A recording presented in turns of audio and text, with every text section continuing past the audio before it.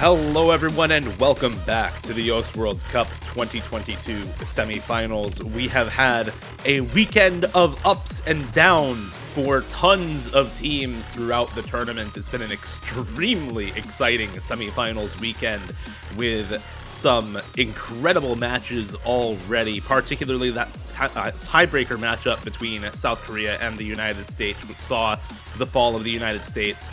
And now we return to the losers bracket here, where we join two of our teams currently guaranteed in the top 8, looking for a spot in that top 6. It's Russia versus China, with these two teams on a tear currently through the losers bracket. My name is Dio, and I'm going to be casting this match alongside the GOAT, Mr. Doomsday. Hey, what's up, Dio? What's up, man? This one is a really well-poised matchup and in the losers bracket, and it's going to be dicey for both teams going into it. A lot was said about China.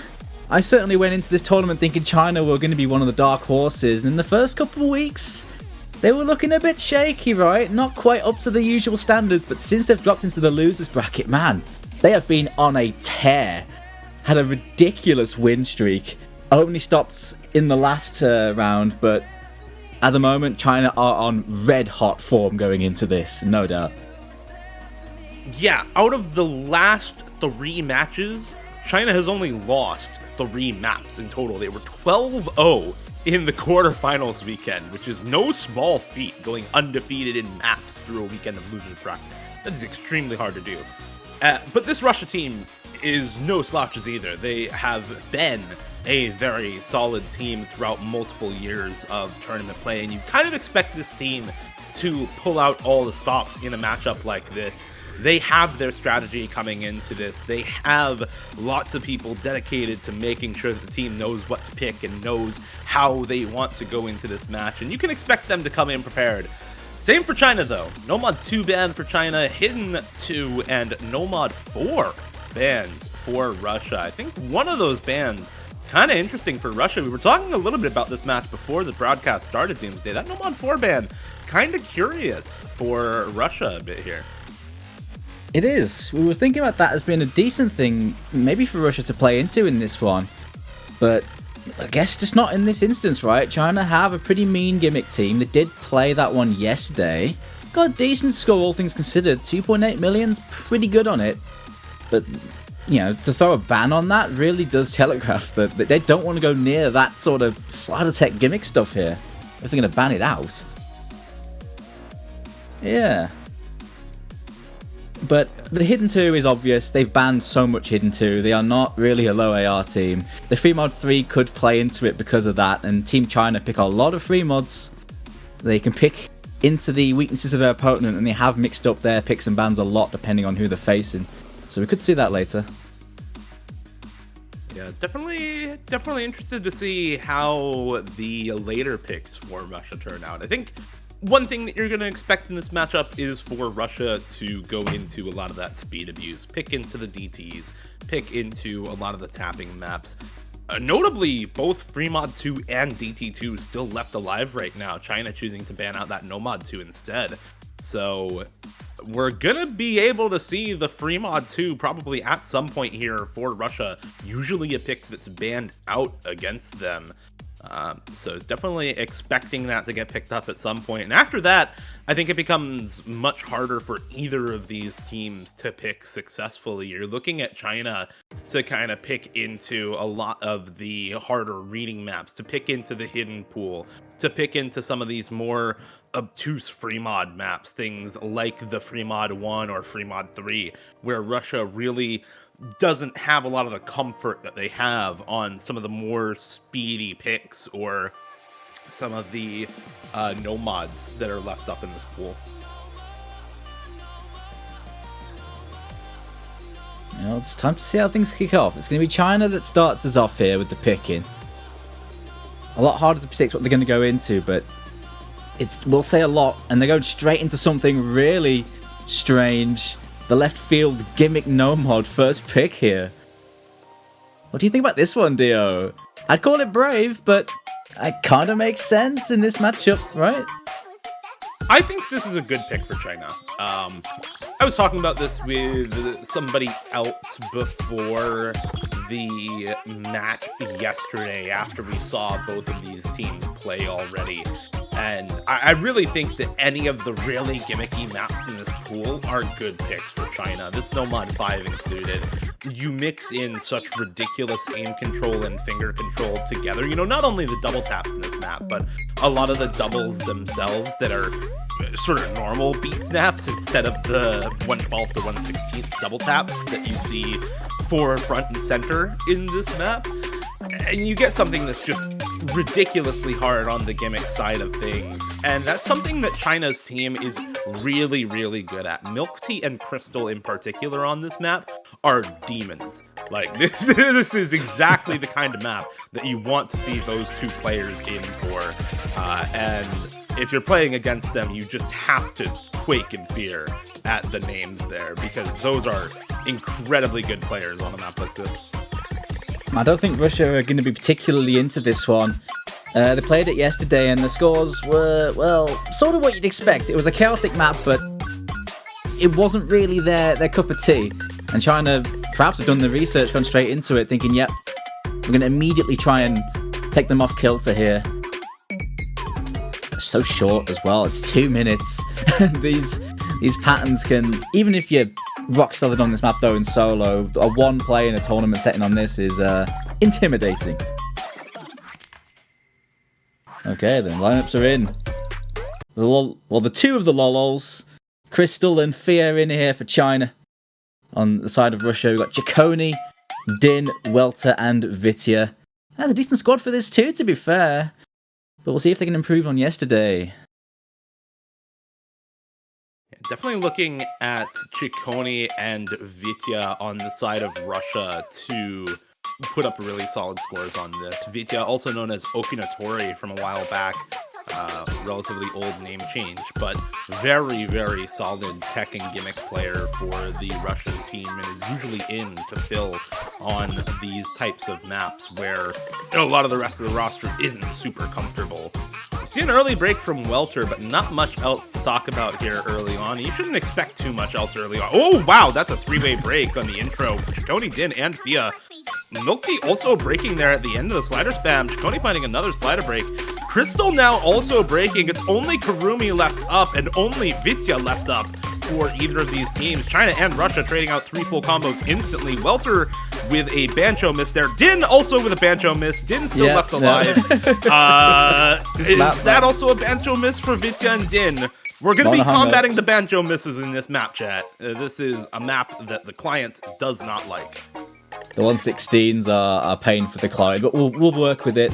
It's looking like 1FC to 1 either way, though, so it's still very competitive. Lolol, 234, and Din.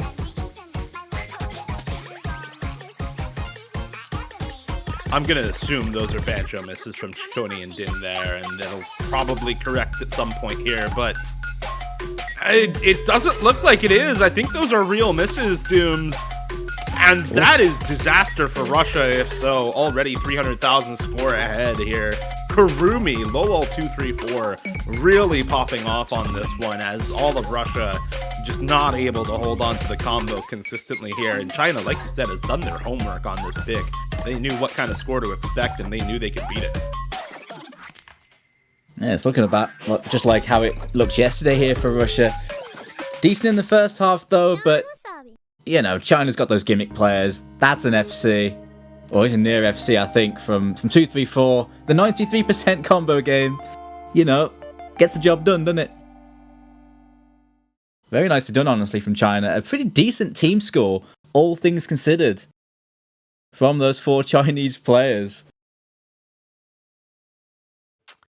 That's the thing about this Chinese roster that you can't really underestimate, is that even if you see players like Crystal and Milk Tea have a bit of trouble with a map like that they are usually very good on, there's probably somebody else on the team that's still going to play it really well. We were talking about this before as well, but a lot of this Chinese roster is just filled with all-rounders that are really solid on lots of different types of maps, but particularly good on a lot of these gimmicky finger control, aim control, reading-based maps, right? So you have so many players on this roster, even if you don't have the name brand value like you do with Milk Tea and Crystal, that can come in and just demolish a pick. That said, the same goes for Russia when it comes to these types of maps. The speed, Paper Moon picked up for them now. Yeah, not wasting any time. Could have seen these picks coming from a mile away. They're going to go straight into this and try and stamp some authority on this match. This DT1, it's normally the aim map, but quite a lot of speed in this one, and that benefits Russia a lot. A bit more of the speed spread around, a few more picks for them. And plus they get that Russian mapper buff, so hey, why not pick this first? Yeah, this is a little bit of a different double time one from what you usually see in tournament map pools. If you're familiar with the tournament scene, you might expect DT1 to be full of just normal aim patterns, kind of your standard anime aim consistency. Not really the case here. You have a lot of really wide-angle, awkward jumps, and you have tons of bursts and streams in this map, which at 246 BPM does make it pretty speed-gated. And it resembles kind of a mishmash between what you usually expect in DT1 and something like a full speed-focused map like DT3 or No Mod 5, where you're looking at tons of bursts all over the place. And it becomes something that really forces you to be good at double time as a mod in general. You got a bit of the high AR, a bit of that aim, a bit of the speed, and it forces you to just be a good DT player and a good speed player overall, which is something that Russia is uniquely poised to take advantage of. So good on all of the different DT maps every single year. That said, a little bit of early breaks for Russia here, but not going to matter too much. This map doesn't really give you a chance to ease into it at all, so you expect a couple early breaks from either side. It's a decent length as well, and as this map goes on, that speed strain kicks in even more. China's DT roster's decent, but certainly not really going to match up to Russia's on the best of days, so it's going to be up to them to try and get a strong performance to steal this away.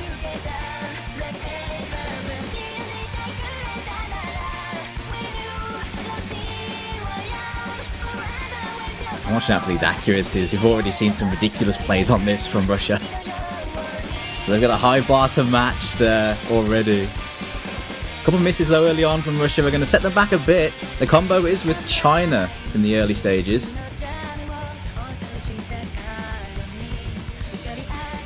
Luckily, we do see a break from Lol234, Kurumi there, and Fia also finding a slider break during the slower section, so 2 breaks traded out for China now, and the extra combo on the side of Apostle and Din gonna bring it back for Russia here. A little bit worse accuracy on Milk Tea as well. Lol233 there, down at 97% accuracy. Very good act for everybody on Russia, all above 98.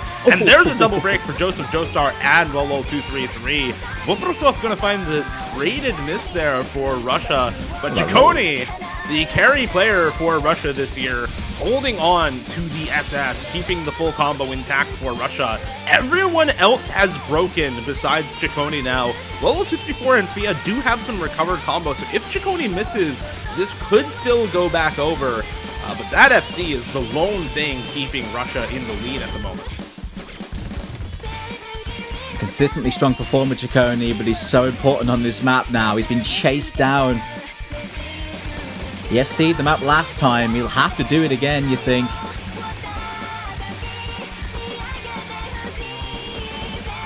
So far though, it's looking really good for him. This accuracy is insane from Chaconi. This is ridiculous from him. Yeah, 2 100s on this map is absurd for Chaconi right now. This kind of accuracy is not what you expect from anybody on this sort of map at all, especially Score V2. You can't cheese anything at all. Even finds time to write out Pekko at the end of the map. Commitment to the bit if you've ever seen it. Of And course. there's the win for Russia on their first pick. 3 million team score. Again, not quite as good as the score they put up in their first matchup this weekend. Down about 200k from that score, but Chaconi really putting on the carry pants for that map, as without that FC, would have been way closer than comfortable for Russia. The accuracies on the Russian side definitely much higher than China, but the combo gaming from China was really threatening there, but not quite enough. Chaconi has been so good so far, and if he continues this, you'd think Russia have a good chance against most opponents. At the moment, he is doing his bit here for Russia.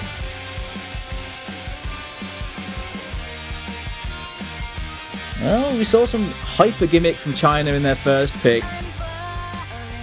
There's still plenty more of that in the pool, and you'd think that'd be a good choice going forward here for China. Definitely agree. Definitely think it's going to be a solid choice for China to keep picking into some of those more gimmicky maps. Even at this point, things like the Hidden 3, the Hidden 1, things like the Free Mod 4 as well, or Free Mod 3, all really good picks for China in this matchup. Some of them that Russia can find breakpoints on, but definitely harder for Russia to win than for China. It's going to be Free Mod 4, the pick for China here. This is not something that I expected for them to go for as a second pick, because when you compare the scores from earlier this weekend, both teams have already played this map, and they were only 70,000 score apart on this. Yes, China has the on-paper advantage, but it's so small that it may as well be neck and neck between these two teams. So very interesting second pick for China here. And I'm wondering if that first score that we saw from them this weekend was an underperformance rather than, what they expect to see on this type of map, because this pick just screams confidence in the face of, not so good evidence that they should be confident on it. Yeah, I think it is, to be honest. I do think China have some more wiggle room there to improve it. With this map being one of those crazy rhythm maps with wacky BPM changes and weirdness, it can definitely happen. And I think the second play can benefit a lot of teams on something like this, right? I think China definitely can improve what they did. I think Russia did pretty good when it got played against them, against France. I think that's pretty good for them. So, we'll see how the second play goes for China. If they're gone for it this early, they're either confident or they're trying to take a bit of a 50-50. It's probably the former, knowing this team, right? Yeah, I just can't imagine that China would pick this going for a 50-50 on their second pick. That is not what you do when you are looking to solidify yourselves as the best team that China has ever had in the US World Cup, right? You were talking about this before the match started, Dooms, but this is already the best performance that China has seen since, 2016? And is this their best showing ever at the moment, or do they need top 6 for that?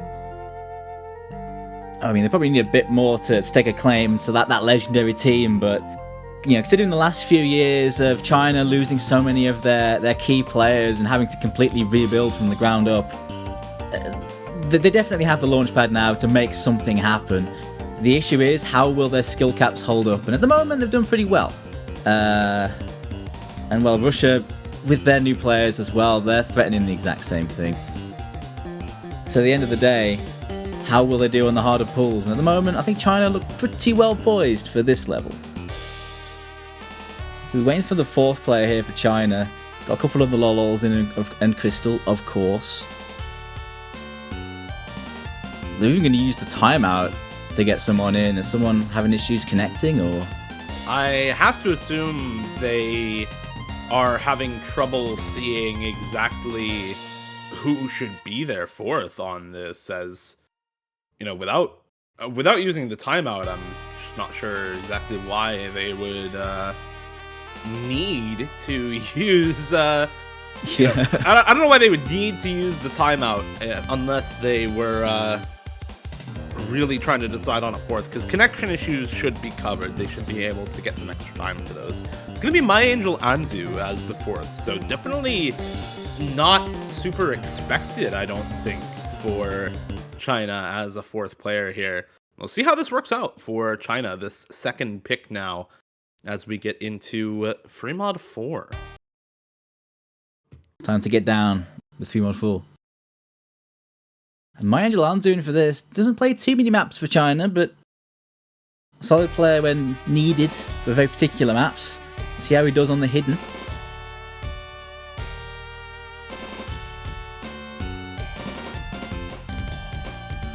Curious to watch the accuracies on something like this. You can't underestimate how sudden and stark these BPM changes can be in these down songs. And it is so hard to act, even if you can combo game it.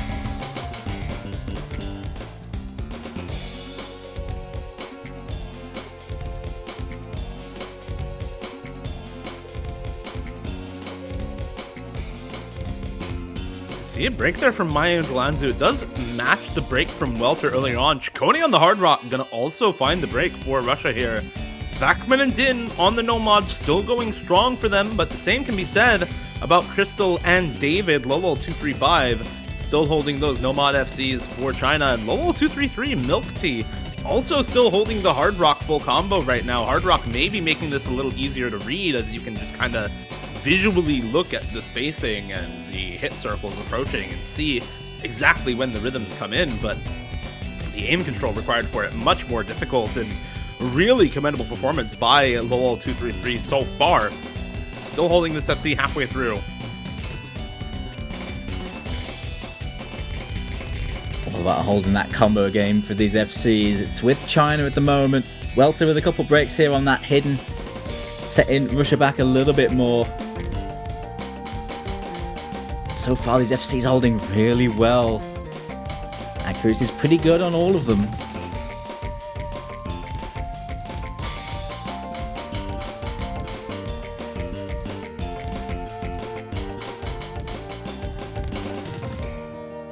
And the main difference right now really coming from that Hard Rock full combo on Lolo233. Din and Vakman doing what they can at the moment to hold on to these full combos on the Nomad. And Welter actually higher score than My Angel Anzu due to the accuracy, despite all those early misses for Welter. It's just the extra full combo for Milk Tea right now is doing so much for China. Already closing in on a 400,000 score lead with this extra full combo. So if one of these FCs doesn't miss soon, this is just going to be the point for China. And a successful second pick for them. And with Chaconi and Din both breaking there, I think it's all but over. That's the show. Just Vakman left here for Russia. In the end, China picking into some more of these gimmicks, working really well, in control the entire time. The Nomad's putting in a shift. The ack on 235 is pretty sick, not gonna lie. 98.7, that is no joke on this. Wow.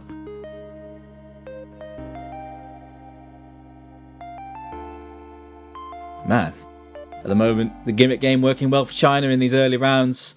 And that is definitely much better than what they did last time. I think that's more like it from China.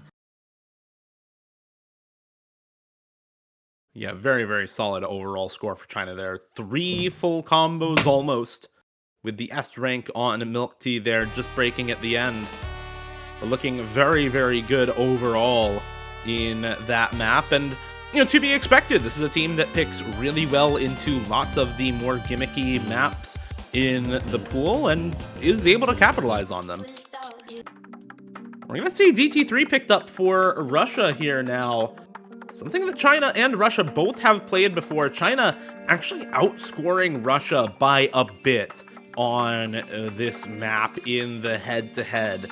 But again, a map that's very, very close looking at the scores for both of these teams. Only 100k difference, 120,000 score difference in favor of China.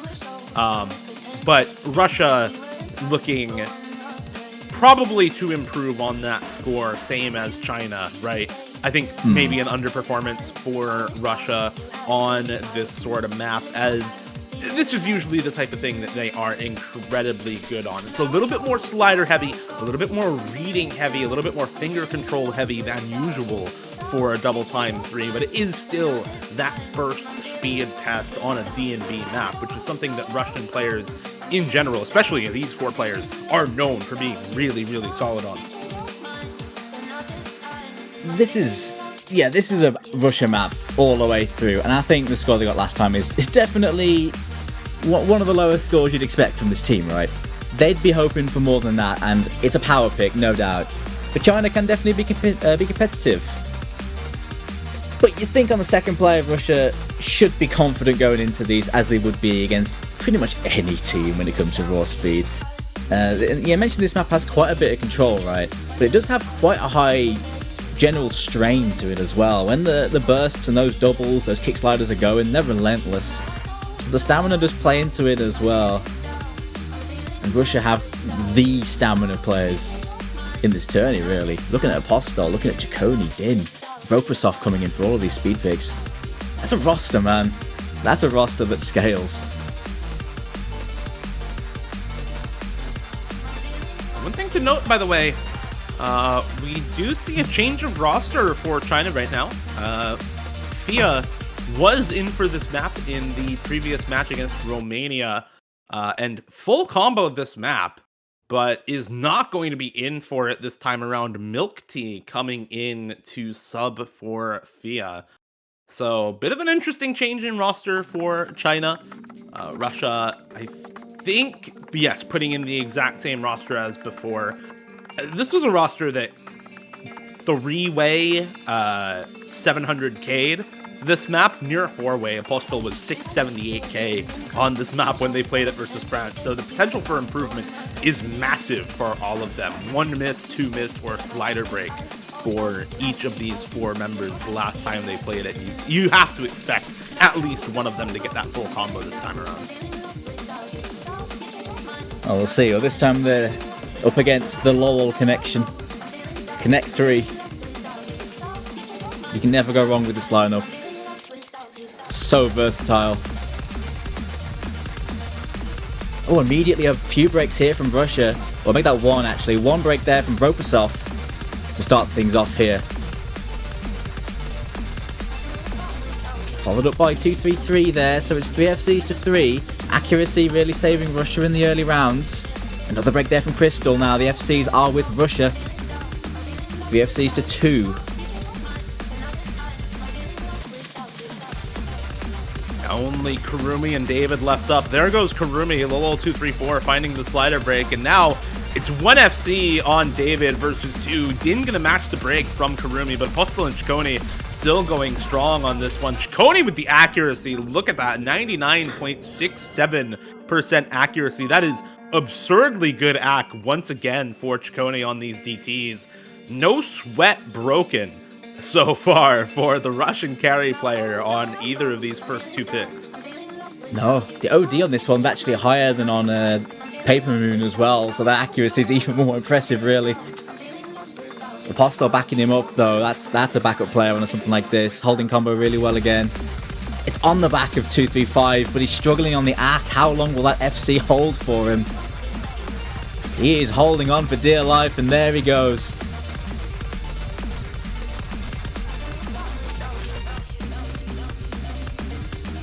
Oof.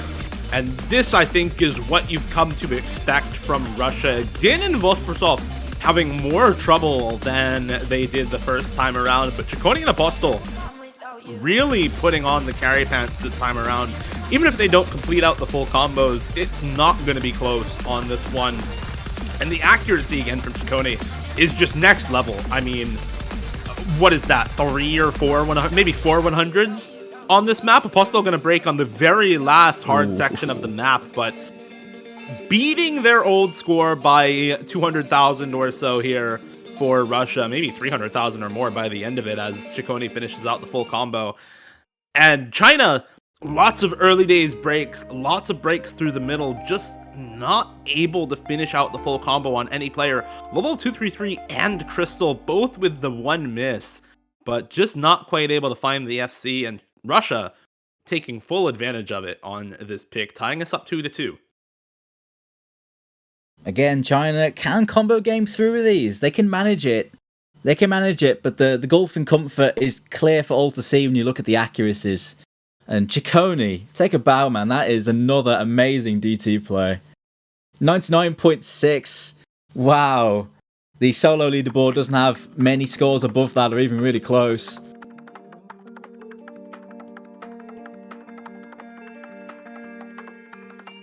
And you know what? They still have a bit to work with when it comes around to their next pick. China's turn now, though.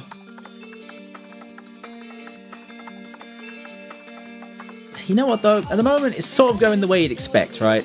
Both teams picking into strong picks for themselves, not so strong for the other team and taking it. So at the moment, nothing really too surprising in terms of the picks and scoreline.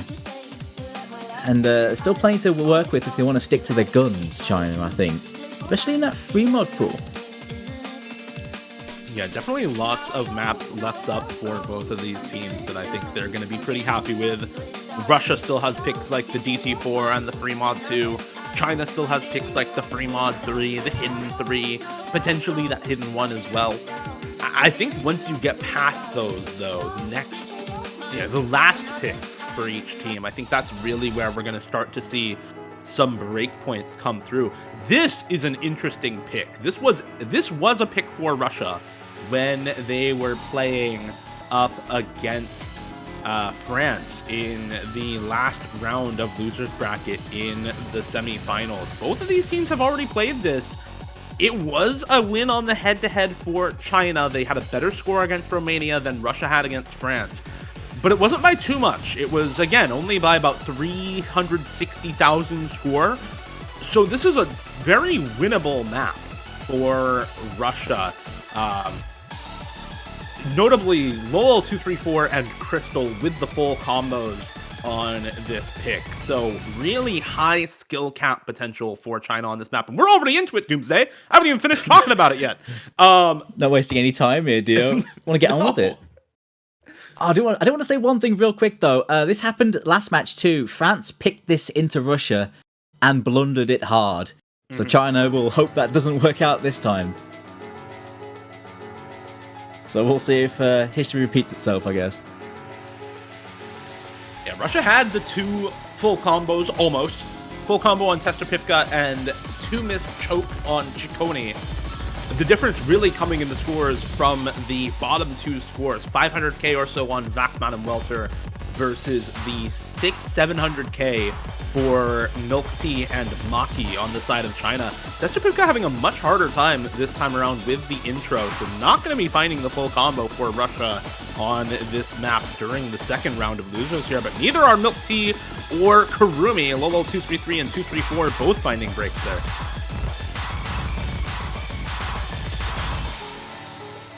So far so good here for Russia with those combos in the first half.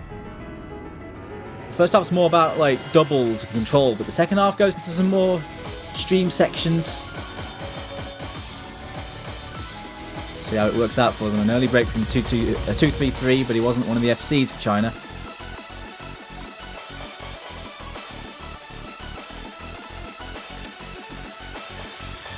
We get some more of these finger control sections here on the CS 6.5 before we move into another stream section here at the end.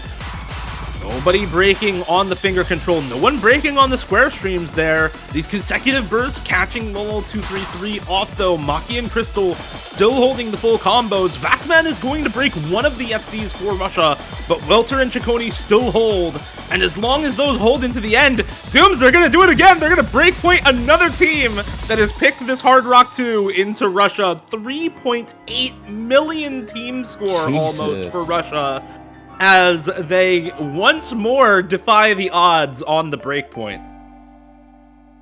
I mean, honestly, 3.3 million on this is pretty damn good from China, but Russia just performing out of their minds on this.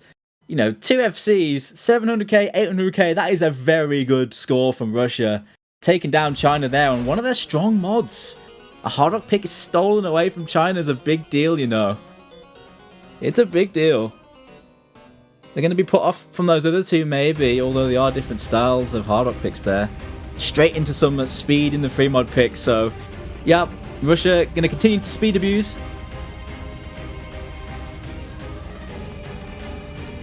I feel like we haven't seen this one too much this weekend. Certainly not compared to some of those DT picks. The Rabbit House, 250 BPM, hardcore speed burst map. This is usually one of the maps that's banned out against speed teams, and for good reason. Hardcore is not just a genre description for this map. It's also a pretty good descriptor of the map itself, as you get nothing but consecutive bursts and screams all over the place in this, punctuated by huge jumps all over the place, slider aim as well in this map, and at 250 BPM, it just becomes so difficult. Let alone the no mods. When you have to mod on this and take either the hidden or the hard rock, that's when it really starts getting into, like you said, hardcore territory, because this is something else for tons of players on the harder side of this map pool overall, even compared to some of the other maps that we have seen. That said, with the scores that Russia has been putting up, you have to expect good scores on a map like this, especially Ciccone on the no mod. They're putting in the carry player on the no mod for this map, looking at Ciccone to hopefully full combo this for them again. Looking to try and guarantee that high AC, hopefully high combo for Russia, you'd think. The Welter on the hidden, he's a regular on that. Apostle on the hard rock, he's been reliable. Very nice setup there for Russia. Team China putting My Angel Anzu back on that hidden for this one. And they have so many hard rock players, China can mix and match for that mod.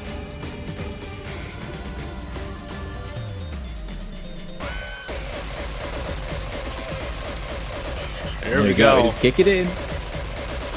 Got his kick sliders as well. This is a really unfriendly map. Yeah, the slider aim on this is brutal, and you can see Lolo233, My Angel Anzu, Apostle, and Din already all finding misses. It's Ciccone and Welter with the full combos for Russia, Lolo235, David, and Joseph Joestar on the full combos for China. 2-2-1 FCs, the accuracy really helping out Russia once again. 95 on Lolo233, Apostle on the 96 with the hard rock, and 98 for everyone besides Welter on Russia's side. Welter dropping the full combo, though, is huge. Joseph Joestar is going to trade it. Supporting combos on Din and Lolo233, FCs on Ciccone and Lolo235. It's really tight going into the second half now. It's a short map. We've got one more intense part to go after a little bit of a break. Oh, Welter was a Bancho break, so it's still 2 FCs here. So actually Russia do have a good lead.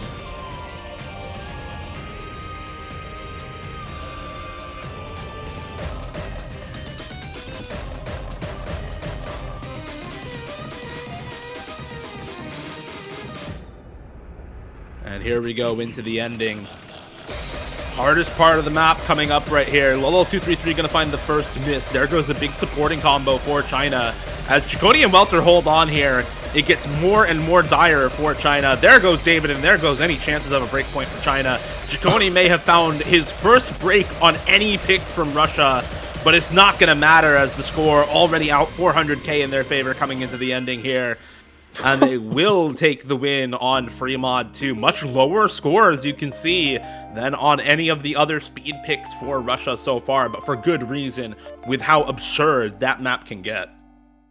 Yeah, you saw that ending. Everyone broke on that ending multiple times. It destroyed everyone, but the damage was already done by then. It's Ciccone with another great AC play, 98.5 and 98.6 on Din. So yeah, the speed team making that 4-person performance count again. Welter very nicely done on that hidden as well. Okay then, so we're going into that free mod gimmick now.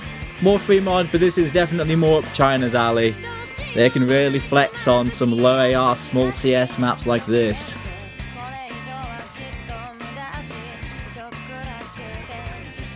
Yeah, this is definitely one of those maps where, kind of looking at the teams beforehand, you expect this to be a good pick for China. Russia can overmod Hard Rock if they want to, but they have some very good reading players. I'm expecting Vitya to go in for the hidden on this. You need to have, remember, one hidden and one either Hard Rock or hidden Hard Rock on your team. The rest of them can be no mod, or they can take mods. So you need at least one hidden and one hard rock. I think Russia, some of them may want to overmod the hard rock. I think Chaconi and Vakman are going to be comfortable enough no mod on this to not need the hard rock. I think Welter is going to be taking their hard rock and Vitya taking their hidden, as there should be. They should be comfortable enough on this. Chaconi and Vakman in particular. Vakman, also known as Gamer 228666. Really good gimmick player still for Russia. I think that sounds about right. I think I'm with you on that one. Overmodding on this is scary. We have seen a few overmods. We've seen a couple.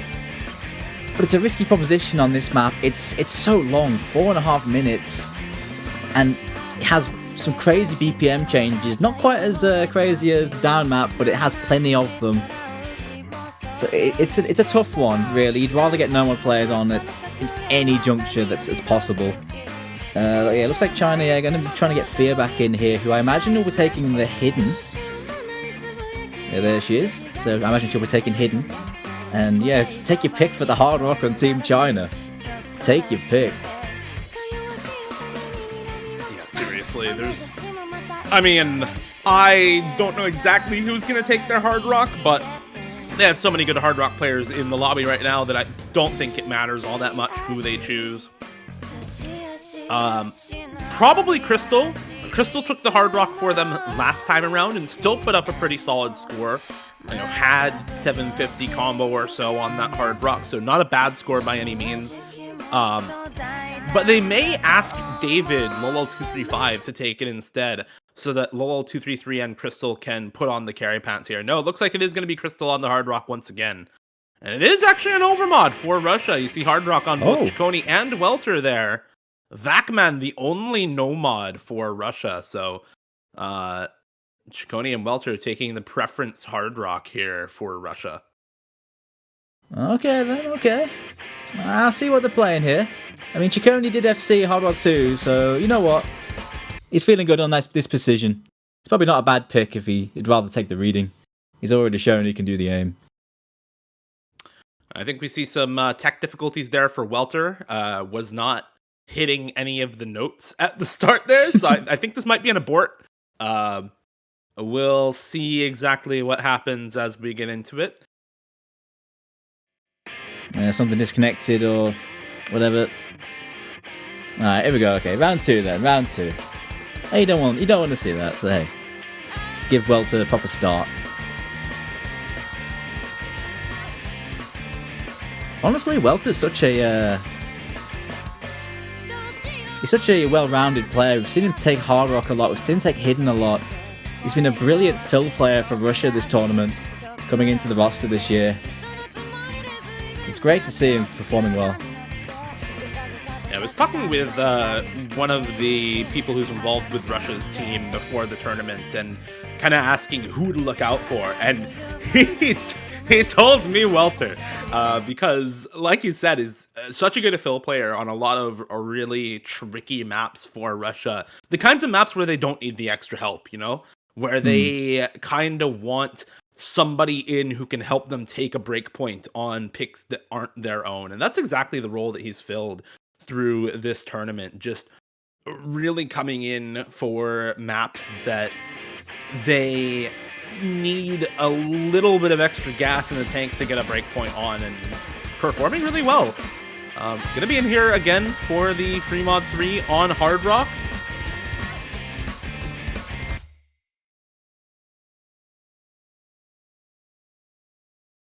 Looks like we're getting a little bit of client lag here at the start as well. Should catch up. Hopefully. It's the classic. The classic O2 tournament client moment. Maybe a disconnect for Fia. Oh. Now we'll see what happens. We'll hang on for just a moment. Might catch up. In the meantime, though, I'm curious to see how the accuracies look on some of these players that are going. Looks like Vakman's down quite low on the no mod. How comfortable is he on the lower approach rate with the no mod here? He's one of the key players from Russia, Vakman. playing it safe, but we have seen a lot of players struggle on this, particularly with app, if they struggle with the reading because of the BPM changes in it. Yeah, Vacman is such a good player. Again, Gamer228666, the name changed there. You might be more familiar with them as the winner of Banger Bonanza 2022. Won that one earlier this year on largely gimmick maps. I mean, was really, really solid on tons of super gimmicky stuff that you don't even normally see in tournaments. And not any surprises here that they're in for Nomad on this sort of pick. I think gonna try to carry this one with the quote-unquote easiest version of the map. I say quote-unquote here because in some cases Hard Rock might actually make it easier for some players. Look at this for Welter and Ciccone though, both finding breaks in the first half here, and a three-way full combo still alive for China right now. Unfortunately not seeing Tia catch up at all. But it might not matter for China on this map, as we see the three-way full combo still coming through for Crystal and Milk Tea and David. Dude, what is it with 3v4s in this tournament? We've seen a few. We've heard a word from the ref that nothing's been mentioned about a DC, and we're past 25%, so at the moment an abort is not possible. So we're going with this. But as it stands, you know, China still are within touching distance, even though they have lost an FC now in 2-3-3.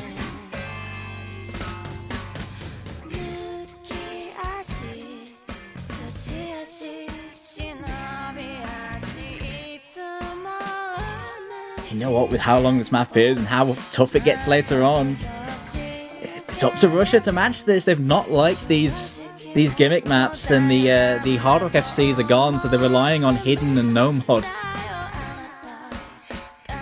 So it is going to be up to them. Honestly, if you're relying on Vitya and Vacman on a map like this, you can feel pretty comfortable if you are Russia. This is what they're in for here. I mean, this is their specialty. This is why these players are on this team, is for the gimmick maps, to take these types of breakpoints and perform when it matters in a match like this, to guarantee a spot in the top 6 for Russia for the first time since 2019.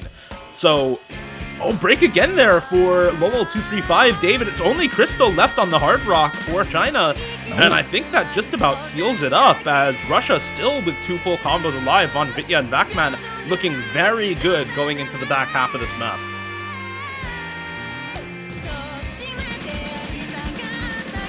It's great to see Vitya still performing so well. Previously known as Okinatori. A rock solid player for Russia over the years. Great for these reading maps when they need them, for maybe they're not the strongest picks. Performing so well though. Crystal ain't going to do it on his own in this situation. But Russia aren't giving him any room anyway.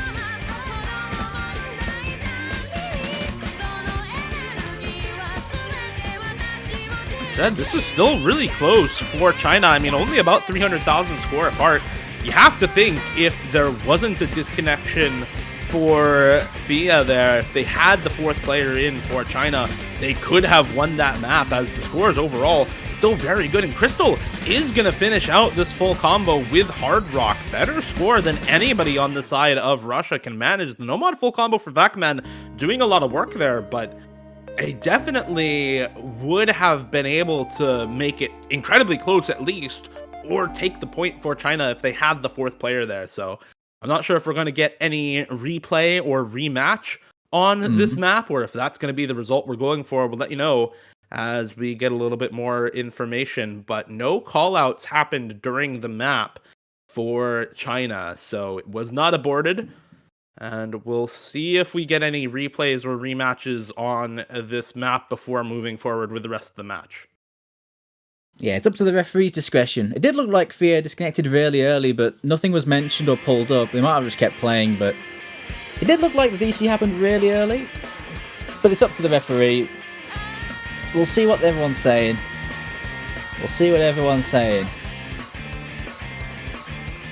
In the meantime, though, some of the scores posted there were really good.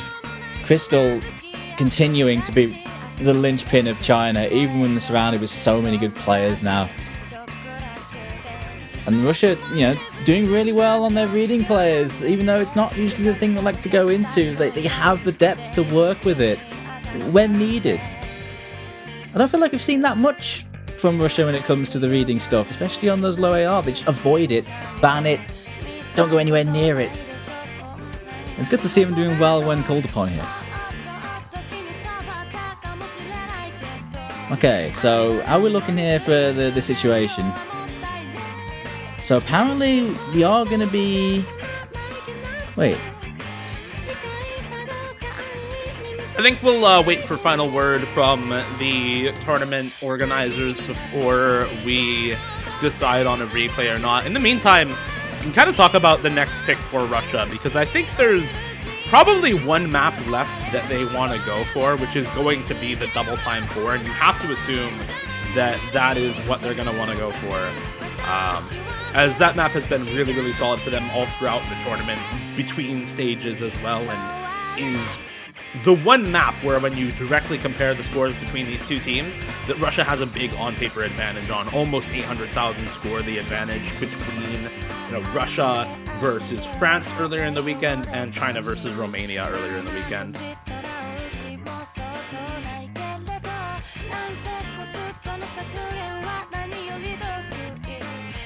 Okay, so the word is in. We are going to be replaying that one. The DC did happen really early on. I imagine the players were just playing on because, well, what else can you do, especially if you can't see the break? So it did happen very early on. From what we saw, right? Looks like that's what they are going for. So I imagine Russia will have to stick with their same 4. As for China, of course, it was Fear that disconnected. We'll see what happens with that 4, whether they need to get someone else in for this, but it is going to be replayed here.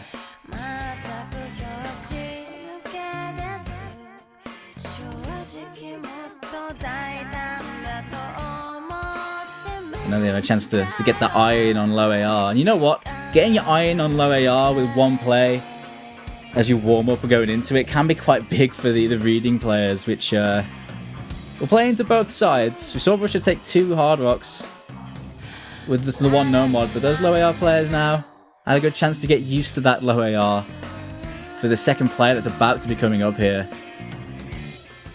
And as well, that double hard rock for Russia is going to be given the chance to kind of get used to the rhythms in this map. There's a lot of changes in BPM that make this map so difficult to time on hard rock, so difficult to kind of properly parse and tap. So if you can get used to that timing a little bit easier during a first playthrough, it can make it a lot simpler. The same, of course, goes for China's players. They're level 235 and 233, I believe both on the no mod, so we'll be given a little bit of extra time to kind of get used to that lower approach rate on this map, get used to reading it out. And we'll see how this second playthrough goes. It's going to be interesting to see exactly what that second playthrough does for both of these teams, especially Russia now, knowing how good of a score they could have had, but weren't able to do so because of a replay instead. The miscounts were pretty low. Those 2 hard rock players that Russia had, the miscounts were pretty low. Accuracies were pretty decent.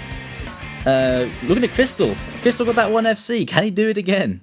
And with the misses that the Lolols had, you'd think they'd be hoping for better than that on a second play, really. So I think there's a lot of room for improvement, but I'm looking more like at the players that did really well here. How consistent are they? I think Crystal is consistent enough to do really well on this again. Vitya and Vakman, I'm curious how their second play goes here. I definitely think Vakman is consistent enough to replicate a similar score. Maybe not a full combo, but a similar score. Vitya as well, I don't know if they can put up the exact same type of score that they had already. But Vitya's still a very, very good player, and hopefully will be able to put up nearly the same score as before. We're getting into try number 2 here on Fremod 3. Round two. Long Fremod picks, small circle size, low AR, lots of BPM changes. It's tough to act, it's tough to be consistent on. Honestly, one of the hardest maps in the pool, this, in my opinion.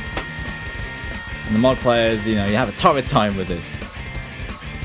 Very early miss there from Welter to kick things off here. But it's so early on.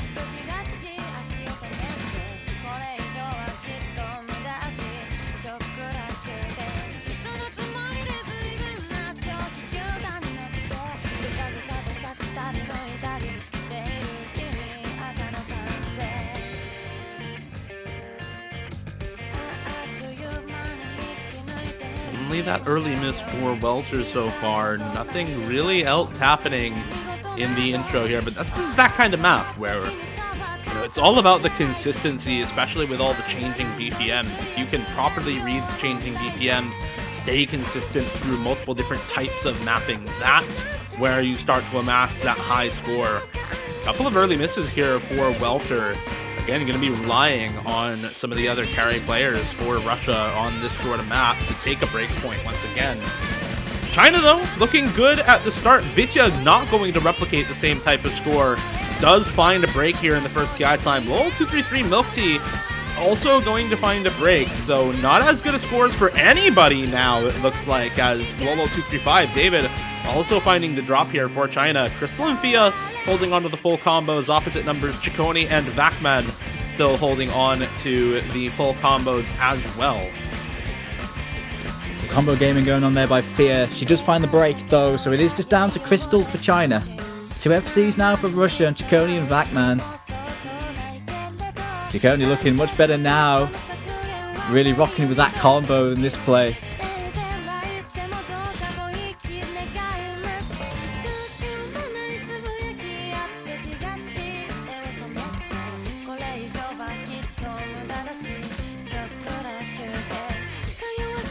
And the accuracy is not letting Russia get too far away.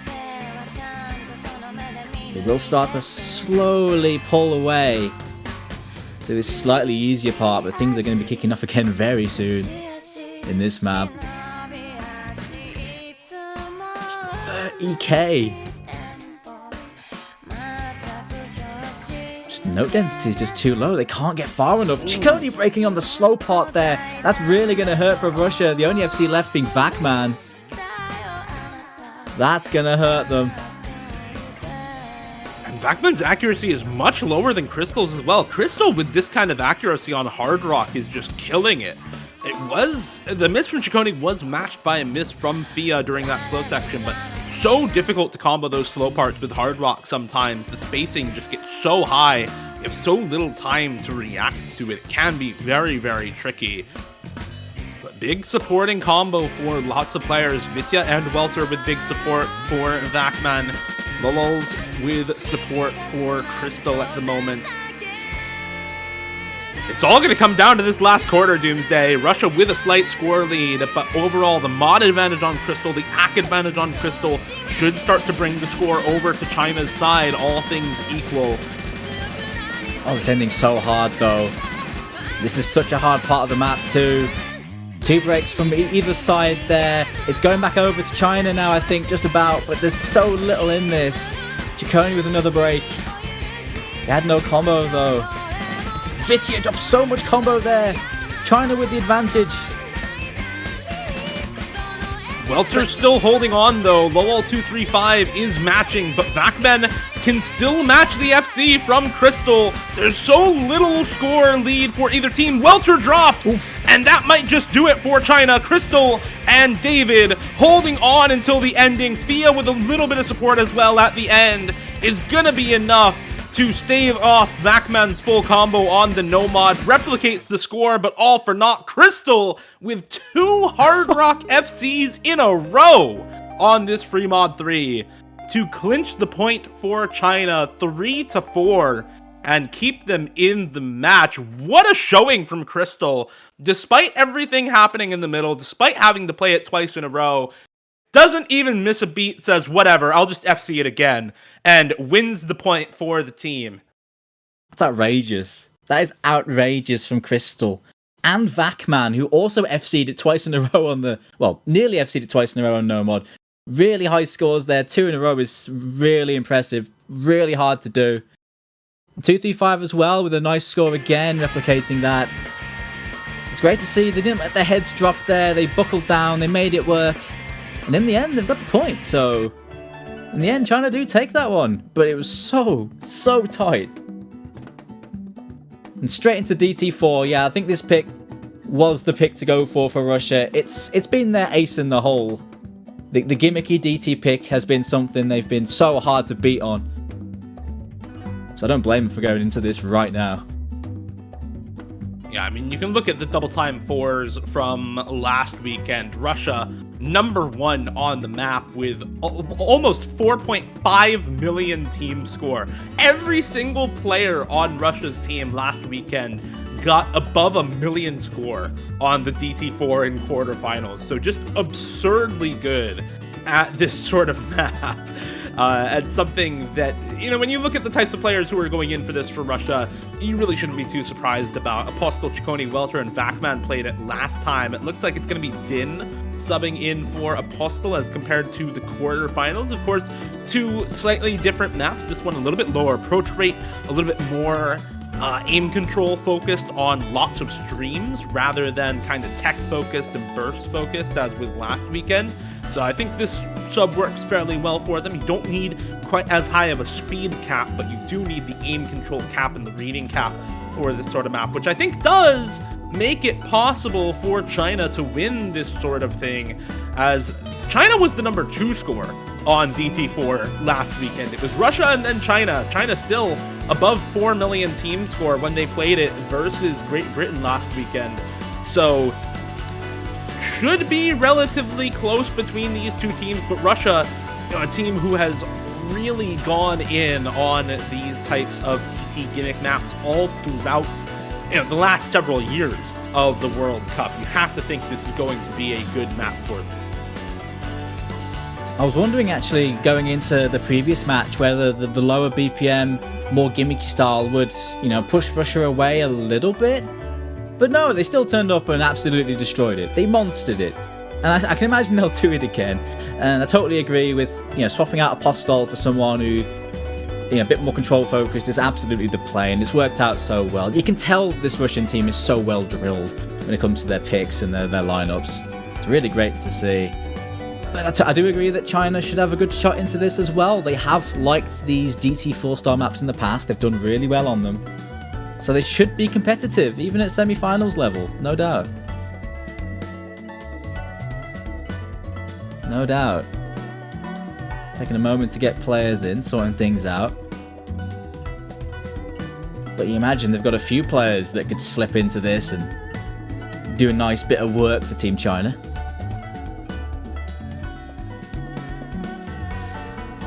Yeah, definitely would be looking at some of their same players. Crystal, 234, perhaps Milk Tea to come in for this as well. So we'll see who they actually end up putting in for this map by the time we get a couple of players in. Not sure exactly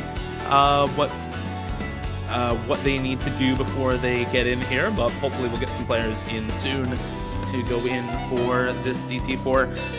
Some of the things to note about this map, there is some really tricky reading and finger control in this map at some points. It's a little bit above AR10, but not too much higher. And it's only 192 BPM, so the players for Russia that are going to be in for this don't necessarily need to be speed demons to be good at this. You need to be really good at these types of gimmicky maps, but sped up, which is something that oftentimes really good DT teams have within their roster anyway. So this is still going to be a really good map overall for Russia, but just note, China, with how good they are at gimmick, with how good they are at finger control, definitely has the ability to take this breakpoint and tie us back up 4-4. It's one of those wacky stream DT picks. It's mapped by Kipple. Kipple has made some pretty tricky stream maps in the past, made some solid gimmick stuff, and this is definitely one of those maps. Zigzags, stops and starts, little micro movements everywhere, and tricky rhythms. It's one of those. It does feel to me closer to something like like a no-mod gimmick map, with the exception of that higher AR and I guess general sort of high tempo, right? Because it's literally a sped-up song. But it kind of feels like that sort of thing to me, rather than the one we had in DT4 last week, which was like 220 BPM.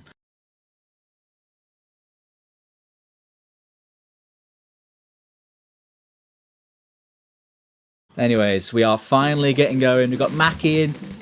233 is in. And here we go. You can see just what we're talking about with the aim control in this map. The way these streams wiggle and zigzag all over the place is so difficult to track if you are not really solid on these types of gimmick maps. Welter, Vakman, and Din all with early breaks. Maki with the early break for China.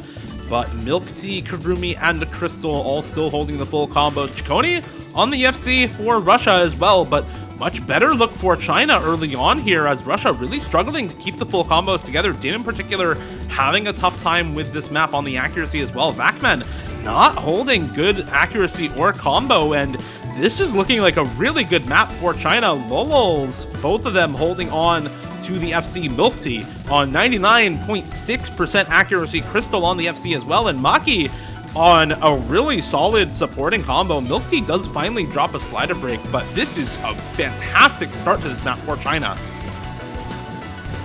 Yeah, sitting pretty at the moment, Team China. Russia are going to be relying on Chikoni again, but there's plenty of time for recoveries to happen. But Welter just dropped another 500 combo. Chikoni dropped his FC. Oh dear, Russia are going to be falling far behind here. China going to be running away with this one now. Halfway in, but it is already looking pretty dire for Team Russia. This is not what we expected at all. But I suppose Team, China doing what they can do on this, and Russia appear to be having some struggles here. Yeah, absolutely. Russia, I think, low rolling this map for sure, but China just popping off. I mean, there's not much more to say about it than that. China is demolishing this pick right now. Still on the double full combo. Maki on 1,000 combo themselves, and Milk Tea still on good accuracy, still putting up a better score than 3 out of 4 members of Russia at the break here, 3/4 of the way through. There's just nothing else to say besides this is complete and total domination by China on this pick, and there is nothing Russia can do about it at this point. No one on China breaking is going to matter whatsoever, as the lead is almost 1,000,000 points here for China. And this is more than a break point, Dooms. This is a statement point for China, saying we will not go down without a fight, and you will show us your last pick before we go into the night. Yeah, stealing this point off Russia is such a big deal in this game. It's such a massive deal. And I'll give it just a sec, but God, Crystal this match has just been unstoppable. Crystal has been unstoppable. I think he might have missed one map so far this match, in all the maps he's played. He is on fire today. Wow.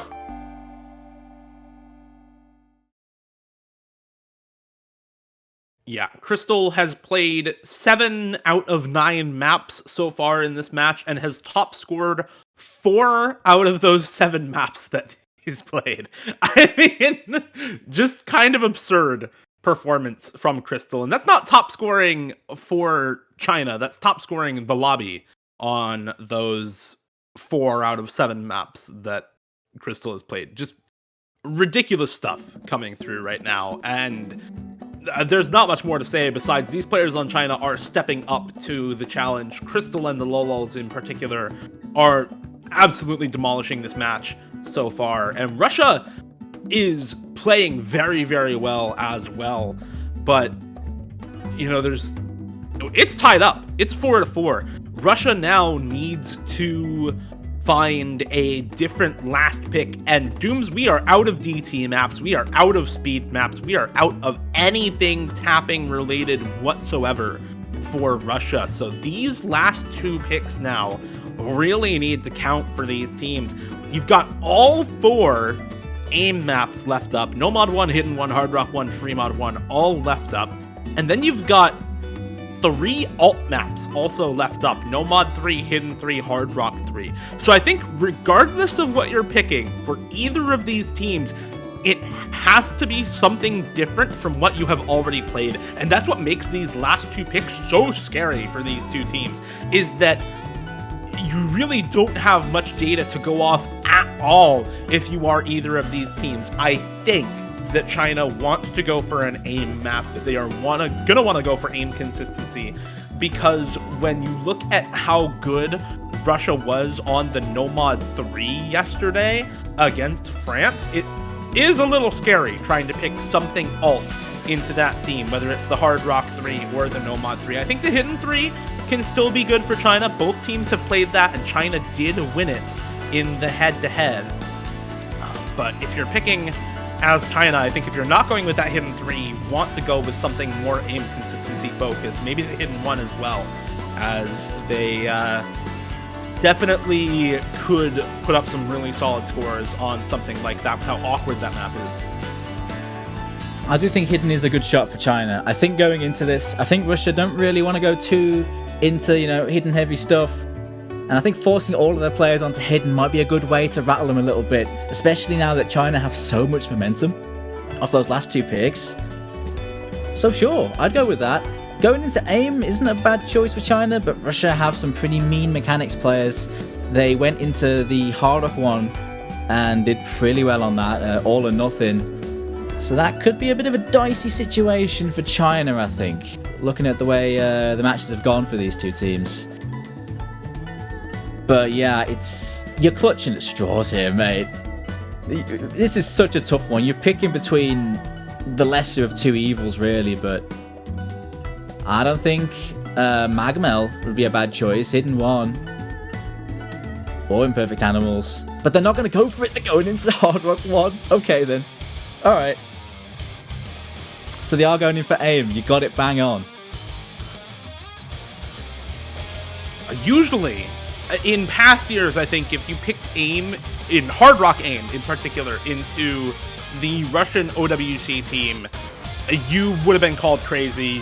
People would have said that this was a terrible pick. But I don't think this is too bad of a pick for China.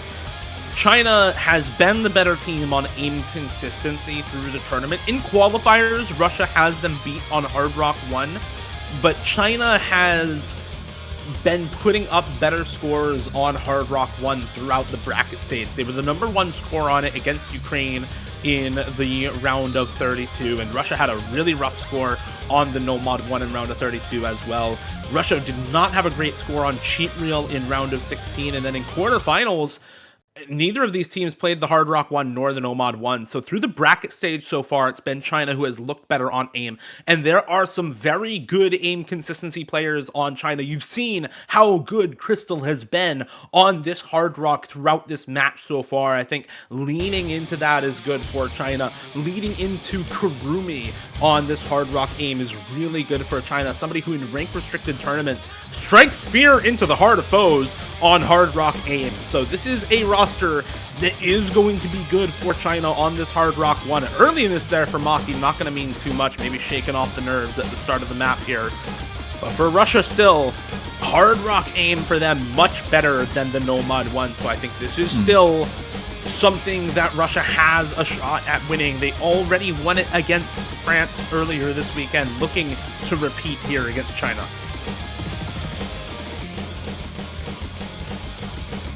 It bodes well to be a right old tussle between these two teams. A bunch of breaks falling out there, though, so it is going to be 1FC to 2 in favour of China. Very slight combo lead early on. Oh, 1FC now. It's just Crystal left. It's all up to him again. Going up against Welter here.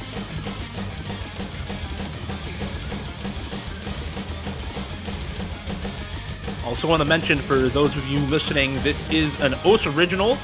This is a song made by Taehan for the OS World Cup 2022. So big thanks to Taehan for this original song. It's a great tune. Great tune. Get out to Taehan.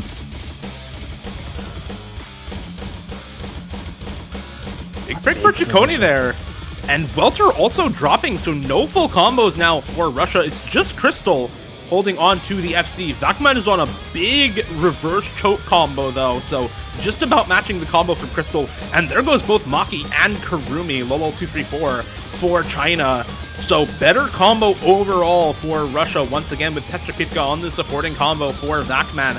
The accuracy not quite there for Russia, but the combo is what matters. Testrakitka gonna drop, but so will Lolo233. Milk Tea dropping the support for Crystal. It's still Vacman holding on, the reason why Russia is in it. But there goes Vacman on the big horizontal jumps, and Crystal holding once again when it matters into the end of the map. Will Crystal's FC be enough? There's still some score gap, but there's barely any map left. Is the combo enough? There's the score swap. Everyone on Russia misses at the end, Dooms, and Crystal once again will carry China to match point 5-4 after 3 wins in a row for China. What a showing from Crystal, who has just been demolishing this match so far. Crystal just loaded up his team in his backpack and just sent him on a merry trek all the way up the mountain to this point. What a performance again. He does it every single year. How does he do it? And in catch, he's insane. Wow, man. You can't really overstate how ridiculous Crystal is in multiple modes of this game. This is just absurd performance from Crystal, frankly. I mean, there's so much to say about how well Crystal has done in this match, but FCing back-to-back on the free mod 3, both on the play that didn't count and on the replay afterwards, FCing the Hard Rock 1, pulling out the full combo on the DT4. I mean, how four FCs in a row for Crystal in this match, by the way. 5, actually, if you count Light Aura before that. There is a gap in the maps, but in the last 5 maps play, Crystal is 5 for 5 on full combos. This man is unstoppable, dudes. It's just ridiculous as to how good Crystal is playing right now. And if you are Russia, that play has to just strike fear into your heart, man. You need a pick that is going to work for you. If I'm Russia, I'm not picking aim consistency, by the way. No shot am I picking the free mod 1 or the no mod 1. Definitely not the hidden one. So you're kind of looking at either the no mod 3 or the Hard Rock 3 here, I think, if you're Russia, right?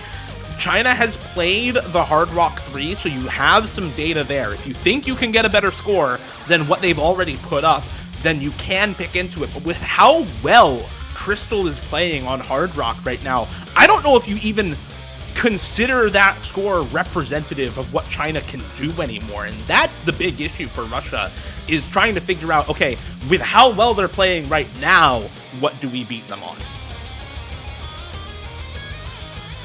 Well, I mean, yeah, there's just not a lot to work with.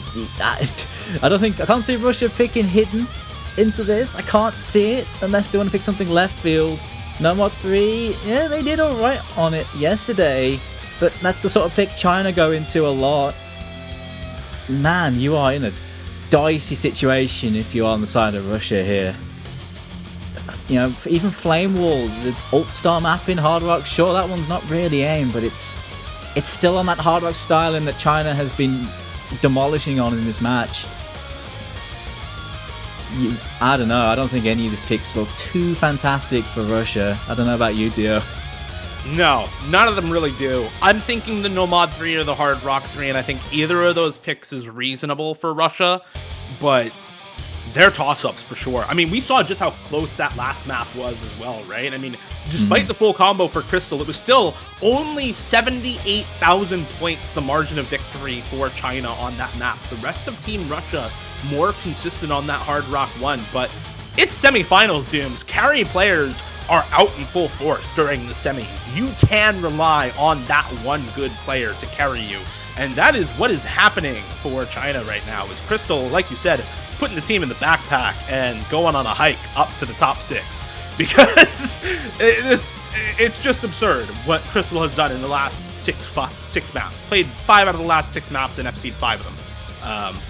Just ridiculous. So if I'm Russia, I don't want Crystal on Hard Rock, and I'm picking the No Mod 3. That, I think, is the best pick that Russia has right now. Even if you don't know exactly how well they'll do on it, Crystal is so good on this hard rock during this match that I just don't want to see Crystal on that hard rock mod anymore if I'm Russia.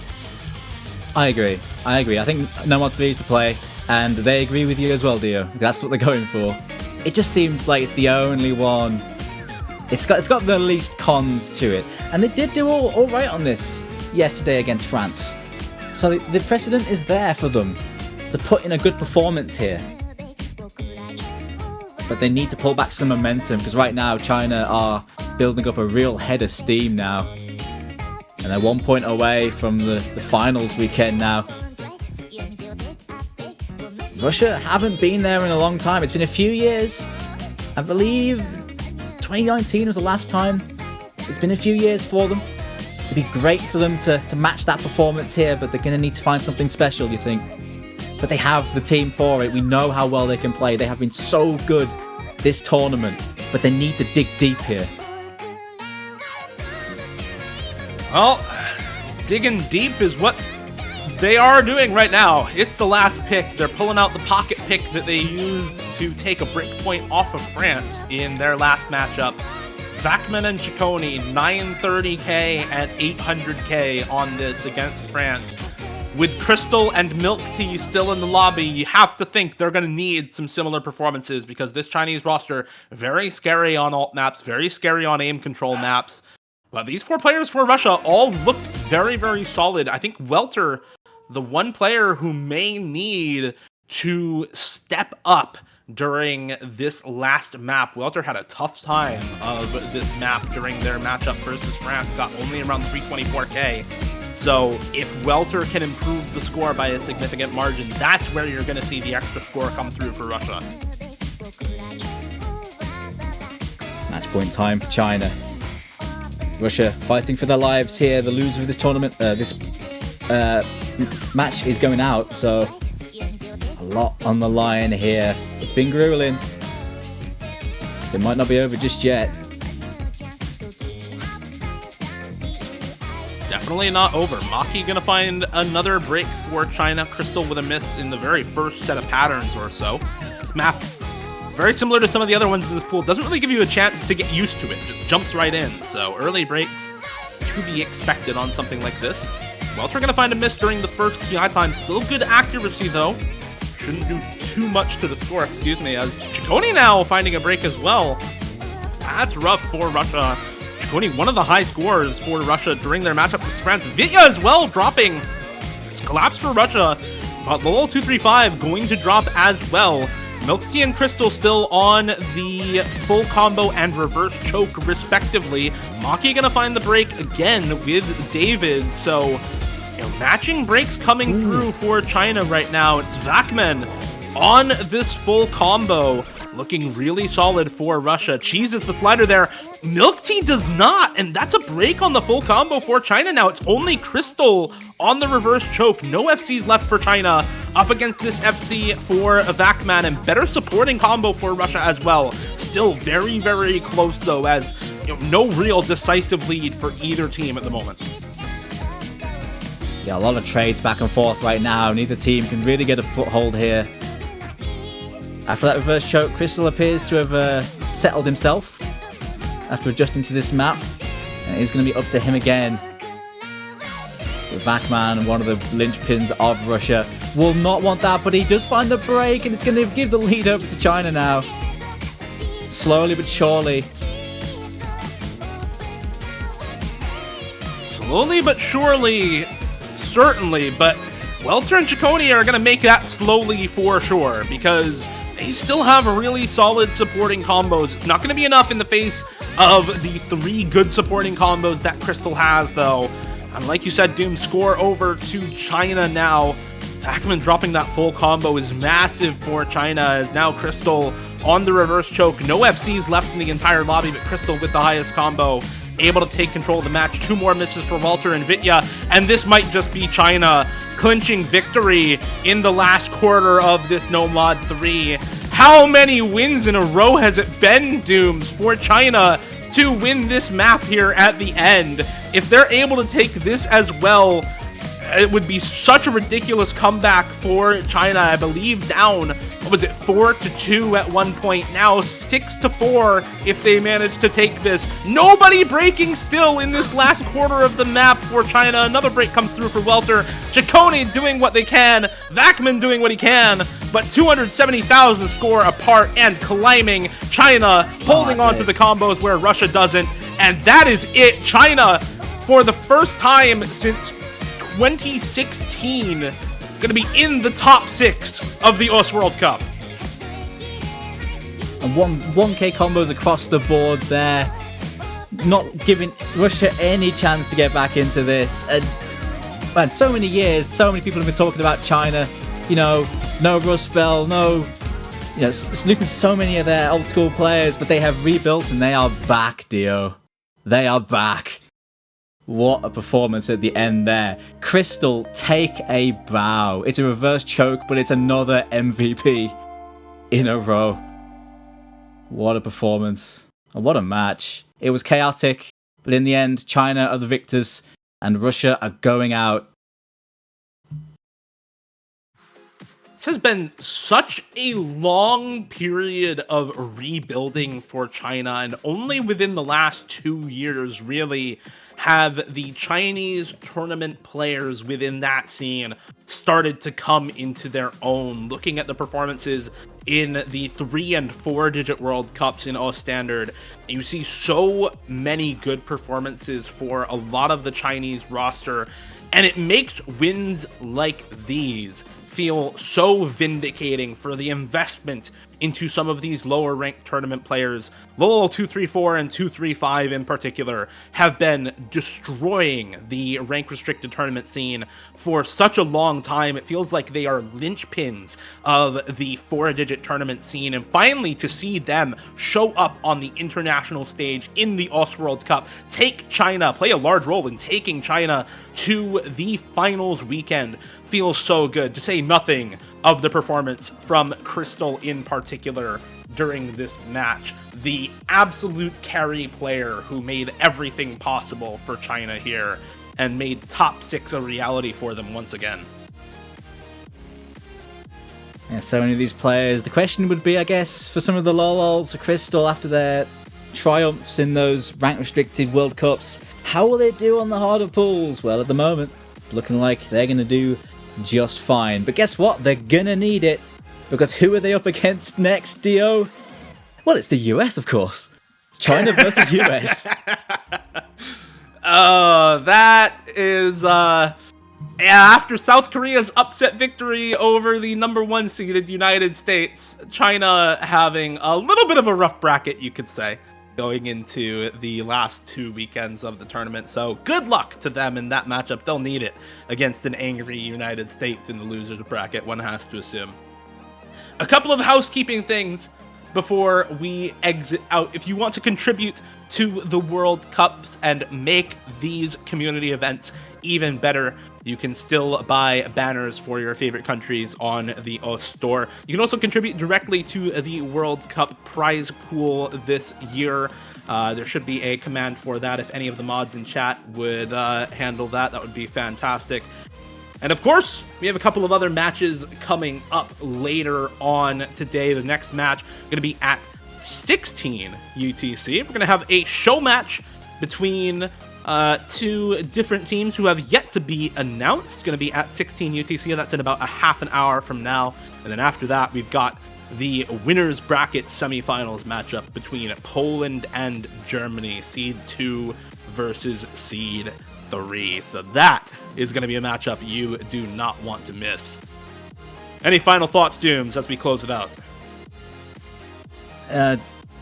It's great to see Crystal still performing to that level of performance even now, and really with this crazy weekend of games, they're the last remaining one, of course, before the really cool show match, which I'm looking forward to.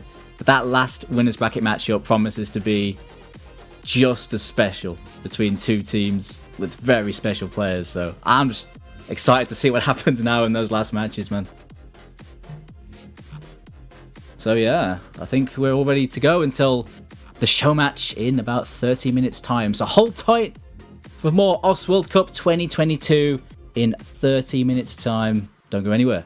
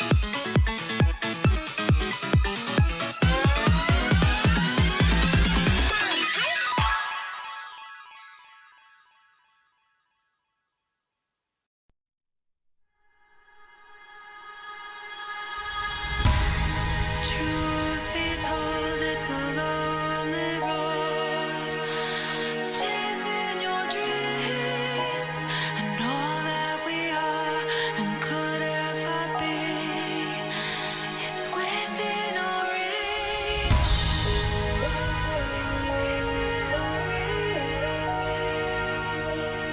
Ignite the fire.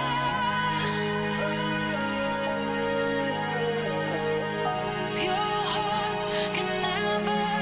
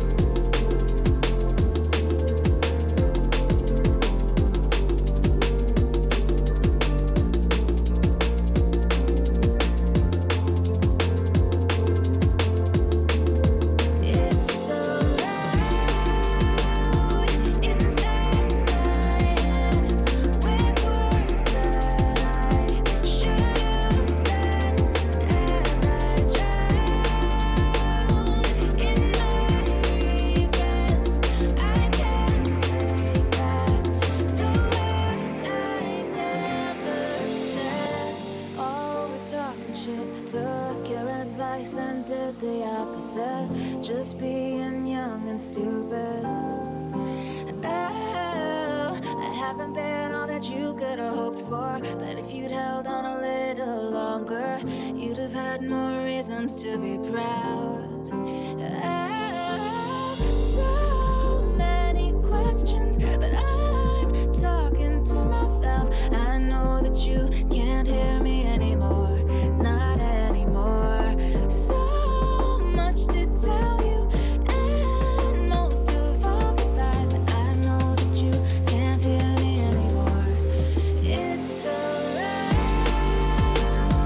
inside my head with words that I should have said as I drown in my regrets.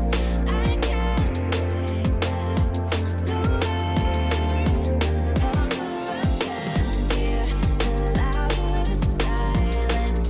I know that you're gone, but sometimes I swear that I hear your voice where the wind blows. So I talk to the shadows, hoping you might be listening, 'cause I want you to know it's so loud inside my head with words that I should have said as I drown in my regrets. I can't take back the word I never said, never said. I can't take back the words I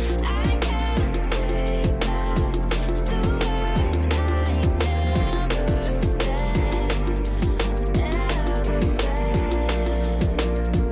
I can't take back the words I never said. Hello, everyone. Welcome back. It's time for the first show match of the year. It's going to be a good time. As usual, we like to do these show matches that feature players from eliminated teams. You know, sometimes there's a lot of really all-star worthy players that might just not have had good games, or maybe don't have the full teams to back them up. So we're about to see a lot of these players right now. 16 of them. So we have a 8v8 here. Small difference this year, this time around, that's going to be pretty interesting to look at, is we have one player per team, actually. So there's a very international representation in this match. It's going to be pretty interesting to watch. I'm Azer, and casting this with me is going to be this one guy. Hello, hello. Hey, good morning. Good Excited to be morning. here. We love some show matches, man. It's always fun to see players, like you said, who don't maybe have the best team around them, didn't get to perform in some late rounds, getting to show up and, you know, kind of show off what they're capable of in a match situation that they didn't get to experience in the tournament. Yeah, there's a lot of players here that we didn't even get to see on stream, actually. So notably people like Rampax, who did not qualify. So it's going to be the first time we see them playing in OWC. They played in the qualifiers. They were, I think, if I have the number off the top of my head, I think they were like the 38th best player in qualifiers. So, pretty solid player that we're looking at here that we might see some of today. But of course, everyone here, I think, kind of got to build their own stories in round of 32 and round of 16. A lot of carry potential. So it's kind of interesting to see how they end up matching on harder pools that they don't usually get to play, and on, in relation to the crazy performances that we've been seeing from so many different teams that are still in the tournament on this semis pool, right? So pretty interesting. Yeah, I mean, it's been there have been some pretty remarkable performances, so a lot to kind of live up to. But I think for me, like what I think is the best is just like you said, getting to see players who wouldn't normally get a shot at a pool like this because, for one reason or another that you outlined. And they just get to come together and like hang out, right? It's like just a bunch of players who wouldn't normally, it's like people love like the Squeegee tournaments, right? Because they're random drafts where you get a team of people that you maybe didn't know, so you get to meet some new people and you get to just go out and have fun. And I think that's like a lot of the cool aspect of the show match is just putting together some players who wouldn't have been together otherwise, and they get to go out and have a good time. And low stress situation means you can often end up with some really cool performances. Yeah, pretty much everyone involved here was super happy to receive an invite to play this. They all really, really enjoy, getting that extra match that they can play. And honestly, the harder pools, they're pretty different. I mean, this pool isn't going to be too different in difficulty from quarters, which we did see some of these players play. Not everyone.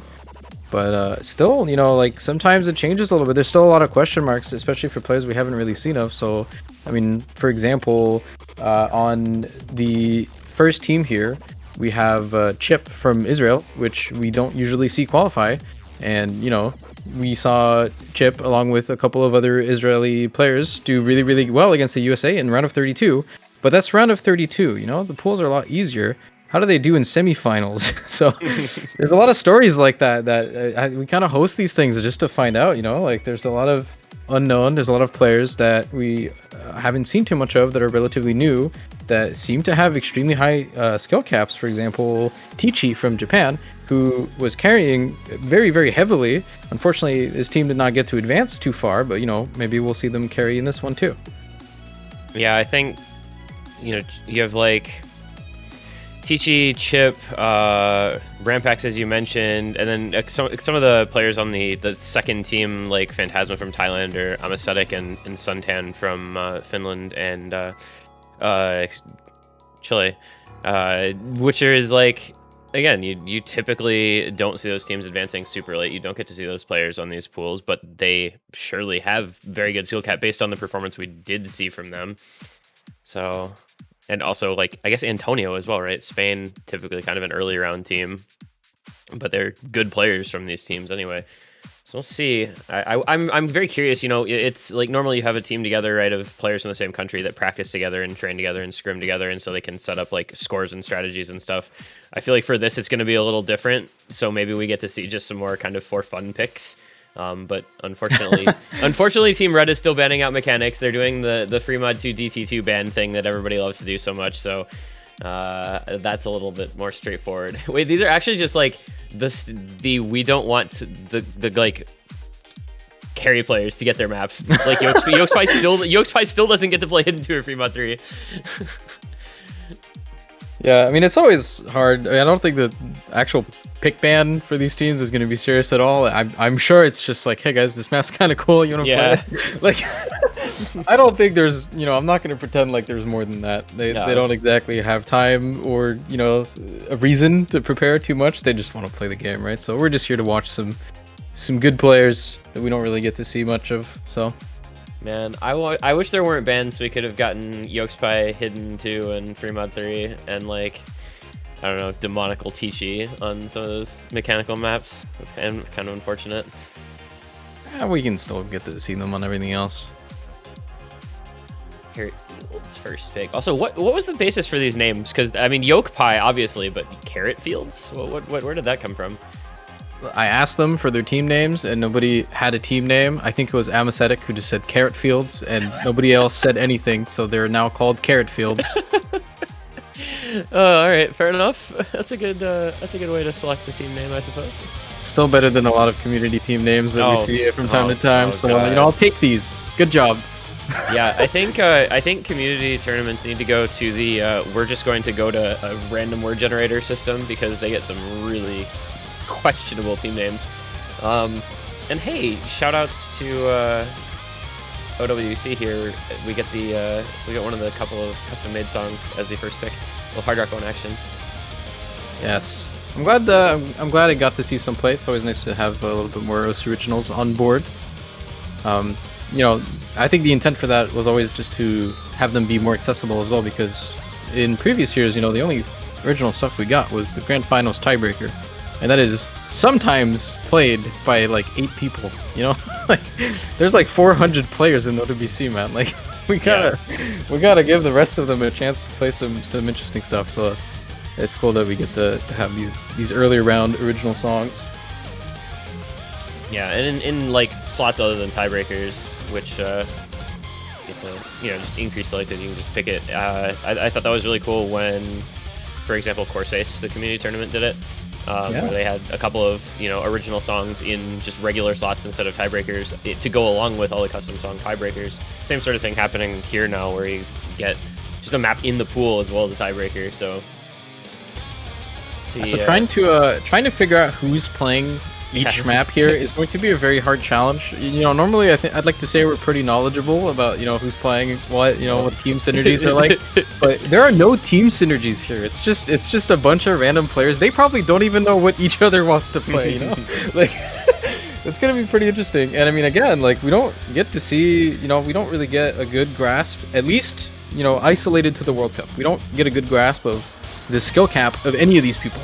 So I don't know, how do they hold up on a harder pool? Sometimes it's a little bit obvious because we see them in other tournaments, or like you can assume that like, Demonical is going to be able to play everything because, he's like ranked 20 or something. Like, of course he can.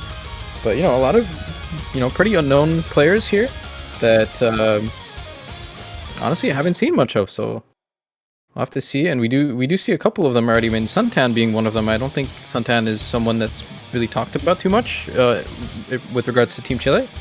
And as well as Chip, who we already talked about, right? So, and then you get to see, and then kind of filling out. You get a couple of those new players, and you also, not new players, but like players you see less of.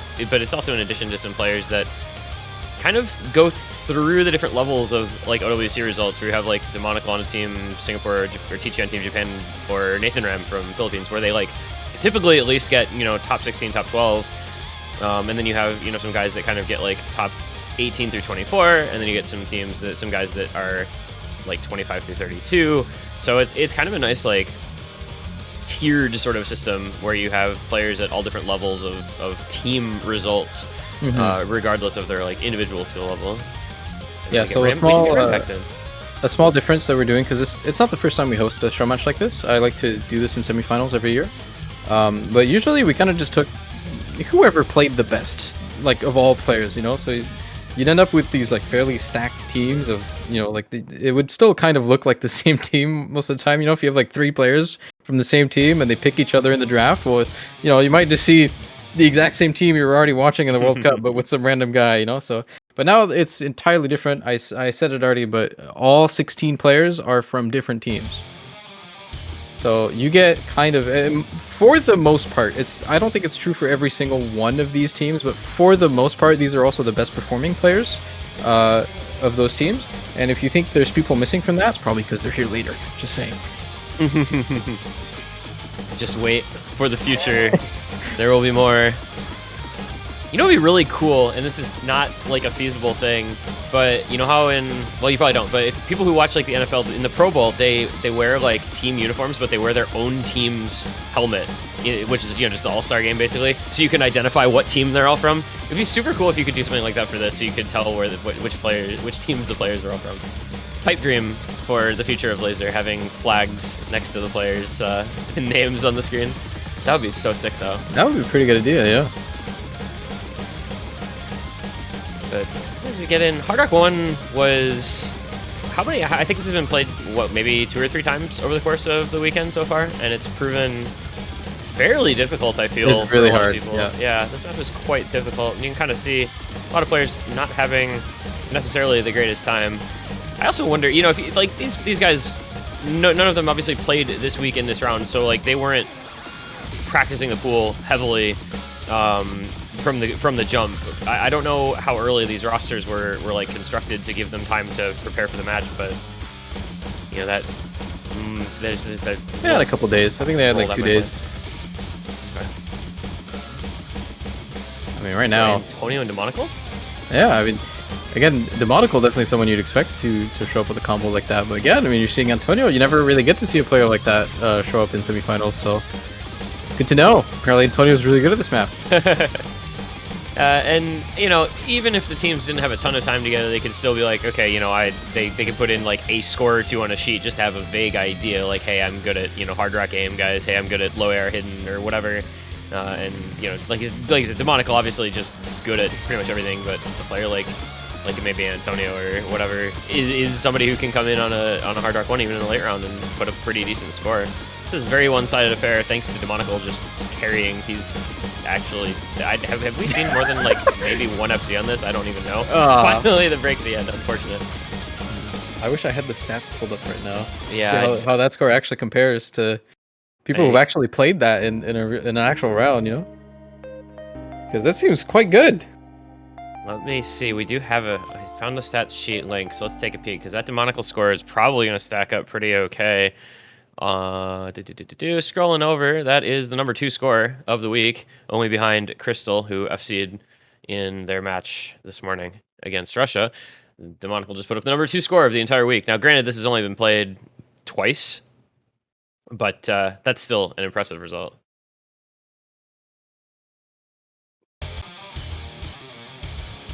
So, any cat burger experts? Is this why he's called Cat Burger? It's just cats jumping on him and sitting like on an the actual cat burger tablet. I respect it. I know the struggle. Right.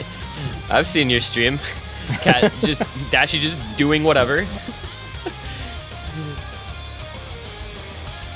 We'll go over to I believe Team Yoke. Alright, yeah, Yoke Pie. Alright, so on this team, it's Yoke's Pie, Shields, Nathan Ram, Crane Maluko, Chip, Catburger, Neshpi, or Pogger CZ, and Shadow Modico. What does that scream? I don't know. Well, It's a very like wild mishmash Yeah. of players. I don't even. It's pretty hard to think of a common skill set between all of them. I think probably not very speed oriented. I would say that's the one thing I will say. yeah, I think that's And like you got like Shield that's- and Korean and yeah. That's kind of like a combo game team. Like Yoke's Shield can just combo stuff. That's kind of their thing, and Shield is just. I mean, Shield is like maybe the best player on this team in solo play lately, but Korean Maliko is probably the best player in tournament play historically on this squad. At least in So open rank. this was drafted, right? So we just picked 2 captains, which were Yokspai and Antonio, and Shield was the first pick. So that should tell you how much they value Shield, or at least how much Yokspai values Shield. Yeah, I think they probably fit each other's like skill sets pretty well, and Shield is just, like I said, Shield is just very, very good. I think, but assuming he's going to be playing stuff, because he doesn't appear to be in for this either, so it's 2 maps in, and he will not have played one yet. But we'll see how it goes. Get Yoke coming in. Shadow Modico, Catburger, Hoggers CZ. What a name, Hoggers CZ. I think it's a relic from the time where everybody had stupid names, and then they just kept it. Yeah, I'm looking at you, Zone Louise. Hey, they finally reverted, right? Yeah. To say nothing of, you know, 3 members of China's team. That's, I think, probably the worst. Oh, that's not even a relic. That's only, what, a year old or so. But that's still probably the least fun team to try to commentate. Because you either call them by names that are nearly indistinguishable, or you call them by the names that don't match up with what's on the screen, and there's just no winning that. Well, at least there's actually like a visual distinction between them, as opposed to oh man, who was it? Was it Chile a couple years ago? Yes, with Dilson, the Dilson, Dilson yeah. incident. Okay, I was gonna bring that up. I'm glad Dilson you and got to it Dyson. first. Oh God, that was. I think that was maybe 2019. I think that might have been my first year commentating OWC. That was probably the worst team like username collab that there's ever been, because it was literally indistinguishable, because it was just replacing like capital I, lowercase L. Oh man. All right, so who picked this, right? So it's Yokpai. Who on Team Yokpai you think really wanted to play this? Like Yokes and maybe Catburger.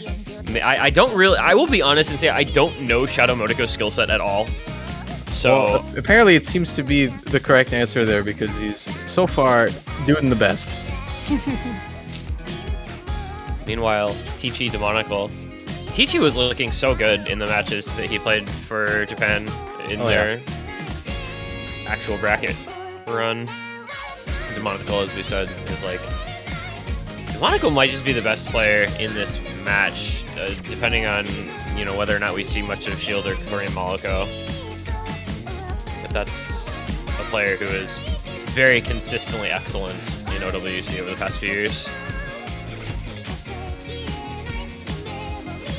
We got Yokespie and Catburger and Pocket CZ all holding just fine. I believe in terms of like statistically in quarters, the best player here was Demonical. Statistically speaking, Nurge. Yeah, that's of the players that have played quarters, so there are a few that didn't get right. And it's interesting, like, you know, when you have these teams that are, you know, tossed together and aren't players that we see in late pools, like, whether they go for their picks with more mechanical maps like the Hard Rock 1, or whether they go with, you know, something like the Snowmod 3 where it's just, you know, an alt map, or something like, you know, Nomad 4 where it's a specific sort of gimmick. Like, do you have players for gimmick, or do you have players for mechanics? And it's people that we don't really have a great idea for that on, because it's a later pool. It's curious to see what the pick strategy, quote-unquote strategy, not really, probably all that thought-out strategy.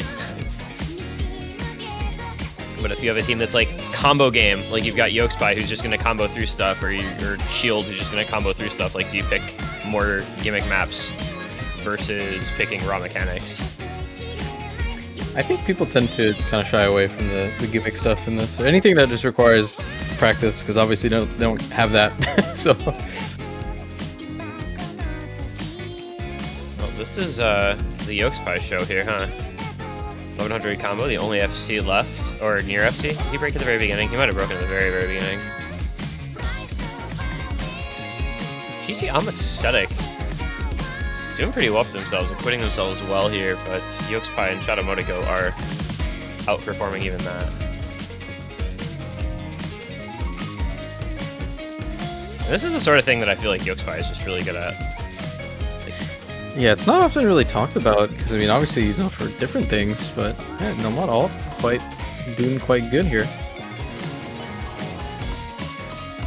We see him in community tournaments, in both rank restricted and open rank, but as like a player who just gets to the late rounds, or has historically gotten to the late round and just been able to carry because he's able to hold combo in maps where a lot of people can't when you get to those super late stages.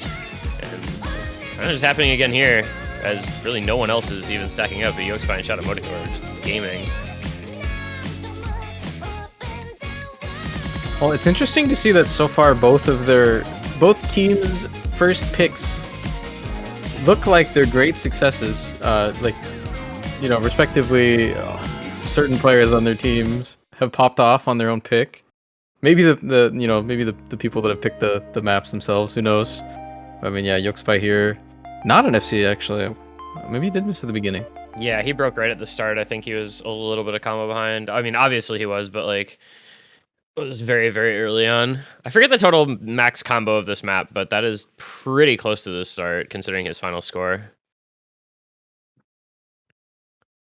So we get Hard Rock 1, super, super one-sided win for Carrot Fields. Nomad 3, very one-sided win for Yokespie. We'll see.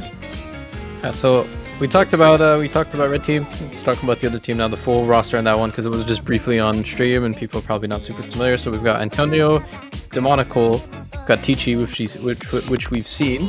We have Plasma, Rampax as well. We have Phantasma, good name synergy, not intended. Amacetic and Suntan. So that's the full Team Blue. No clue what they're picking, but it looks like they're going to no mod tech here.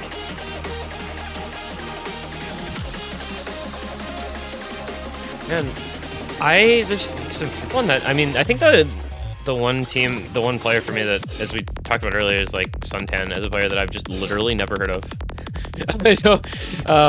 So it's kind of cool, like, to have that sort of player. There were a few players like that, where in the case of like a specific team having pretty close performances, you could have realistically picked a couple of people as the one player from that team.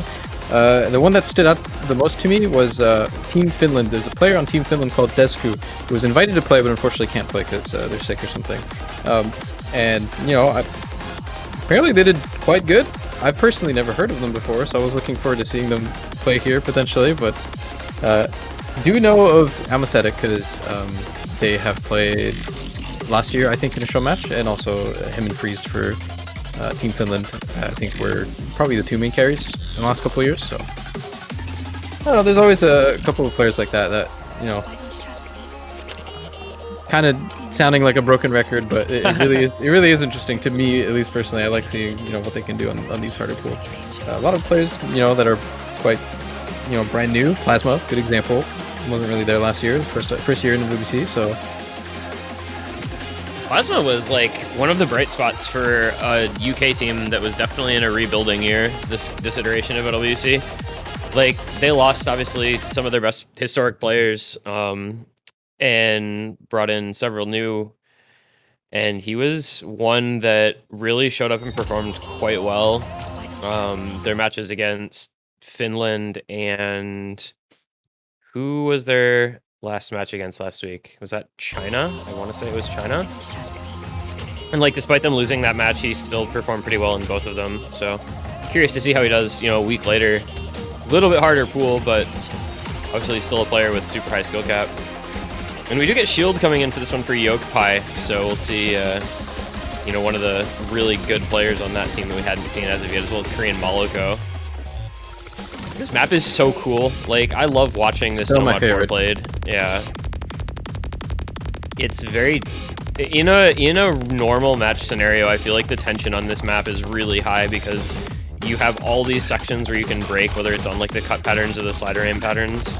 yeah, And so combos feel really volatile. I just love the aesthetic of this map. Somehow it still manages to play super well and look this nice. Good job, Altai.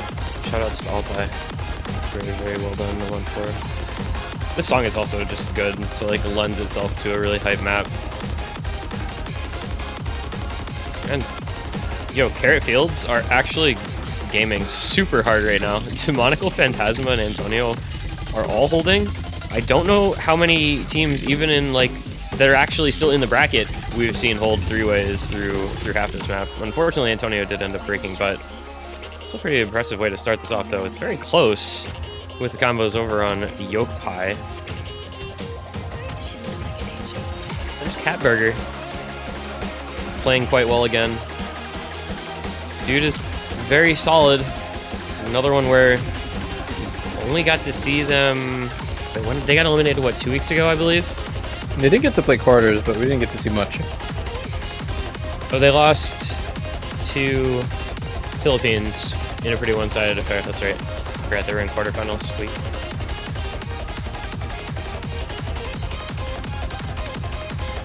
The Monocle is still holding, and Catburger is still holding. Like, I don't care who you are. FC or near FC on this is very impressive. Finally, another break from Catburger. Man. This is comebackable for Carrot Fields. The Monocle holds. I think Shield's got enough combo to make it slow going, though. Isn't it crazy that these players aren't playing in semis? Yeah, Taiwan had kind of a weird go of things this year, unfortunately. Dropping to losers pretty early and then having to face off against France last week. Singapore, I think, just kind of gets out roster depthed, as it were.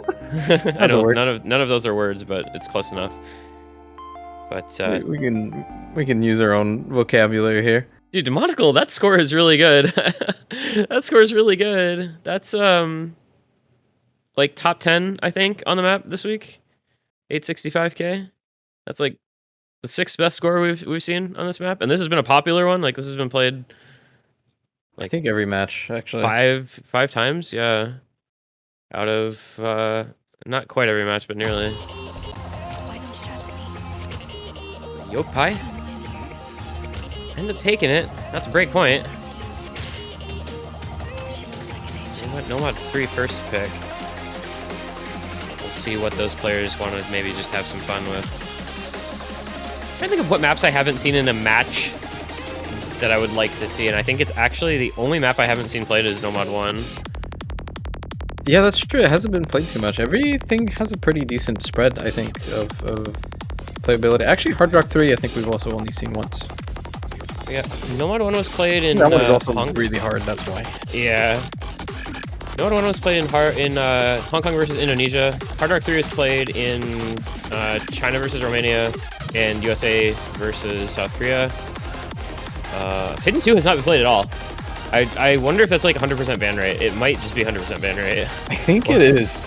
Let me see. I think it actually is. Not quite, but it is 1, 2, 3, 4, 5. It's been banned in 6 out of 7 matches so far. The only one that it wasn't banned in was USA versus South Korea. Okay, now we're seeing some maps. Yo, free mod 4? All right, who is down? modding this stuff? Okay, let's see. So we've got, I want to say maybe Nathan Hidden for Yoke. Well, probably Yoke Spy would play this. Yoke Spy Hidden. Surely Yoke Spy. Maybe they both play. I don't know. Yo, double hidden overmod show match. That's true. Are you down? Are you down for some overmodding? We've made this joke too many times already. It's past the score. The bid is over. No more. The bit will never die until the round is over and the map is no longer in the pool, Alex. Yeah, we got like 2 hours to go for that. I can't wait for Germany versus Poland to play free mod 4 and have the casters make the same joke that nobody is sick of at all. This is why I do the map pool showcases, so I can make the joke first and claim that I'm original. Original joke, do not steal, property of comedian Alex Azer Frost. Alright, who in Carrot Fields plays what? I think Amacetic is a hidden player, I will say. I think Antonio is also a Hard Rock player, but I don't know if any of them are overmodding. A good chance that they are. It's a show match, why not?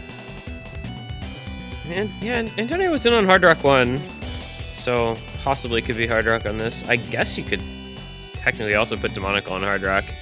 If he's like your best player, put your best player Why on not the harder both? mod. ¿Por qué no los dos? Actually, there's strong reasons why you should not run 2 Hard Rocks on this, but it's a show match. Enjoy your 93% accuracy. Your double Hard Rock. Yeah, this is one of the maps in this moved rhythm slot, I suppose, where Hard Rock is kind of just a tank mod on this. There's just no way around it, but that's okay. We kind of have a different approach with a lot of the free mod balance. A lot of people care a lot about having the individual mods themselves be balanced with each other, but, you know, if both teams have to play the same mods, then does that really matter? I think it makes difficulty balancing for rhythm picks harder to have them in free mod. Just like impossible. Yeah, like trying to difficulty balance a Nomad's like a formerly Nomad 6 style map in a free mod pool is like 10 times harder than balancing it Nomad or in just a single mod pool, because it's going to be, I feel like the thing we saw talked about with like Akoro and stuff this week, right, was that this particular pick, if you're on Nomad, is a lot easier than on Hard Rock, and even for hidden most mains, people way easier than on Hidden. Even for hidden mains, you only have to run 1 hidden player on this. Most teams that are in semifinals have a hidden main that are going to be able to play this just fine. Maybe not good act, but you know. Worst HR player Hidden FC this with like 99.2 AC. Yeah. But that was not normal. That is not a standard performance. That's like above the expectation by several orders of magnitude. It allows us to balance these free mod pools in a pretty specific way. Like, I'll take Grand Finals as an example, even though we're not quite there yet. When you think of a free mod map in Grand Finals and you think of the mod balance, well, you think about who's playing that. Like a Hard Rock free mod map, it's like 3 of the best players in the world, and that's it. You know, you're making the pool balance on Hard Rock around the 3 best Hard Rock players in the world, you know, more or less. So The thought process behind the balancing is a little bit different when you're balancing it for that few players, I suppose. And man, this was Yokpai's pick, and they're not having a great time of it, shall we say. Meanwhile, I wonder triple FC? I wonder if they're all sight reading. I would never in a million years want to be sight reading this map in a match. I tell you what, holy moly. Like, I am by no means a rhythm player, but still, Yeah. I would never even think about wanting to sight read this in a match. There are 4 good reasons not to sight read this, and they're all written on the map itself.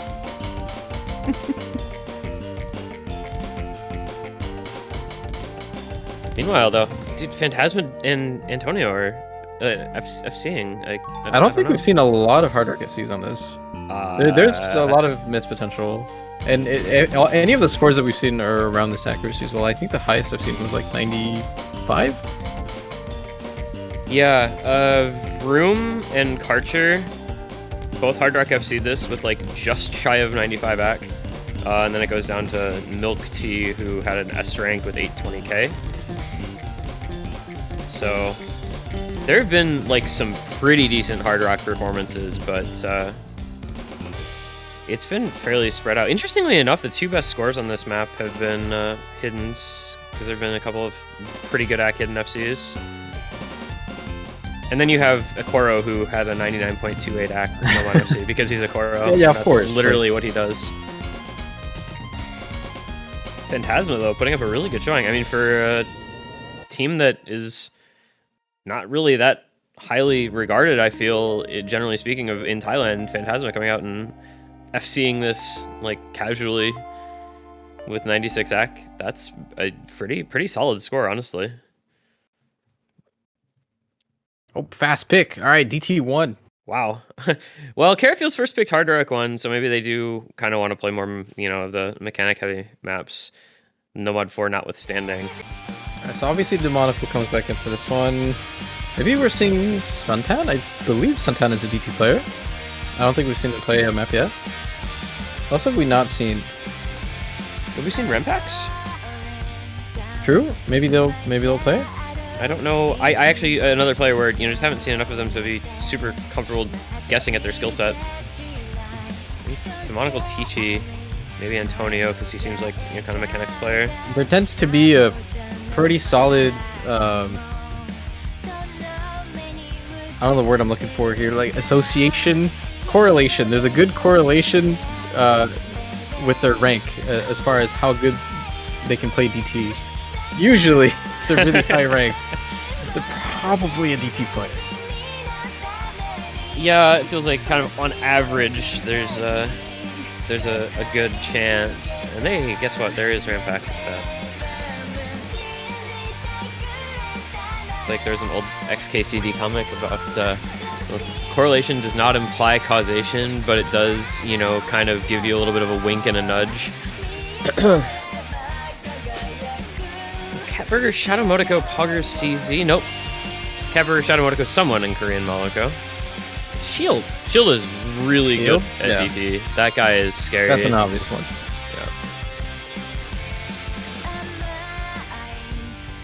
I think we're set here. We do get to see Rampax. We get to see Demonical on more mechanics map. We get Chip. I can't remember who played what for Israel, because they ran like They played everything. Yeah, they ran like They had, basically the 3 same players that roster. were really good. Yeah, they had like core. There was like what? Chip, Galog, Mr. Potato. Mr. Potato. Mr. Potato Chip. Yes. I don't want to have to make a silly association like that. a full. Listen, we've been trying to get them in LWC for like years now. They're finally both in there. We have to milk that a little bit. It's funny to me, 2 years ago they qualified for the bracket with Zilver, and then they actually managed to get back in without him a couple years later. Despite that's the best player that Israel's ever had, and it's really not all that close. So to see them putting up a pretty good showing without him makes me wonder how well they could have done with him if he were still interested in playing tournaments, which I'm pretty sure he's just hasn't been for quite some time.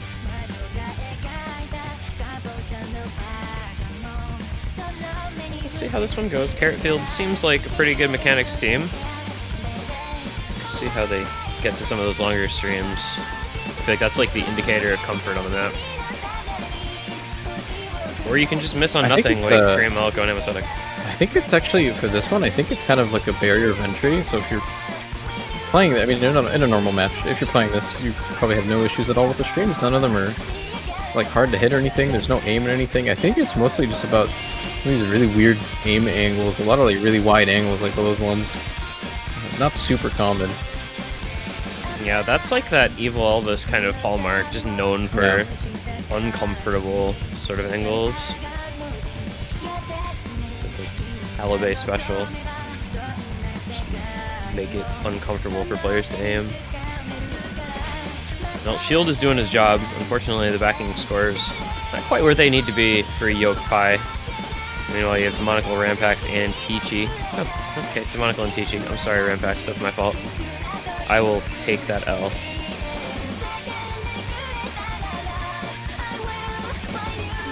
Airfield's looking pretty good once again.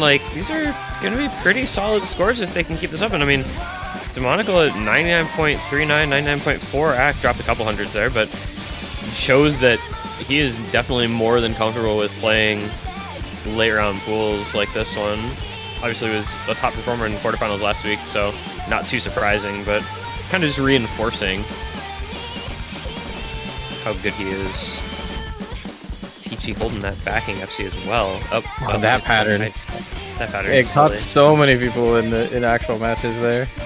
And it caught 4 here, right? Shadow Monaco, Chip, Rampax, and Teachy all broke, and then Amasotic followed up just a little while after.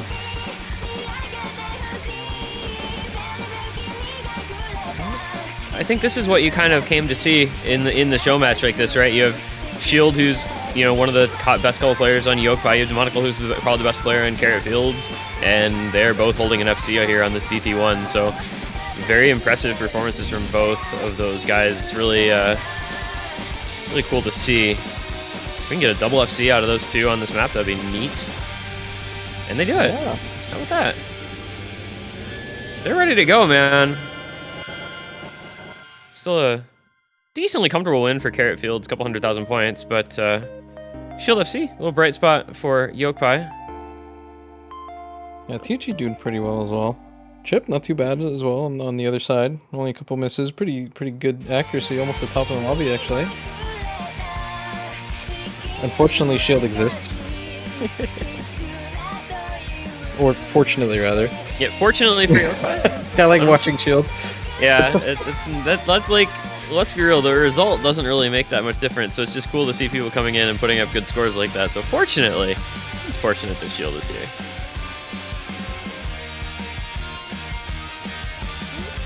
Yoke Pie pick. Alright, let's see some hidden. For no reason at all, I just want to see some hidden. I want to see Nomad 1 because the song's a banger, to be honest. I know that's crazy coming from me of all people, but we get these Western songs in pools. Last week, they were pretty popular with the Sum 41 Free Mod 1 was a really popular pick.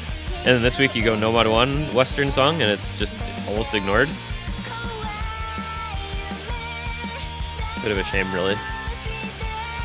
We'll see. They went with the Free Mod 4, so probably going to be maybe a hidden 3. That'd be a good one, I think.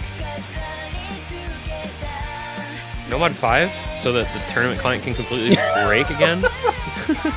You have learned from your mistakes. Never pick a double tap map again if you want the attorney client to be able to, function at all. It's pretty funny the way it works. I don't know. It doesn't even seem like it's the double taps that are causing it. It's like a cider break before. I don't know.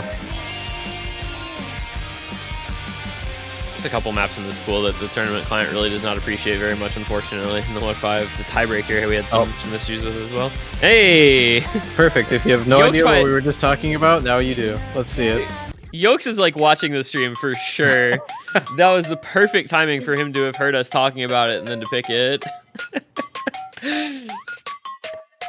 Yo, why Okay. wasn't this the loved one though? The remix. That version of the song is so good. Reasons. I mean, that would have been like probably a worse pick here, and it also Oh yeah, I mean that also has like work. some unrankable elements, right? It's got like off screens. Who knows? This is the one we got instead. I'm kind of wondering who is even good at. Obviously, Yolks Pie's playing this. I think Nathan, which I think is their first map playing, is pretty good at this. But like, this is just such a weird map. It kind of rewards combo gaming. We talked about a couple of combo gamers in here. But this is just not a skill set that you see like anyone here ever play. It's to be fair, it's a skill set you don't see most people play in general. Like there aren't a That is lot of true. folks out there playing maps like this just regularly, right?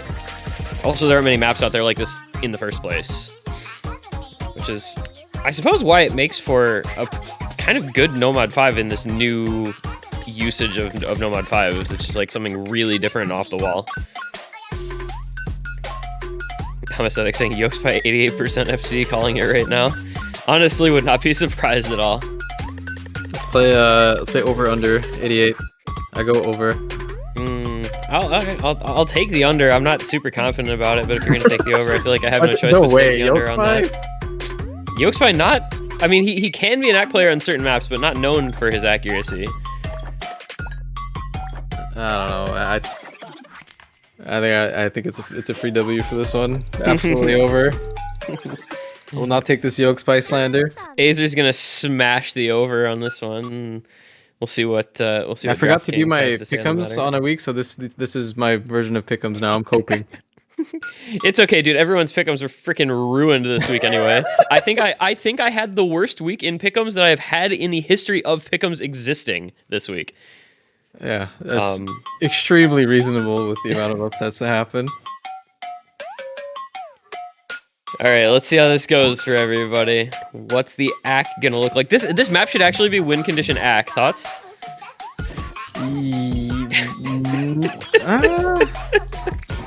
Not this one. I mean, I'm down for that, but not this one actually. This map has a very interesting like dynamic. I guess you kind of have two ways to play this. If you try to play the map normally, which is not too difficult if you play this kind of thing, like you can time all of this just fine, but the aim becomes ridiculously snappy if you try to do that. So in a way, it kind of rewards combo gaming, kind of like ignore the rhythm and taking more of your time to try to hit these snap aim patterns. I don't know. I'm not sure. I was just watching the beginning of that map on Demonical's screen and watching his snap aim because he was holding an SS for the first couple hundred combo while nobody else was, and it was pretty inspiring to see what he was doing over there. But now it's a little closer. Catburger and Yolks Pie once again. Those two holding some solid combo down. Yolks Pie at 93%. So I think I'm winning. Your over might be doing pretty well here. Yeah, you're gonna probably hit that over. Come on. I don't want Yolks Pie to chain miss. I just want him to chain hundreds. Give me like 600s in a row. Pretty sure the client like absolutely hates this section here. This is where we see all the breaks in quotations. I don't know. This map is so hard and hard to follow, even just watching. It's really hard to tell whether any of these misses are actually real or not. They very well could be. I think that's why it's super confusing. But it looks like Catburger actually. First time mentioned on this map. Catburger with I believe it's an FC, just really low AC FC. Yeah, there it is. So I did say that Catburger and Yolks Pie were holding the combo down. So I mean, you know, I did throw the name out there. That's a B rank from Yolks Pie. That's a little unfortunate, but he did get the 92 AC, so doing pretty okay there. Not even Dude, close to 88. Dude, can we talk about Nathan 97? Yeah. He didn't have great combo, so it didn't feel like we were mentioning him at all. But 97 AC on that is actually unreal. So that's exactly what I was talking about with that dynamic or whatever. It's very like possible for a lot of players to get an act like that. You're just not gonna combo. It just becomes an aim map. If you try to play this properly, it's an aim map. And a very weird one at that. I'm not too surprised that they did well though. I think it's definitely up their alley. That was a good pick. It's 3-3. We're staying dead even, which is good. It means the teams are pretty well balanced after the draft. Carrot Fields. They've gone a couple of mechanics. They should just like work their way through the ones. Just go like hidden one or nomad one here. Just stay on that left side of the map full screen. Seems to be working out okay for them so far. I'd say free mod one, but that map is 4 minutes long, and it makes my brain sad because it just takes so long to get. We've seen enough of that one. We've seen it a couple times. People really like the consistency pick. I don't know if we've seen really enough of this one though. The song is so good. I love this pick so much. Like this song is really good, and the map is just really enjoyable to watch because like whenever you see people who are good at D&B DT on this map, it just is so like what's the word I'm looking for? It's just enjoyable to watch, I guess.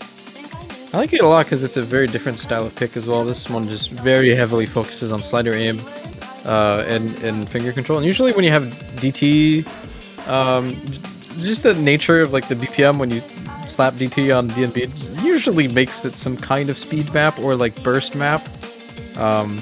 This one, it doesn't have too much of that though, so I think it's quite interesting. Yeah, this is... Wait, has there been a breakpoint so far? I think this all one. There were two, okay. right? They traded the Nomad 4 and Free Mod 4 breakpoints. Okay. Yeah. I wonder if we're seeing the same. Who we not seen? We haven't. Yeah, Plasma's played. Okay, I think everybody's played now. I think everyone's probably played at least one. Yeah. There's kind of core players since Carrot Fields do seem to have a little bit of a strategy. They do actually seem to have a little bit of a strategy in mind here, where they're going the kind of more mechanic-y picks with a couple of DTs. We have Demonical. We're gonna play. Yeah. Demonical. We're gonna play skill cap mechanics maps because we have Demonical on our team. You think Yokespy plays this one? To be fair, you yourself said that there's a bunch of slider aim aspects to it, and also Zudinator played this last night and did really, really well on it. So Zudinator's a speed player now. It's different. Kappa? Or no Kappa. Alright, well, I'll take your word for it. That was the one missing skill set in her repertoire, so if she has filled that one in, then she's just never gonna lose again. She'll win every 1v1 tournament until the end of time. Yokespy DT3. All right, let's see it. I'm curious. All right, what's talking about how maybe there's some skill sets that people don't usually mention. Maybe this is one of them. Over under Yokespy accuracy this time. 88 under. Just 88 again. Well, still probably better than I could do. So this is not something that necessarily everybody is going to be great at, but who knows? Yokespy comes ready to play in a show match. Maybe he's going to do better than we'd expect from him. Also, this is like shield map for sure, unironically. Yeah. Like no joking around about that part. This is the sort of thing that Shield eats for 3 square meals a day. There's a lot of so something about the DT pool this week. We did something weird, I guess, because of Paper Moon. So that's why we have a very different DT pool. And players seem to enjoy it. But a lot of these maps that we're looking for in order to fulfill that like weird DT thing, you look at the leaderboards and like Shield's like the only one with an FC on it. There are so many maps like that we come across that she'll just happens to be the only person that can really play the map or like has a good score on the leaderboards. He's so consistently good at these like unconventional DT picks. Not sure if that was a real miss. Oh, but it's not because then I look silly. Well, unfortunately, I think you're going to be made to look silly. I don't think that invalidates your statement, though, because as somebody who, plays and looks at a lot of different maps, I do see Shield. He'll be like rank 1 DT only, and there's no other mod FCs on stuff that's, recently ranked or, kind of the type of map that a lot of people don't play. Hold on, 88 is like spot on for this. Yeah, he's dead on 88. Under or over? Can join in now. It's gonna end up being under because there's still an entire half of the map to go. I don't know. It's gonna be close. It might just stay there, but it wouldn't. I would expect it, if anything, to help in smoke. Okay, that's not gonna help your confidence in the over 88 here. He does get to build up some accuracy in this section, though. This is free. This is free to build a little bit of back, hopefully, for him. Also, shoutouts to the triple FC for Carrot Fields, by the way. Amasek, Demonical, Tichi. That's That was pretty distracting. crazy. Yeah, That is crazy. We haven't seen so much of that. we saw like Canada did well in this. Australia did well in this. That was a super, super close matchup when they played it. And then Canada realized that they should probably have Ryuke on this map, and they increased their score by like 700k the second time. Oh, two of the FCs just instantly fall. That's too bad. Oh my gosh, he's actually gonna do it, isn't he? He's gonna go 89. It's so close. It's just balanced on the knife's edge. 80, 89, 88. I don't know. Is the stamina running out? Every 100, dude. Every 100 matters. Oh, it's going down. It's going down. It's dropping. Drops a couple more hundreds. No, he's gonna get that crack in the ending. It's gonna be exactly 88, but it's gonna be above 88.0. So I think that technically means the over hits. Yeah, we both win.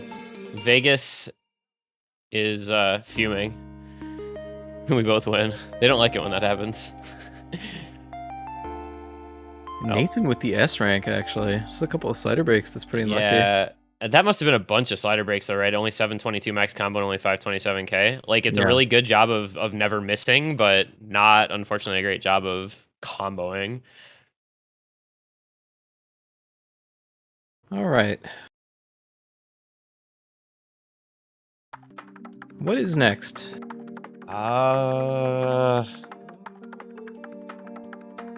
Hidden 3. Because Yolks Pie, Cat Burger, maybe Shield or something. Wait, no, Shield doesn't play Hidden. I don't know who their others would be for that.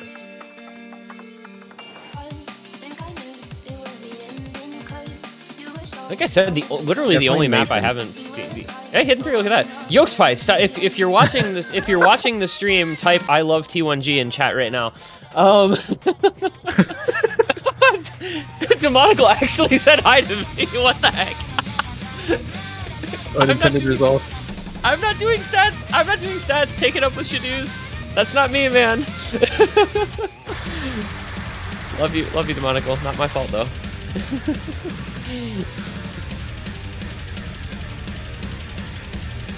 Who ends up playing this? Maybe it's... I don't know if that's the full roster. No, they're probably swapping someone for Catburger for this one. Does Catburger... Wait, we haven't played a Hidden yet, so I don't know if Catburger plays Hidden or not. No, that was a completely wild guess. Nathan, Korean Malco, Shadowmotoko, Yokespai, Demonical teaching Antonio Phantasma. Alright, Yokespai, I guess, is not watching the stream. Feels bad, man.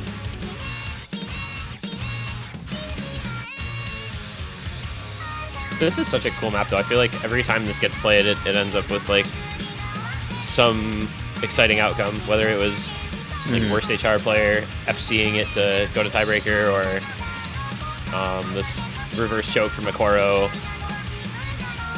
or, like, multiple FCs coming into the ending, trying to see who can hold on through the really big bursts in the last KI.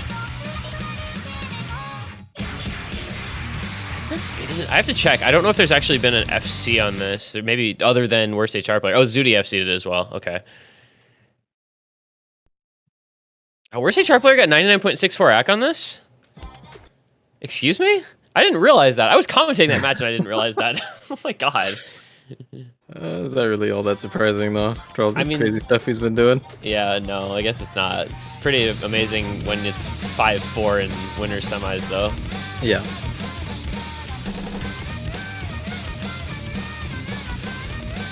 All right. See how everybody does. This is proven to be a pretty varied map. We've seen some really good scores, and we've seen some unfortunate other scores. So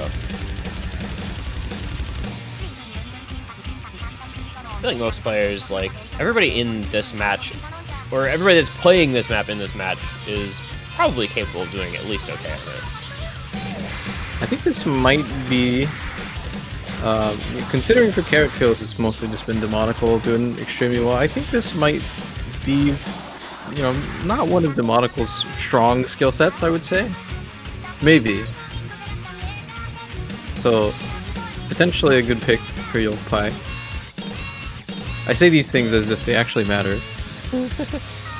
Yeah, what do the winners of this match get? Like a pat on the like a pat on the back, a good job, good job. The satisfaction.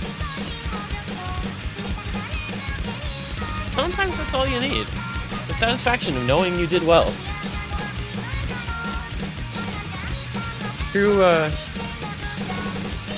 success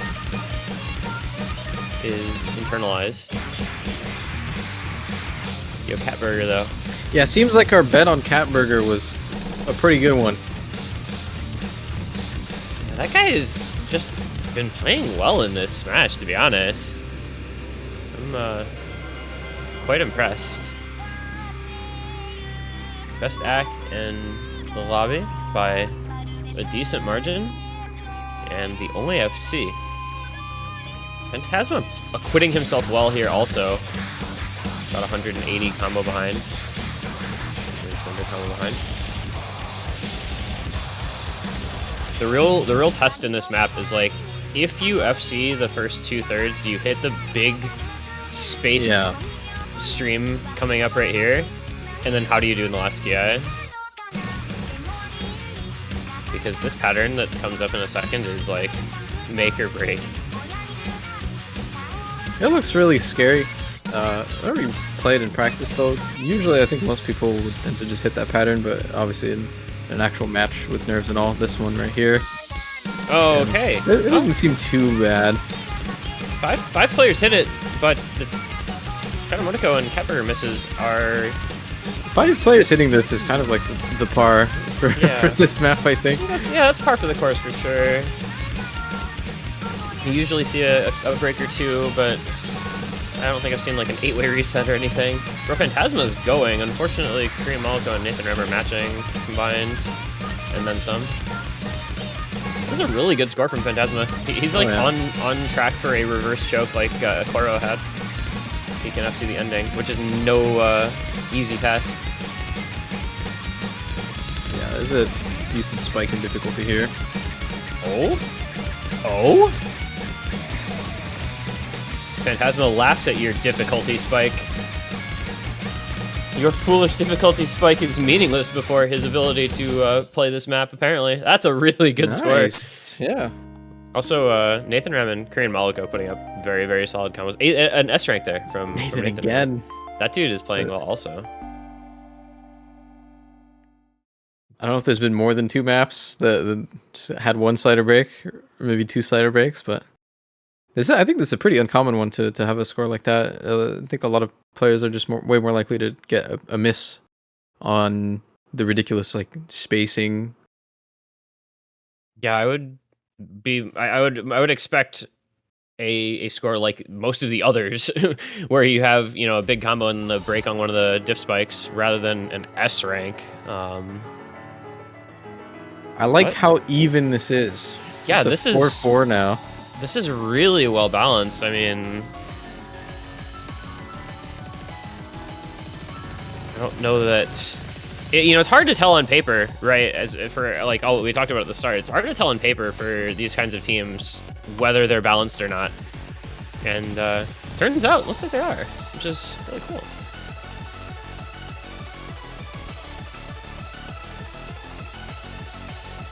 we get Hard Rock 2. Fairfield's early picked the Hard Rock 1, and are now eventually picking the Hard Rock 2. Little precision, very short one. This, I feel like, this is the shortest map in the pool by, what, 15 seconds or so? Somewhere around there. I'm interested to see if Antonio holds up to this one. Every Hard Rock that's been played so far with all the free mods and stuff, Antonio's been doing quite good at that, so I'd say that to me is probably like the biggest positive from this one. Like I didn't expect Antonio to be able to match on Hard Rock. Yeah, I definitely agreed. He's been a pleasant surprise in terms of his performance. Yeah. So most of the others, I feel like we kind of had at least some sort of feel for, but a little less for him since Spain went out so early. We saw less of his play. Plasma coming back in. We haven't seen all that much of him because they've been playing kind of non-Plasma maps. Doesn't play speed and tapping stuff, so he hasn't been able to show off. The guy is actually like really good at a variety of skill sets. It just isn't speed. I don't know. I'm trying to remember. He played the Hard Rock 2 for UK against Finland and carried it. I don't remember if it was an FC, but he did have a really good score. So clearly a guy that's able to come in for precision and do well. Well, he was already thanked for the carry, so you know he's doing well. Yokes by Korean Moloko, Cat Burger Chip. Cat Burger just gets to play whatever, huh? He like all sorts of different skill sets.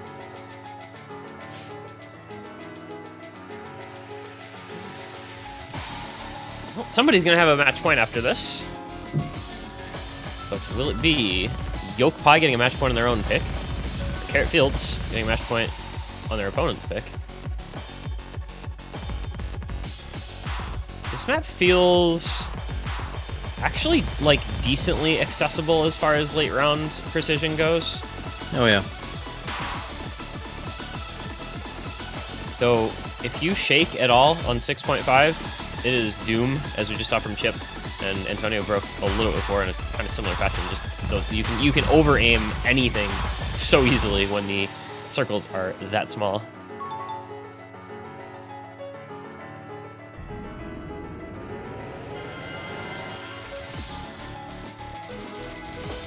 We've got 3 FCs still for Carrot Fields, once again putting on a very good showing. Double FC on Yolks Pie and Cat Burger. They're keeping their team in it if Carrot Fields misses in the last quarter here, but we're going to quickly run out of time because it's 400k.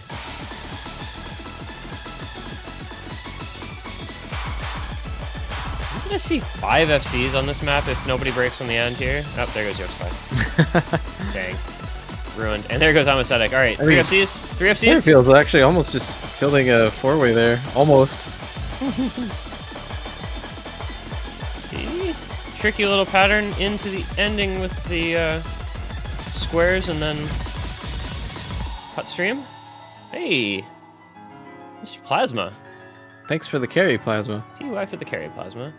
Well, Thanks, Catburger had something to say about it, though. Yeah. Catburger's playing so well in this match. Really, really impressive stuff from him. But I can't precision. play Hard Rock right I now. can't play Hard Rock right now. Yeah, okay. True. Anybody love HR? Well, it appears that you do, friend. All right, so clearly, as evidenced by them absolutely listening to you and your pick ideas, you know, what's the last one here? What's Yolks Pie picking? I have to really quick see what's left. There's what? Nomad 1, Nomad 2, Hidden 1, DT4, Free Mod 1. I don't really want it to be Free Mod 1, but I could see this being Free Mod 1. They did pick the Free Mod 4 earlier, though they lost it on the break point. If it's not Free Mod 1, it might just be Hidden 1. I don't really see them just going like a raw mechanic map like Nomad 1 or 2.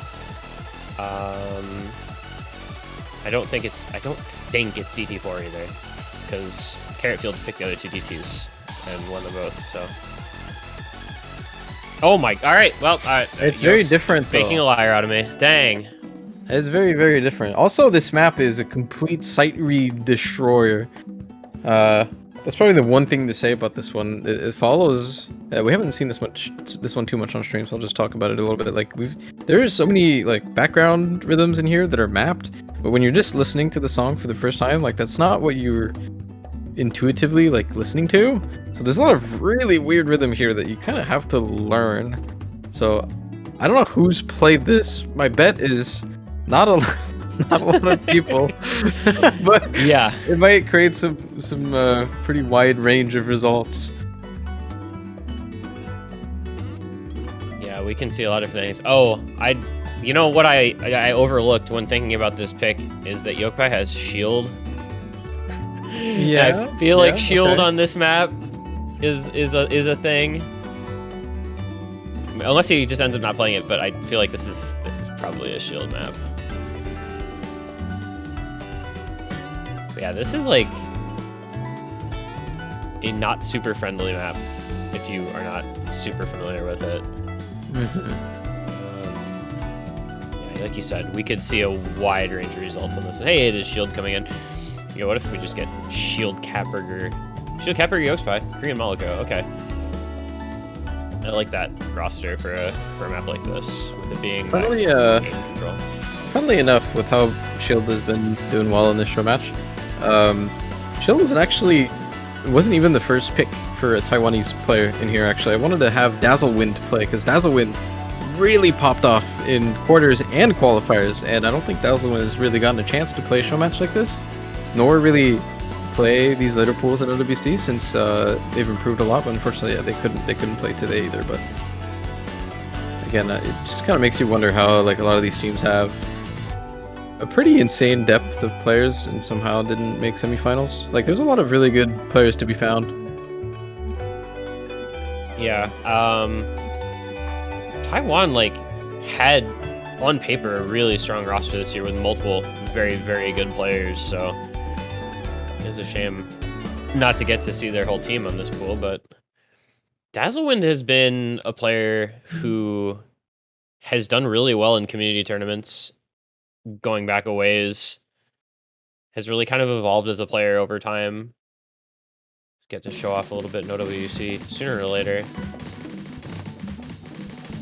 Field, though, definitely a more than worthy replacement, I think, for a Taiwanese player in this particular match. And when you get to have him in for a map like this, I mean, that's very, very helpful to your team. You have no audio? What's going on with the music here? It's really weird. This is very quiet. It's just really quiet, yeah. Yeah. It's a calm, relaxing song. Calm down. It's zen. You need to calm down. You're being too loud. So you got 3 FCs in the early goings for Yoke Pie. Make that 2.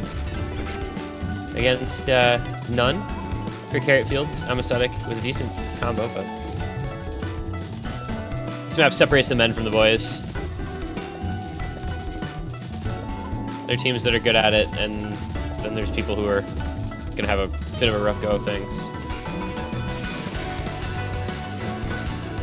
Was this a new custom for this tournament? I couldn't remember. Okay, I knew there was. Oh, it was the DT2, yeah, right. That was like an existing custom. Yeah, it was DT2. Okay.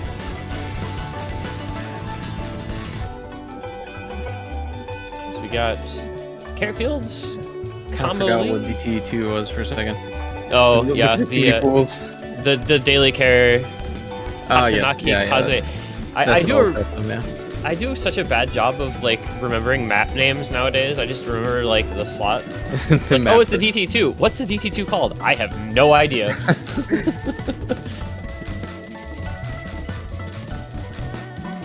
Somebody was making a joke about Hard Rock 1 being an all or nothing pick, and then everybody was laughing, and I was like, I have no idea why people are finding this funny. I had to look at the pool to realize that it was called all or nothing to know that they were even making a joke in the first place. Yeah, it looks like we're actually on track to get a tiebreaker for this one. Let's go, dude. The desired result. It's all according to Keikaku. And you know, this one actually. Oh, they're fine. This one actually was not scripted. I say that because there's definitely a show match once I did where it was scripted. I don't remember the context though. Like you just wanted a ton of maps to be played and to go to No, tiebreakers. they just threw so that they played the tiebreaker. Oh, that's not. Does that count as scripted if you throw? It would be scripted if you had it. Oh, if you had it outlined going in. That's like ad libbing, you know. They're doing a little improv. All right, Yokpai with their last pick. Oh my god, guys, it's a tiebreaker. Do not look at Korean Maluko's accuracy. Absolutely do not do it. My It's a tiebreaker for scripted match. the second time this weekend. See, that was the real script all along. The accuracy.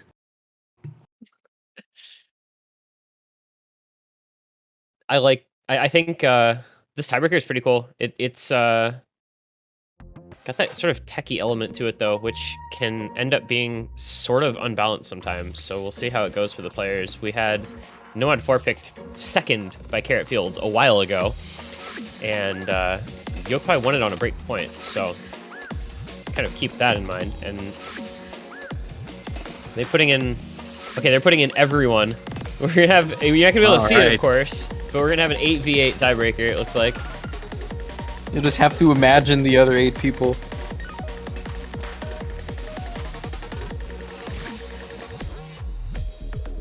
But the best 4 from each team in the top 8 slots, and then everybody else can just kind of fill in, I suppose, will be probably what they do. So that way we get to kind of see the actual match. Yeah, we didn't get to see this tiebreaker too much. We did see it in the winner's bracket. To astounding results. I was part of that match and I still can't believe it. I was there. I was there. All caps, I was there. That's gonna be I like how unreal that was. You get these people in chat that come in like a day later and they're like, they did what? Is this real? I mean, USA just had this aura around them of invincibility for like 4 years. And South Korea was just like, no, screw that.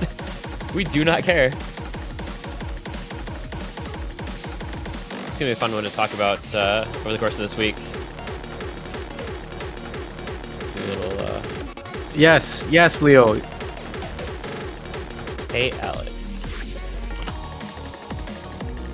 Let's do it. Okay, who would put on? Okay, Plasma and Yolks Pie, I guess. Is Plasma the easy player? Well, he said, "Can I put Easy for the Vine?" Okay. I don't know if he actually plays Easy. Yolks Pie does actually play Easy. Yeah, but that's definitely who I'm looking at for this one. I always have oh, I'm gonna sound really old saying this. I always have really fond memories of like this really old tournament in I think 2015 where GN played in the grand finals and Easy was allowed as a mod and he ended up having the highest score in the lobby in Score V1 with Easy, like without any score multiplayer or anything, in a grand finals tiebreaker. Shout out to anybody who remembers that. It was a long time ago. It was very memorable. What map was that on? My brain almost wants to tell me that was on Uta. Yes, it was. Oh, God, I'm old. We're old, bro. Do you remember EMI, Easy Mod Invitational, back then as well? It was like 2017, 2018. They hosted, I think, like they hosted like 2 of them. It was just like GN and I think Vaxay played one of them. Those were the good old days of just all kinds of different random tournaments. That like there were tech tournaments and marathon link tournaments and I don't know, the Wild West era of of tournaments where it's just host whatever you want. Who cares? Yeah. It looks like it's not going to be a full 8v8. A couple people missing. We don't know who. You only get these 8 people, and 2 of them are playing easy mod, so, you know, however that's going to end up being like, at least that's what we know. There's 2 of them playing easy mod.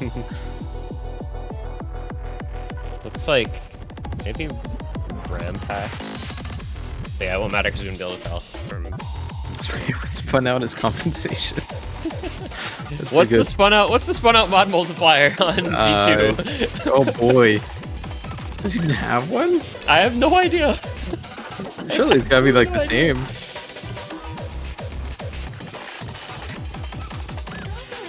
All right, they've got to be ready though, because we can't take all day on this, unfortunately. As much fun as we have just shooting the breeze. Well, we do have what 45 minutes do until have- Germany Poland. In case you were wondering what we're all waiting on. That match is gonna suck. This is so much better. What are you talking about? All right, Yeah, so I bet they're not gonna play easy mod on anything, so it's just worse. I don't think I'm gonna take that bet because I think I'd lose. All right, so you got Yolkspie and Plasma on easy. No mods around the rest of the lobby. I'm very curious as to how those 2 players do.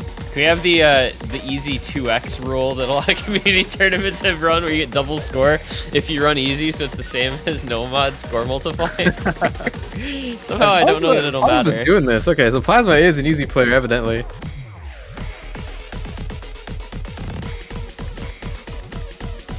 Doing this is always relative for this one. Obviously, it's gonna be a lot harder. Yeah, this is not the sort of map where you're really meant to play with easy, like, at all.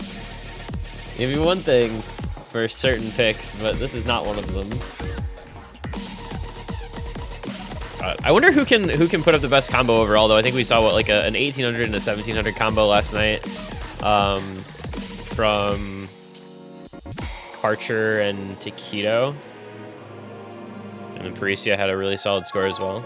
I wonder who puts up the best score in this. If it's just gonna be. I'm gonna say everyone in this lobby. There are some.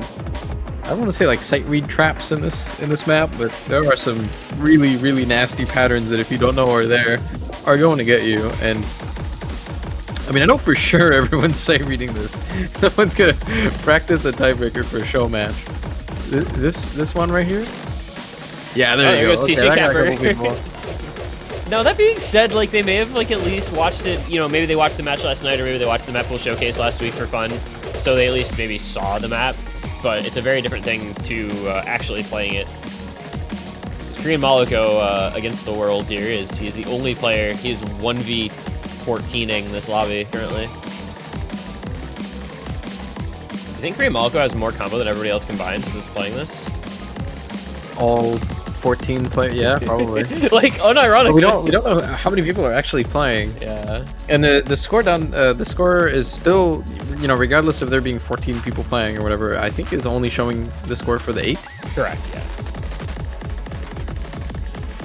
I mean, this is basic, you know, this is a 3v3, like, you know, it's really cool watching it's a, this easy. It's but a they have like 3v3 12k points. But this maybe this is the real this is the real you know, the tension. This is what we're watching. Who's winning the easy mod? Because it's pretty close. Yeah, they were just dead even. Yolkspie dropped a bunch of score on that stream though, went from 12k down to 10k. A bunch of score. He dropped 2,000 points. Yo, I'm just gonna watch Korean Moloko here for a while because that guy actually knows what he's doing on this map. It looks like. Ooh, I got a lot of people too. Okay, that's everybody. Everybody. Only person with a combo. Dude, Korean Moloko. 1400 combo though. That's still really impressive. Looks like Yolkspie might be taking this one. Parrot Fields will be the latest victim of the mechanics team on Tech tiebreaker curse, which happened to USA last night. It may be happening to Carrot Fields here as well. Yolkspie has taken the lead. Yolkspie has lost the lead. It's within a couple hundred points because the scores are so low. Yeah, at this point, it's not about who's gaining more score; it's who's losing less. Because it does drop your score a lot to get misses on score v2. When your score is that low, it's kind of ridiculous. When you're only at 15k in the first place,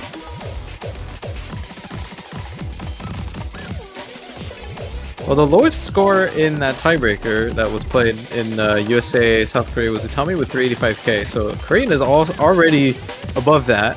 We still have a quarter of the map left. The highest one in that lobby was 590. Don't know if he can get there with that break, but who knows? I think actually with the combo in the ending, he might actually be able to. Yeah, if he combos the ending here, he can probably at least get 500k, which is an incredibly respectable score. These late round TVs are very, very difficult, so never gonna see like FCs. But oh, that slider break! I think that ruined the chance. Meanwhile, Yokespie and Plasma still going at it in their 1v1 here. Plasma taking a little bit of lead with those Yokespie breaks, so let's see if he can hold off his opposition. A little easy mod 1v1 between those guys. And Plasma getting the better of him, but oh wait, a couple misses, losing score. Okay, he's got a 1,000 point lead, which doesn't sound like a lot, but You know, yeah, Maybe into the ending here, it might be enough. And Cream Malco doesn't look like he's going to get the 500k. That's unfortunate. That last slider break ruined his chances, but that's still a really respectable score, 492k. It looks like that Plasma... would have been the fifth best score in that lobby that was played. So, the real result of this one. Okay, yeah. Plasma. Off stream, Nathan Ram with 498k. What? He top scored and we didn't even see him. Top score, not even in the top slots. That's unfortunate. A lot of really good scores actually, but red team. Who's red team? Carrot Fields? No. Yokespie. Win. Yeah, Yokespie technically winning this one by 800k. They also had an extra player. But yeah, they did. They did have an extra player, but I mean, wait, there's no spun out. He didn't actually take spun out. Didn't actually take spun out. Shadow Mordecai went HDHR, by the way. A little 174k. All right, well, that was a fun little show match from a lot of players that we don't really get to see. So I'm glad. I'm sure they enjoyed playing a pool they don't normally get to, and I hope the people have enjoyed watching some different players. Actually, it's kind of the same names most of the time when you get to these stages. It's kind of the same people over and over. You get to see them every week, obviously, when they get to the later stages. So yeah, I got to see some pretty interesting things. What's your takeaway from this one? Like who did really well? Dude, Catburger and Antonio. Yeah, Catburger and Antonio were like revelations to me. Catburger played really well, and Antonio filled in for some picks and did really well on like those hard rocks that he was in for. I think those were two of the names that I was less familiar with that performed like above expectations. Mm-hmm. Definitely someone to invest in. That's gonna be it. So I think we're not done for the round, but we're gonna take a little break. There's one last match, and it's a big one. Poland, Germany, the semifinal will decide somebody's gonna face off against South Korea. I'd be terrified to be doing that after what they did last night. That's gonna be such a good match, though. Can we look at the losers bracket for a second? Oh boy, dude, the losers bracket is a nightmare. I just want people to grasp what's in there. it's pretty scary for any of these remaining teams. It's really, really, really scary. Yeah, take a look at that. So, all right, so the missing team is obviously the loser of Poland, Germany, right? So no matter what, one of these two teams, which are predicted to be two of the top three teams of the tournament, are in losers bracket against Canada, which is probably fourth or fifth, depending on who you ask. And USA is also in losers. And it's not honestly, normal. It's those not are normal. Those are pretty much like what people consider to be the best teams. There's a real chance that maybe previous years you wouldn't say that Germany has a chance of losing to Poland, but there's a very real one now. We're kind of used to seeing Germany up there, but you could actually have USA and Germany in losers finals, not even grand finals, just losers finals. That's kind of crazy. It's a bit of a wild one so far. South Korea's run is kind of threw a wrench in everyone's brackets and pick'ems, so we'll see if that ends up continuing with the remaining match with Germany-Poland. Again, we're just going to take a 30-minute break. and that one will be up next. Go grab a drink. We'll see you soon.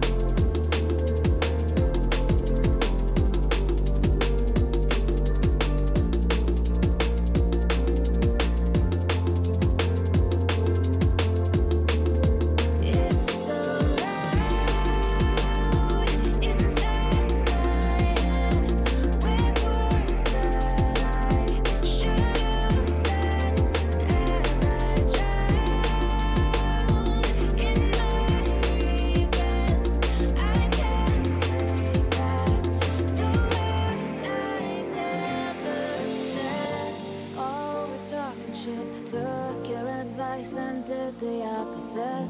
Just being young and stupid. Oh, I haven't been all that you could have hoped for. But if you'd held on a little longer, you'd have had more reasons to be proud. Oh, so many questions, but I'm talking to myself. I know that you can't hear me anymore, not anymore. So much to tell you, and most of all goodbye. But I know that you can't hear me anymore. It's so loud inside my head with words that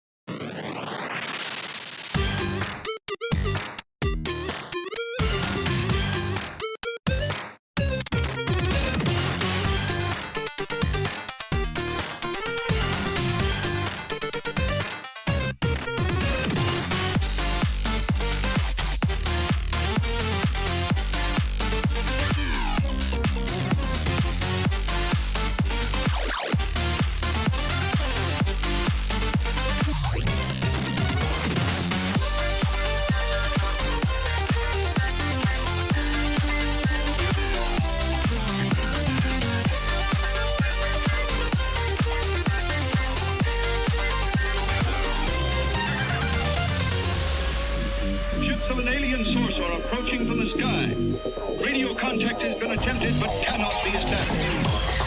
Instructions are to prepare for an attack by an unknown enemy.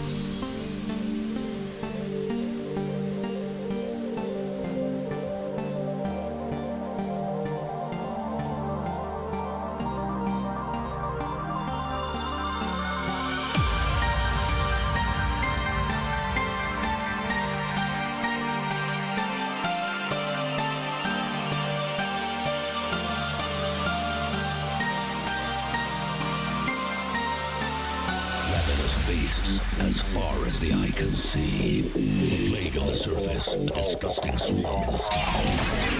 With a crash of thunder, a new demon appears. Unfurling its rotten wings, it lets out a petrifying scream.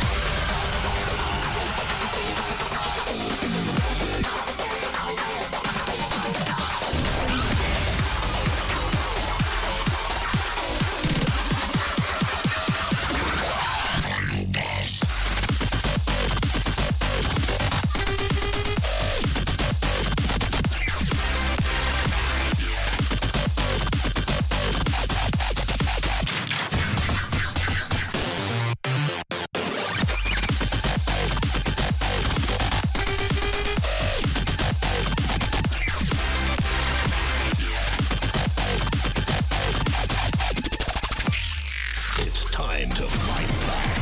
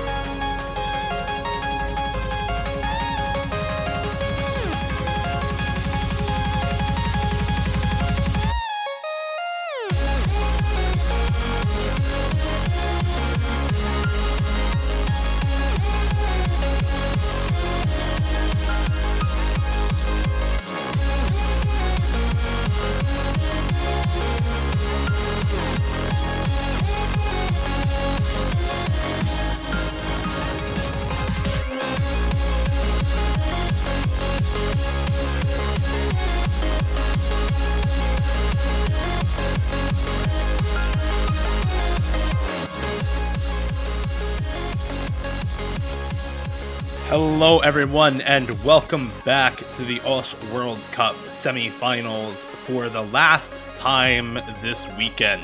We have saved, at the very least, one of the best for last with this matchup.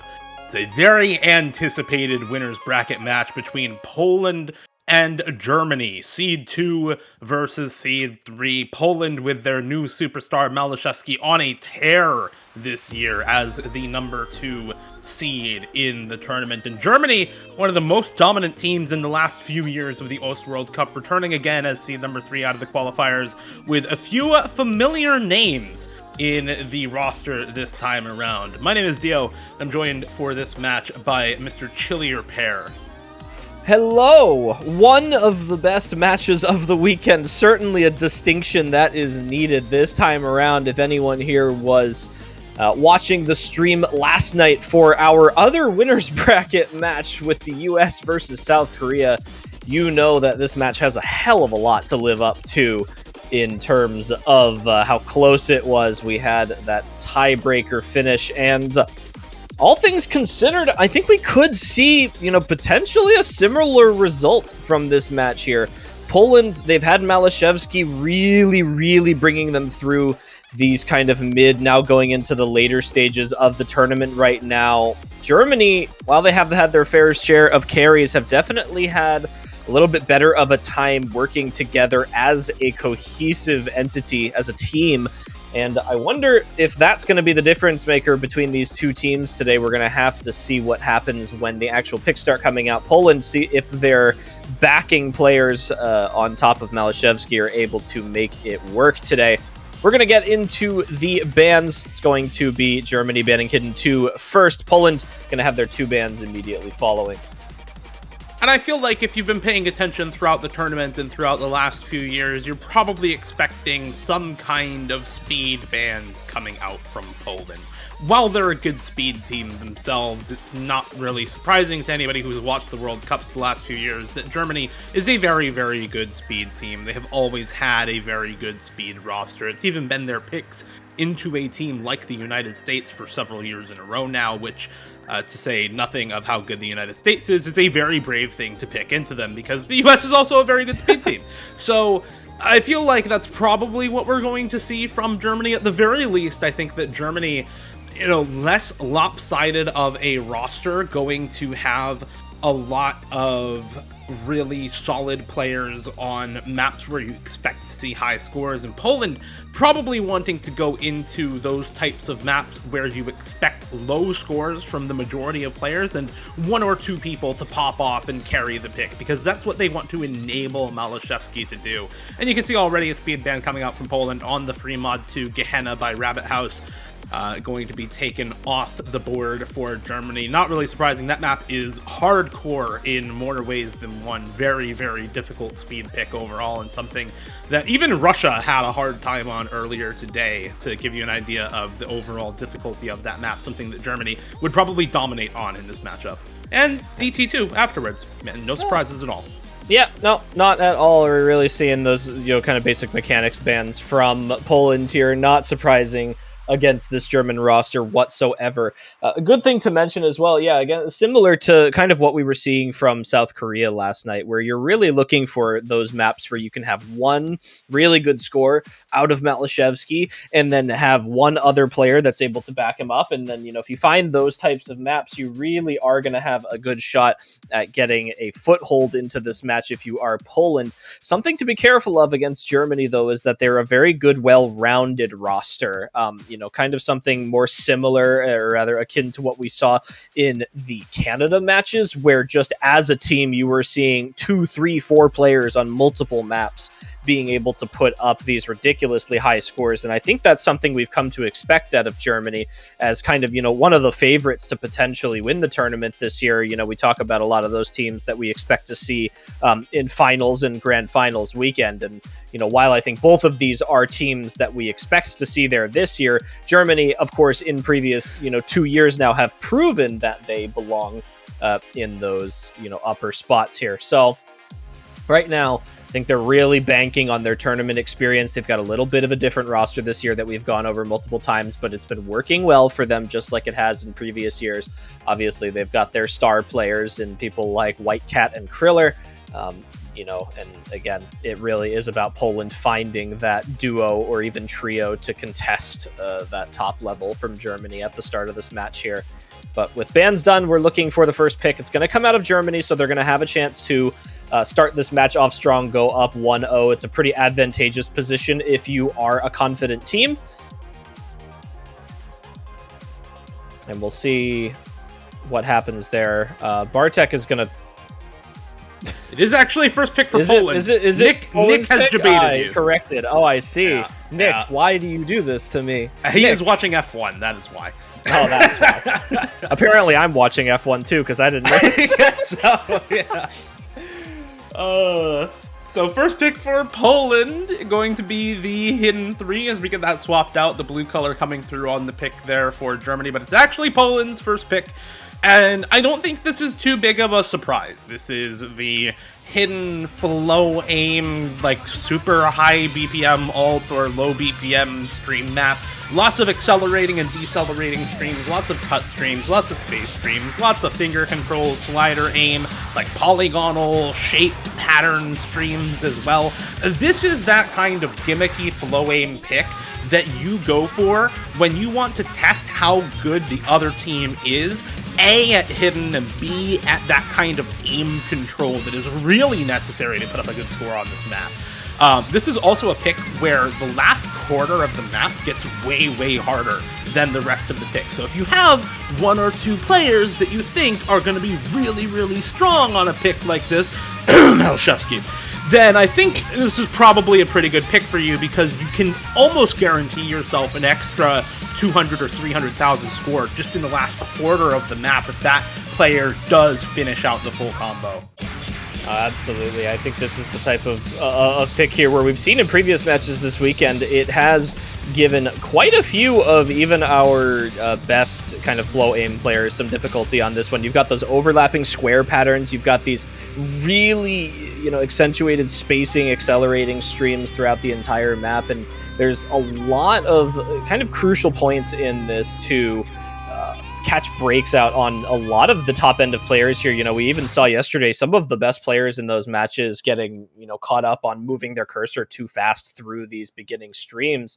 And it really is about being comfortable right off the gate in this pick here. Eyes on both teams here for some of these star hidden players. Obviously, Malashevsky on the side of Poland, as well as someone like Mishny, who generally is one of the better hidden alt players on the side of this Poland roster. For the side of Germany, Okinamo kind of, resident hidden there, as well as Kriller here, and some big backing abilities from Shark and Whitecap. This is Poland's first pick, and we expect them to be very confident at stuff like this. But it's Malashevsky and Bartek Mishny to trade breaks. Shark, Okinamo, Whitecat as well. Some massive misses right from the start. Yeah, all but Nahus and Kriller find breaks at the start of this map, actually. It's 3 breaks for either team. Basically everything even afterwards. I think a little bit better accuracy for Germany at the moment. Another break comes through from Mishny. Does give combo lead over to Germany solidly now, about 200 combo up on Poland. Early days, though. It's the very start of the map, so not going to be too impactful, I don't think, as we get into the first KI time where the map really will start to pick up. I think that's where we'll start to see really who's comfortable on this and who's not, is during this part here, as you start to see tons and tons of those slider aim patterns mixed into lots of the stream aim.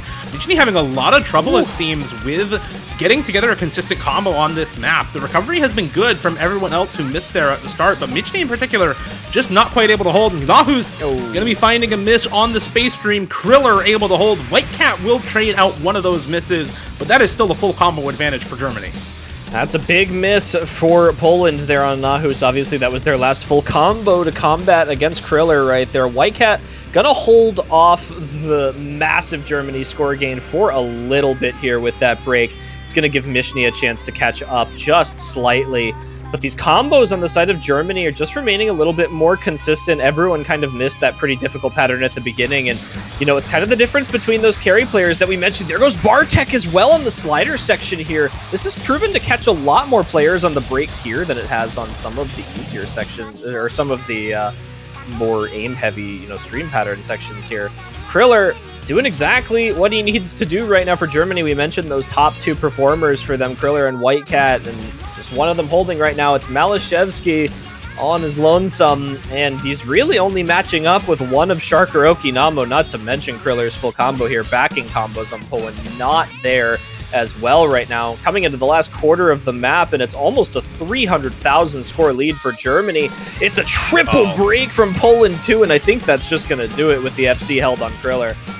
Yeah, it seems like the pop-off potential is there for Kriller this time around, not Malashevsky. Gonna find the break on the big accelerating space stream into the last quarter here, as nobody else holds the combo at all. Bartek is able to, keep it together, but didn't have the big combo to make any difference, and there's, like you said, a 300,000 score lead and climbing for Germany right now. As Kriller just continues to do Kriller things, really made a name for himself over the last 2 years in the OS World Cup 2021 and through 2022 community tournaments. And Kriller just continuing to show why he is one of the best tournament players in the game right here. Hitting the entire... This is the section I was talking about, by the way, this entire last quarter of the map. And if you have somebody like Kriller on your team who can just hit this no problem, there you go, free full combo for Germany as Kriller shows off.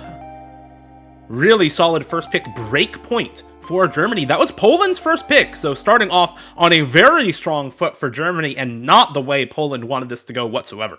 And they had some matching scores on Nahus Malashevsky and Bartek, Shark Okinamo, and even Whitecat, Mishny doing pretty well to match up there. They just had nobody to respond to the full combo on Kriller there. Unfortunate breaks from Malashevsky, very clearly comfortable on that map, 6 100s, but a bunch of slider breaks and some over aims on that stream. They're really just not giving the score that Poland needed to take their advantage on that pick. Germany ends up winning by 477,000, pretty much the difference of that FC on Kriller. Top score in the lobby with good ack as well. It's now going to go to the side of Germany. They have potential to consolidate this break point here. You really hate to see these break points at the start of these matches because it's much easier to consolidate when you still have your comfortable picks up on the board. Germany, they're going to go immediately into No Mod 2. They want to keep this break point on their side, and this is a pick that they absolutely know that they can perform on. I mean, you have eyes on, I think, Shark and Whitecat instantly for Germany on a stream-style pick here, and apparently Kriller as well after that, kind of alt-style pick. Some of those flow aim patterns with the space streams relating just a little bit to this No Mod 2. You've got these kind of accelerating, decelerating stream patterns, requires a lot more aim than what you typically see in these semifinals No Mod 2s here, especially at 200 BPM. Tapping requirement is not super high, so it really is about that cursor movement. But on the side of Poland, you are looking for some great stream players to join the roster here as well. Mastash, a name that comes to mind immediately, as well as Ypan, one of the new additions to the roster this year, has been performing very well for themselves. Looks like Rafis and Whitecat going to be the last two joining the lobby here for either side. These are some pretty solid stream rosters, honestly. I would hate to pick a side with one of these teams right now. And I think that's why you saw Poland ban out the 2 speed maps, right? Instead of banning out something like the No Mod 2. Germany's roster for this is incredible, don't get me wrong, but Poland's is not bad at all by any means. Malashevsky, Mustache, Ypan, Rafis is a scary 4-player roster on this map, especially during this section here that you can hear right now. You get some finger control going in this map. You get some slider streams going in this map that can trip some players up who might be more focused on just the pure mechanics side of things. So it's a map where Poland does still have a chance to win it, I think. Germany, though, very, very favored on this pick. Germany as a No Mod 2 team, incredibly strong, has been for several years. Like you said, your eyes immediately go to Whitecat, who has been seen full comboing near 8-star No Mod 2s in tournament for the last several years. So very, very strong player, and I think is going to be a part of what sets Germany apart on this No Mod 2 pick. Let's get into it. 200 BPM, Astronic Light Tech No Mod 2 here. 200 BPM, low aim focused, but definitely still a stamina requirement. Look at the length of some of these streams here at the intro. Shark, Rafis, and Wypan, and Mustache all breaking right at the start here. Rafis going to find another miss here. Malashevsky, the only full combo alive now for Poland. Germany with the three-way full combo going in out of the first quarter. Didn't expect 4 misses right off the bat for the combined miscount on both of these teams.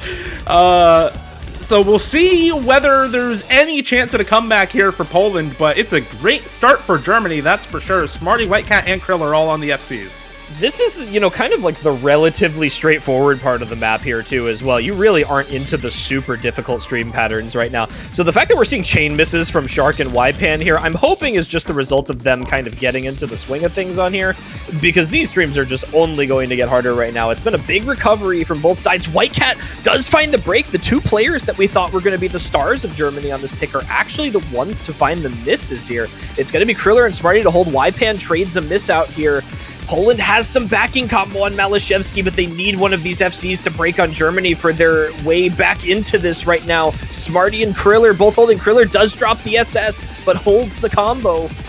There's really nothing Poland can do but hope that Germany finds a break in this last quarter here. It's still close enough to make a comeback. Oh, long stream right here. Nobody breaks. Let's see the space stream. It's Rafis to miss. Oh, that's terrible for Poland.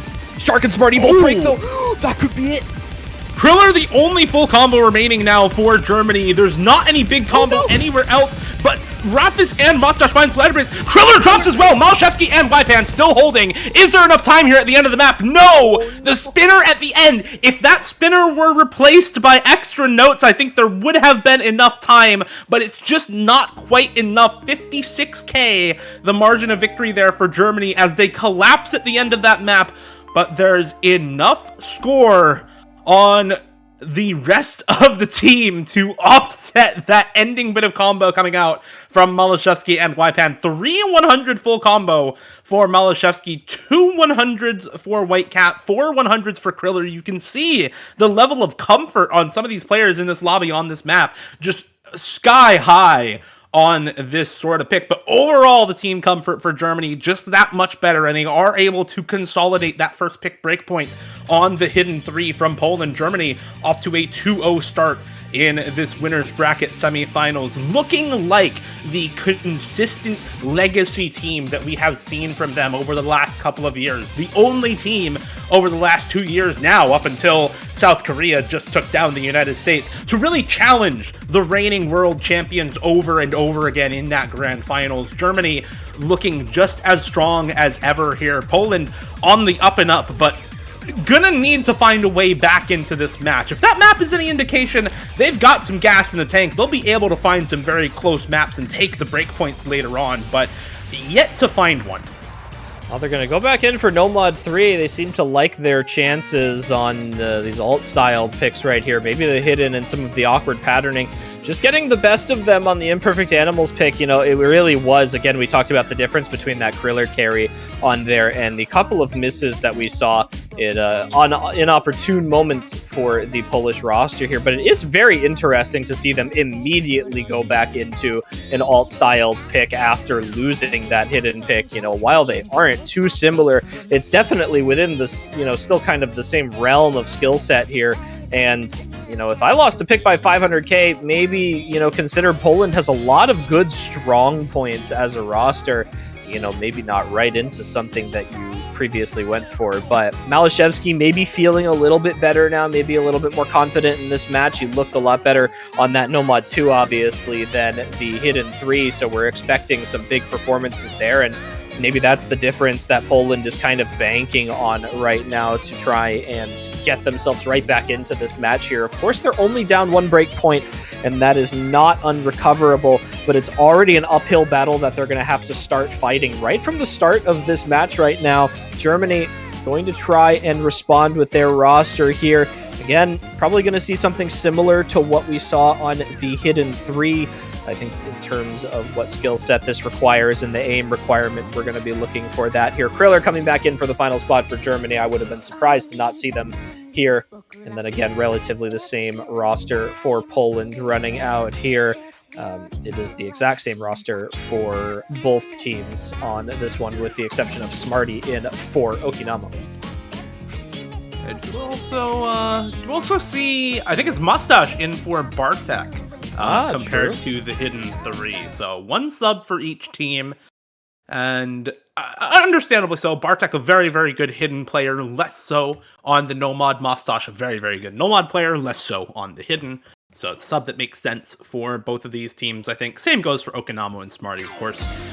As we get into another map that really just takes off as soon as you get into it, hits you right in the face with a massive wiggle pattern. Shark, Smarty finding misses here at the start. This time around, notably, it is not Poland finding a bunch of those early misses. It is Germany off to a little bit of a rougher start this time around. So already boding better on this map than it was on Hidden 3 for Poland.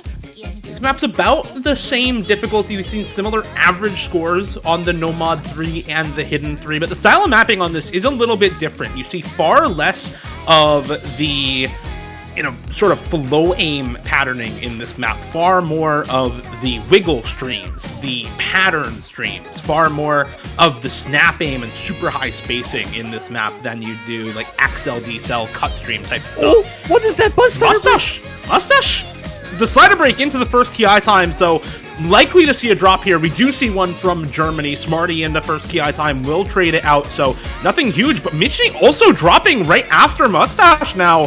So this is a full combo traded over for Poland. No answer from Germany on the second trade from Michny now. It's Shark, White Cat, and Kriller all on the full combos. Shark on the reverse choke. White Cat will trade it out. Usually expect White Cat to be one of the best alt players in any lobby. Shark now also going to answer. Wow. And that is just Kriller now. It's only Kriller left alive. One FC remaining after that pattern there. We saw triple break on the same pattern from Germany. Whitecat just a little bit before over-aiming that stream. It's Nahus and Malashevsky to hold the combos out for Poland here. These are two that you're going to see a lot on these types of maps performing extremely highly. We've seen it in previous weeks as well. Poland so good at these alt-styled Nomad picks here. Mustache having just a little bit of trouble here towards the middle of the map, but Michny has recovered perfectly to combat some of these broken combos from Germany, start to catch up to maybe that score line on White Cat here, and start to give Poland a little bit more of an advantage here. They have less than 100,000 score in their favor, but with another double break from Germany and a triple break now, that is going to be all of the gap that Poland need now. They're going to run away with these two FCs right now, and this score is out of hand for Germany already. 200,000 in favor of Poland. It's going to climb to 300,000 before I'm even going to be able to finish this entire sentence. And the supporting combos on Poland are now up on the board, and we are in the last 1/3 of the map here. Unwavering on Malashevsky and Nahus, both 99.5 and 99.6% accuracy plus on both sides. I think that might just be it for them. Oh, and another triple break from Germany. I mean, that's just it. Yeah, this is Poland really showing off and kind of proving that, yeah, okay, we messed up on the Hidden 3. That was a fluke. We are still a very good aim controls team. We are still a very good gimmick team, still very good at ult, and we're going to show you exactly why. Nahus will not finish out the full combo, but it's not even necessary. The super high supporting combo on Michny is going to stave off any advance that Germany can put together here. And Malashevsky just doing Malashevsky things, the best tournament player of 2022 for a reason here on the side of Poland. Finally finding his footing here in the Nomad 3 and putting on the carry pants that we all know he wears on this team.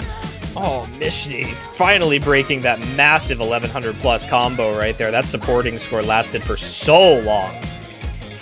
Great performance from multiple players on the side of Poland here. I mean, you've got double what looks to be almost 600k scores at the very least on Nahus at the ending right here. Malashevsky going to kind of bring it home a little bit here. White Cat with the recovery at the ending. 1300 combo trying to do something, but it's certainly not enough. And there it is, 99.51 from Malashevsky. That's the performance that Poland is looking for from their star. and they're finally going to find it on their own pick. It is now 1-2 in favor of Germany. Going back to Germany's pick, Poland looking for that break point.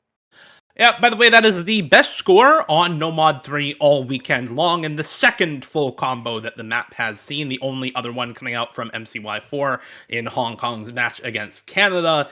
But yeah, Malashevsky doing Malashevsky things, putting on the carry pants, putting on the performance that Poland needs to see in order for them to continue winning the points and advancing potentially into the winners finals. Germany. The chef is cooking.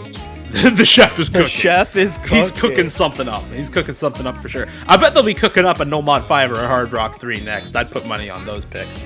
But for Germany, I think you're looking more into, any of the other tapping picks. A DT3, a DT1, something along those lines probably is going to be the pick for Germany. And I think we can see breakpoints on those picks, right? The DT2 free mod 2 bans are very well placed on a pool like this against the speed abuse team, because those are the most straightforward speed maps. In the DT3, you've got all this wacky slider stuff going on, you've got the higher approach rate, so it becomes more of a reading strain, finger control strain, slider aim strain map than just a pure burst pick.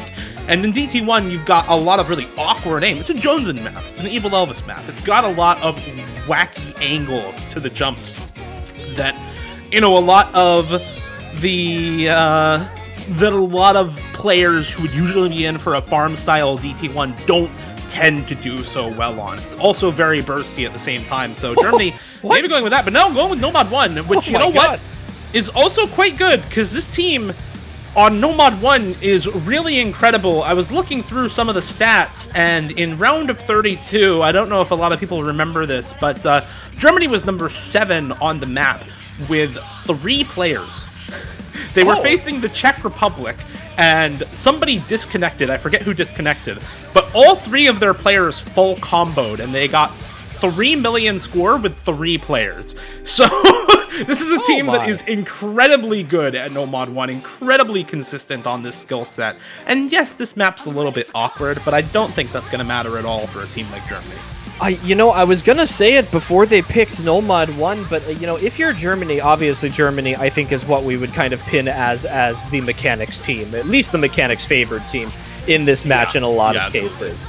And you want to pick those faster maps, you want to pick those stream aim heavy picks here, but when you go for something like Nomad 1, you forfeit a lot of the difficulty that mechanics provides because of the simplicity of the Nomad 1, because it is that basic aim jump patterns that most players at this level of the game are pretty comfortable with. So you're really more gambling, and that's why Nomad 1 is a volatile pick for a lot of these teams, because you're basically just hoping that somebody slips up their cursor placement just slightly on one of these jumps here in the middle of the map.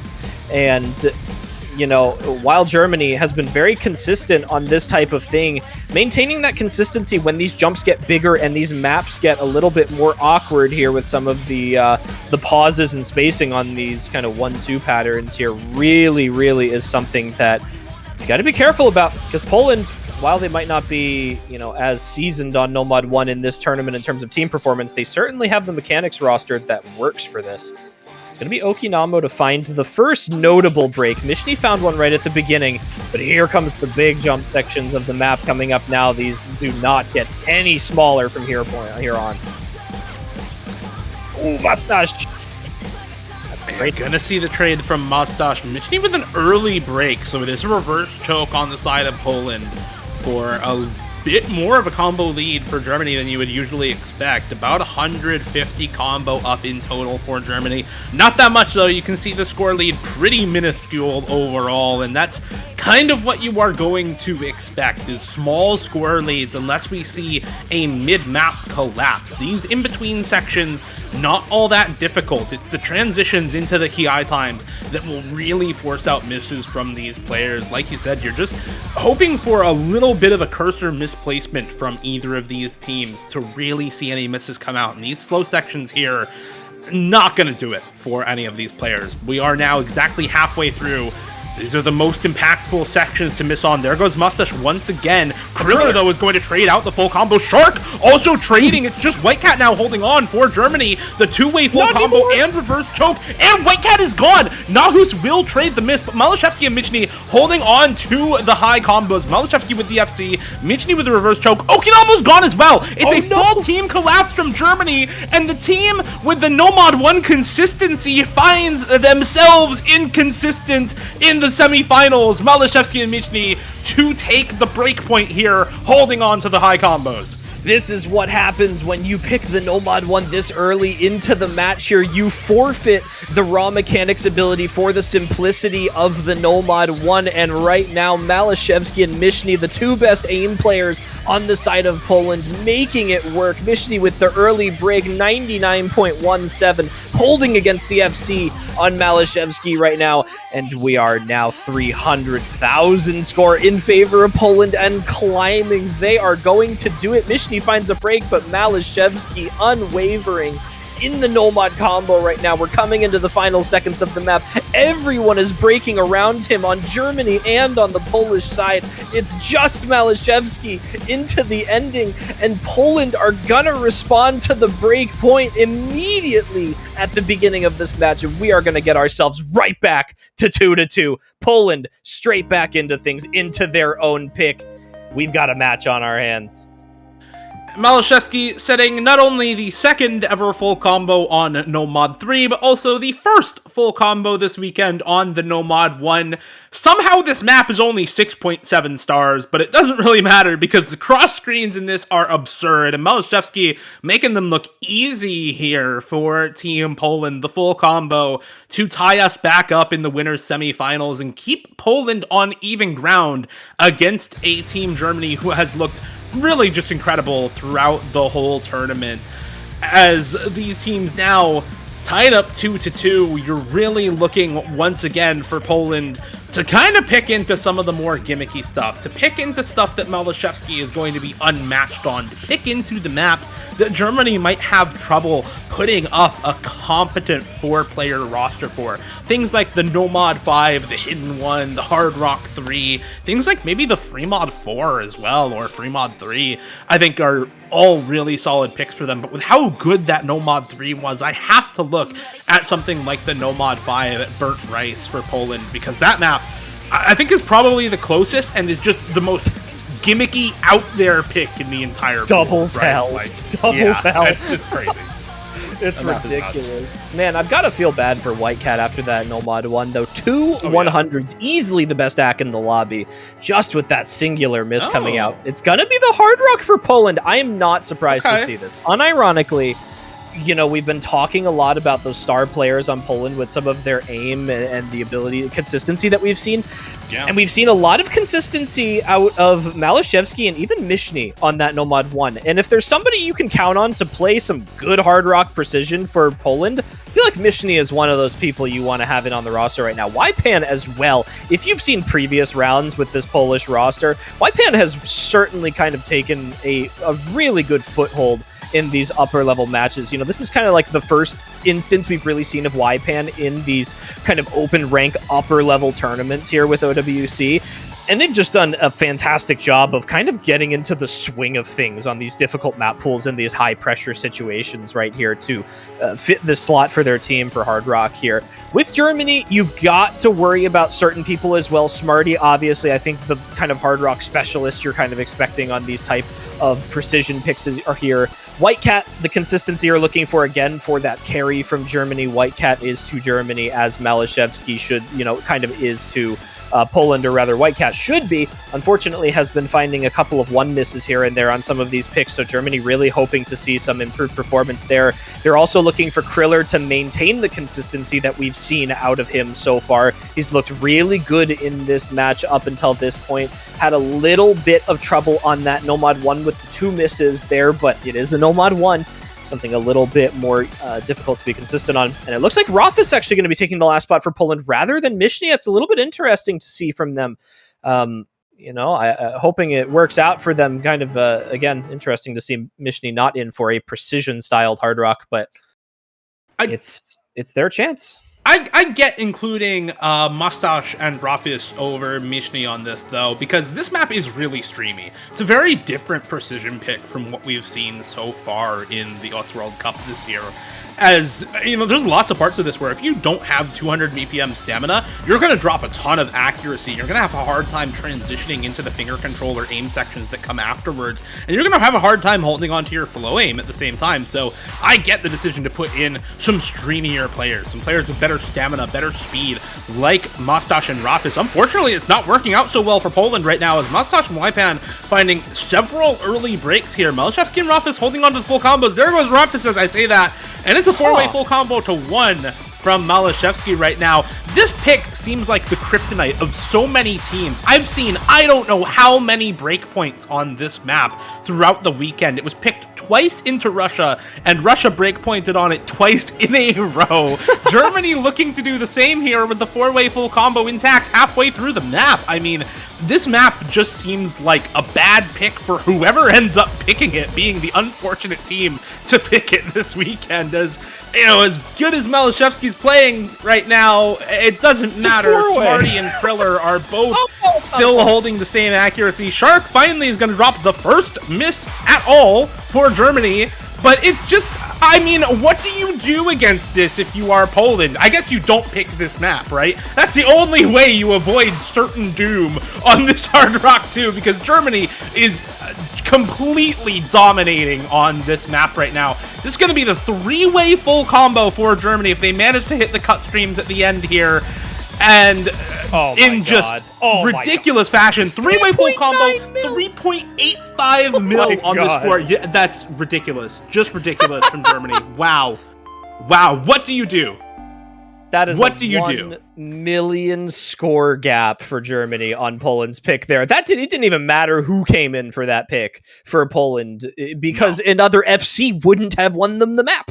So you're looking at, I mean, I don't know. I guess this is unironically one of those Hard Rock maps that you play in practice and you go through the map and you're like, oh, it's flow aim streams. You know, it's a little bit of precision. I can do this. I'm comfortable on flow aim streams. And then the map ends up, you know, you play it in a match, and the second you play 6.5 in a tournament match, and I think most people who have played tournaments have experienced this at one time or another, you pick 6.5 in a high pressure situation, and any amount of nerves, and you miss somewhere. And when it comes to flow aim and parts of these types of maps where you can chain miss a lot, or, you know, kind of miss aim one thing and then it'll carry over to the next pattern, that's the type of thing you see. And I think that's why a lot of these teams do so bad on this Hard Rock 2 compared to what they expect, because you can't prepare for how you're feeling on any given day when the map starts. You just have to hope that your confidence and your aim control is there. You know, fortunately for Germany, it certainly was there for them. For Poland, not as much as they wanted it to be. They certainly didn't have bad scores. A very respectable team score of 2.9 million. But Germany putting up almost 4 million, that's the type of performance that you kind of expect to see out of a top 3 seeded team with Germany with the top score this weekend. That was the top score this weekend. Exactly. You know, you didn't perform badly. Your other team just happens to be insane. But it's speed now. It's the DT3. We've seen a lot of finger control required on this map, which is kind of what we were talking about earlier with like the mechanic style picks, where Germany wants to pick the most mechanics favored maps that are not straightforward. So something that is fast but requires you to have this command of high BPM plus finger control and maybe a little bit of stamina when, you know, you consider this length of a pick right here. You've really got to have everything come into control here. But picking this against Poland, you've got some good speed players on that roster too. So it really is up to the consistency of Germany to play here. Yeah, Rafis, Malashevsky, Wypan actually is a little interesting for me, and Nahu's is still a very scary roster for Poland. You know, Rafis kind of made a name for himself on high approach rate DT speed, right? Like if you were playing the game 7 years ago, you remember Rafis as the absolute best DT player in the game, overtaking HVic at the time as the single best DT player the game had ever seen. So this is somebody who has a long storied history of playing maps like this and should be very consistent on something like this, where AR 10.3 just is not even a factor to some of the players in this lobby. We're going to see how this map goes, though. It's been tricky for lots of teams to execute on. It's been tricky for lots of teams to find the scores I think they expect to see on a map like this. Everybody holding for now. Aimbot Cone forcing to find the first miss for either team. It's on Germany's side. A little bit of a combo lead for Poland as we get closer and closer to the first KI time. Kriller there gonna draw. No, Bancho miss. Ypan gonna trade the miss from Aimbot Cone out. No other misses from anybody else. Kriller's was a Bancho miss, so not a real drop there for Germany, crucially, to keep the score very, very close. The accuracy on the side of Poland looking very, very good and keeping it relatively close here despite the combo advantage for Germany. But there goes Gnahus, and there goes the score lead over to Germany's side. Malashevsky and Rafis can only do so much on this map. Aimbot Cone is going to trade it once again. Rising is going to drop as well. And now we've got ourselves a map here. Ooh, it's going to be so hard for Poland to bring this back, though. Ypan continuing to find combo breaks during the map here. Gnahus finding that break is not going to matter as much with the recovery he's had, but that accuracy drop that he took down to 97% is really what's making the difference right now. The accuracy on Kriller and Neox is enough to match Rafis and Malashevsky right now. It's interesting to note that Germany is not running Okinamo on a speed pick like this, and I feel like this is something that I would normally expect to see him very confident in, but you know, we've seen similar cases with teams like Canada where despite Ryuke being one of the best, you know, DT speed players on their team, not playing certain DT picks. Right now, it's staying pretty even for both teams. It's working out for Germany despite this maybe slightly unconventional single player switch out right here. It's so close in the middle, and it's really just being thrown over by these supporting combos right now. Rising and Aimbot Cone doing just a little bit better than Gnahus and Ypan to provide these supporting combos, and Rising's accuracy right now is really making the difference. And there goes Rafis. Kriller trades it out, though, but it's not going to be enough for Malashevsky to do on his own. They need to see a break from Neox right now, and if you know anything about this German roster, you know that Neox does not break on DT. We'll see if that holds true to the end of this map. It's the supporting combo as well for Rising and Aimbot Cone. But that miss from Ypan, I think this one's just about over. As good as the score is from Malashevsky, 99.62% accuracy, by the way. That act is absurd on this map. I want to see if that's the top score on the map this weekend, because that accuracy is just demon. Finally drops near the end there, but yeah, Germany as a team, just more consistent on the DT, and that is what you expect to see from this roster, is this kind of unreal consistency on these double time picks. It's what they've come to be known for over the last few years of the US World Cup, as this kind of monolithic speed team that can use that raw skill in the mechanics department to take down anyone else. And that's exactly what they did here to Poland, despite 8 100s on the full combo from Malashevsky's second best score on the map this weekend. All for naught as Neox finishes out the full combo. And by God, look at the act from Rising. 5 100s, just one slider break tainting the scoreline there for Rising. Otherwise would have been the best score this weekend on that map. And yeah, that team is scary on speed. Scary on these DT picks. It's Neox. It really is every time for Germany. You've seen it year after year. It's, you know, Neox is not a player that you can test on these speed picks ever for this tournament, and Germany relies on this consistent performance so much, and it works every time for them.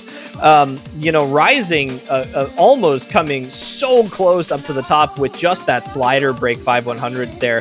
Kriller with the missing at the ending, but it's that combo to match with Malashevsky and Rafis with that unfortunate miss as well, just not being able to make up that score difference against Kriller here. Germany continuing to maintain that mechanics kind of roster here. We've seen it year after year. You know, even in the rivalry that we had, you know, the past year or two between the US and Germany, despite the dominance of the US roster, Germany has consistently been a team that just wins mechanics maps, regardless of the team. Like, you know, and I don't want to talk about it too much because they're not playing in this match, but the US is traditionally regarded as a pretty well-rounded team across the board. But when they play against Germany, they are not a mechanics team. Nobody is a mechanics team against Germany. If you think you have the best mechanics players in the world, you need to rethink that against this team. And right now, Poland trying to take a little bit of a different route. They're going into hidden one right now. They're going to try and bring it back to aim. Maybe a little bit more awkward here, of course, with the Cali Cube style, the aim map right here. This is definitely not your conventional style like you saw on Nomad 1. So you're really looking for some more carry performances on this than you were seeing on the previous picks right here. But this does give an opportunity for players like Okinamo to kind of come back in and strut their stuff for the German roster, as well as Whitecat, who is known for these aim picks in here. But that also means that you're putting Malashevsky back in his comfort zone. We talk about teams like Canada with Zudinator being comfortable on these awkward aim hidden picks right here. Malashevsky falls right under that same category, right alongside it. And it's the type of map that he'll just FC on a whim. So Poland very correct in picking something like this, very justified. But they do need a break point again. They got that break point back. They're going to need another one now. Germany needs Whitecat to maybe step up a little bit on this hidden aim pick here. It's worked out well for them so far to have him kind of one-missing this stuff, but if you can catch Whitecat having a good day on one of these maps right here, Poland might just get shut out. They're really having a lot of opportunities to win these picks because we're seeing these, kind of random misses that are a little bit more uncharacteristic for Whitecat. And right now, banking on the Malashevsky performance potentially, maybe Bartek to back it up as well, another very good hidden aim player. We're looking for a little bit more consistency out of him as well, potentially. But it's time. We're going to need to see some pretty solid performances from several of these hidden players for Germany on this sort of map, I think, as we see some very, very strong hidden aim players back in here for Poland as well. Bartek and Nahus are... For Nahus, I think it's a little bit less straightforward because a lot of people aren't as familiar with him in tournaments, especially at the highest level. But Bartek, well known as an incredible aim, an awkward aim hidden player in tournament. Malashevsky, it goes without saying, Nahus is really, really solid at this kind of stuff as well. Whitecat going to find the first break. It's going to be traded by Bartek early on here, so a little bit of an advantage to Germany in the accuracy and combo departments right now. Nahus not as good on the accuracy. Mustache also in for Poland, so looking to put up a good supporting score here for Malashevsky, but there are some... Oh, that miss is painful on the perfect stacks there for Mustache. And as I was saying, there are some very good hidden players on this roster for Germany. To say nothing of Kriller, Okinamo and Shark are extremely good and extremely consistent on this type of hidden aim as well. Kriller and Shark, though, both finding drops here. And suddenly it's only Okinamo left standing for Germany. Malashevsky and Nahus with the full combos for Poland now, looking way, way better than they were about 15 seconds ago. As finally some drops come through for the German side. And Okinamo, I think the oldest player left on the roster for Germany right now, the longest standing World Cup player on Germany's team. Gonna have to put in the work to try and take this break point. But Poland, down the break point, really need this and there he to come goes. through. And there's the break for Okinamo. So this is looking fantastic for Poland now. And this pick, I mean, this is such a polarizing pick for a number of reasons, but it's just so hard. Like, if you are not an awkward aim hidden player, getting into the rhythm and the groove of something like this is so, so difficult, even if you have the mechanics for it, like we know Germany does. Even if you have the mechanics, it's just so difficult, but because it requires a bit of a different skill set, a bit of a different reading-based, aim control-based skill set than what you're used to on other aim maps, and that's why you see this Polish roster doing so well on it. I mean, this is a carry pick. This is a pick that we've seen match after match with one singular player able to go in full combo this, and it makes the biggest difference in the world because you have to be so consistent at these kind of density, sharp angle patterns right here. And Shark gets caught out on the slider. I was waiting to see if one of the FCs were going to get caught on it, but nothing. Nahus and Malashevsky both holding the FC. Bartek with just that break at the beginning, and Mustache now with a 600 plus combo. There's really just not any time for Germany to get back into this unless we see a four-way break from Poland right now. And they're going to get right back into the swing of things after that previous lost pick there. Bartek, Whitecat, Okinamo all trading with these larger jumps at the ending right here. The question is, will Poland be able to finish out with these combos at the ending right now? It's another break from Whitecat and Okinamo to seal the deal if it wasn't already. Oh my god, we've seen one full combo on this, and Nahus finds a slider break on nothing at the ending. It's only going to be the one full combo. He does find a miss afterwards. Mustache, with almost 1,000 combo going to be put up at the ending here, is going to maintain it into these last few patterns here. And that is Poland with what is going to be pretty close to a 3 million team score on this hidden one. This has to be one of the best scores of the weekend. This is as the a best. team. It's This is already the best. score. It's the best score by over 300,000 points. They beat Canada's score on this, which was previously the best, by over 300,000 score. Malashevsky on the FC. I shudder to think of what this score would have been like if Nahus hadn't missed at the end and Mustache hadn't missed near the start. I mean, can you imagine how ridiculous this score would have been had those two players been just that little bit more consistent on this map? Because they are already far and away the best team on this pick this weekend. And that, I think, solidifies a bit more of the identity for Poland going into these later stages as somebody against whom you need to ban out these awkward aim hidden picks, because they are without a doubt the best team in the tournament at them. Man, that was just that's the performance that you love to see out of both of these teams, especially Poland, on their own picks here. You know, really being down that break point right now. They need to keep this momentum as much as they possibly can, and every single pick that they get is another step towards that. Germany, they're going to go immediately back into the speed. This is the kind of the area they're going to stay in, I think, as long as they possibly can. Poland only banning out one of the DTs into this match leaves 3 open for Germany. Only 2 of them are mechanics favored, though. So after this, I think Germany potentially using this to try and force the match point against Poland right now. It is an aim-styled pick, which again, we've seen Poland map after map, really be confident at these aim-style maps in here. But the BPM of this, and it is lower AR as well, so I really don't know what to think about, the winner of this potentially. Malashevsky, thus far in this match, has easily been the best player across both teams, far and beyond. Kriller being the best player for Germany as well. You're looking for those DT players to step up right now. Luckily for Poland, Malashevsky being the best player in the lobby and being the best player at almost every skill set for this team is in for this map. And Kriller, potentially not the best player on Germany for this DT1, leaves a little bit more uncertainty for them, I would think. You do have, again, that amazing roster with Neox and Rising very evidently confident at this. But the wild card of someone like Whitecat right now is something to be concerned about for Germany. He has not looked like he's been playing up to his full potential in this match right now. And on an aim DT, you kind of need Whitecat to be playing well, for both of these teams. That is the advantage that Germany normally has. So for their sake, they're hoping for that kind of boosted performance on this DT right now. Poland is hoping that he continues to play the way he has been.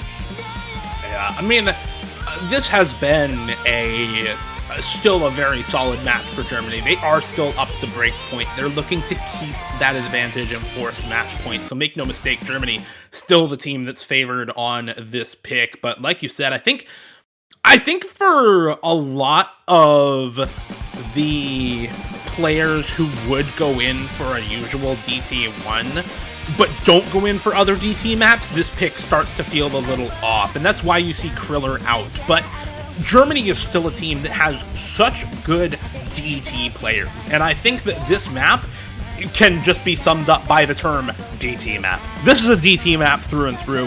If you're a speed player, you'll be good at it. If you're a high approach rate player, you'll be able to read it. If you have good speed aim, you'll be able to deal with a lot of the jumps in this map, because this is something that kind of tests everything that you usually see in the entire DT pool all at once. And that's what makes it so tricky for a lot of other players. And that's what makes it something that a team like Germany can take very good advantage of. Still on the 4-way full combo right now. Only Rofus with a very early miss. Gonna find another one here at the end of the first KI time. Bartek as well gonna drop for Poland. So that is now 2 FCs to 4 in the favor of Germany. And the DT team winning the DT map, I think, is pretty indicative of just how well this pick works. I mean, Frankly if speaking, their combos didn't say it, their acts do.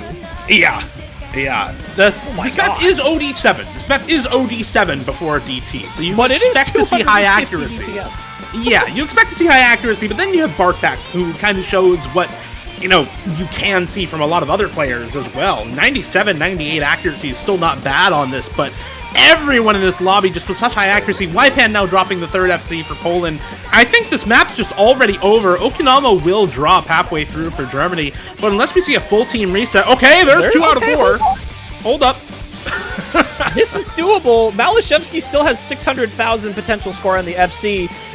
Fortunately for Germany, they have both Whitecat and Rising on the potential 600,000 score gains right here. Again, we talk about, Rising, how good he looked on the DT3 right now, just with that one miss, had the highest accuracy in the entire lobby. And they're looking pretty comfortable on this one right now. And then again, that performance boost from Whitecat that we were looking for this entire match, it's coming at a really good time for Germany as 2 more break for Poland, and that's just going to be it. They don't even have the supporting scores to match up against this, even if Germany finds a double break right now. And counting on both Whitecat and Rising to break is going to be a lot. Whitecat does find a miss, and Rofus is trying to back it up right now, but Rising is going to hold off Malashevsky. For all it's worth, it might be too late, though. And Malashevsky now, it definitely is. Yeah, and that's kind of what we expected. It's a little bit of a contest here from Poland near the end as we see some unlucky breaks come through for Whitecat and Rising, but it just doesn't matter all that much because the whole first 3 quarters of the map is so Germany favored that the ending is irrelevant. S rank for Whitecat, 11 100s, 800s on Okinawa, 600s on Rising. The comfort could not be clearer for these players. Some very, very unfortunate misses for Malashevsky and Rofus there.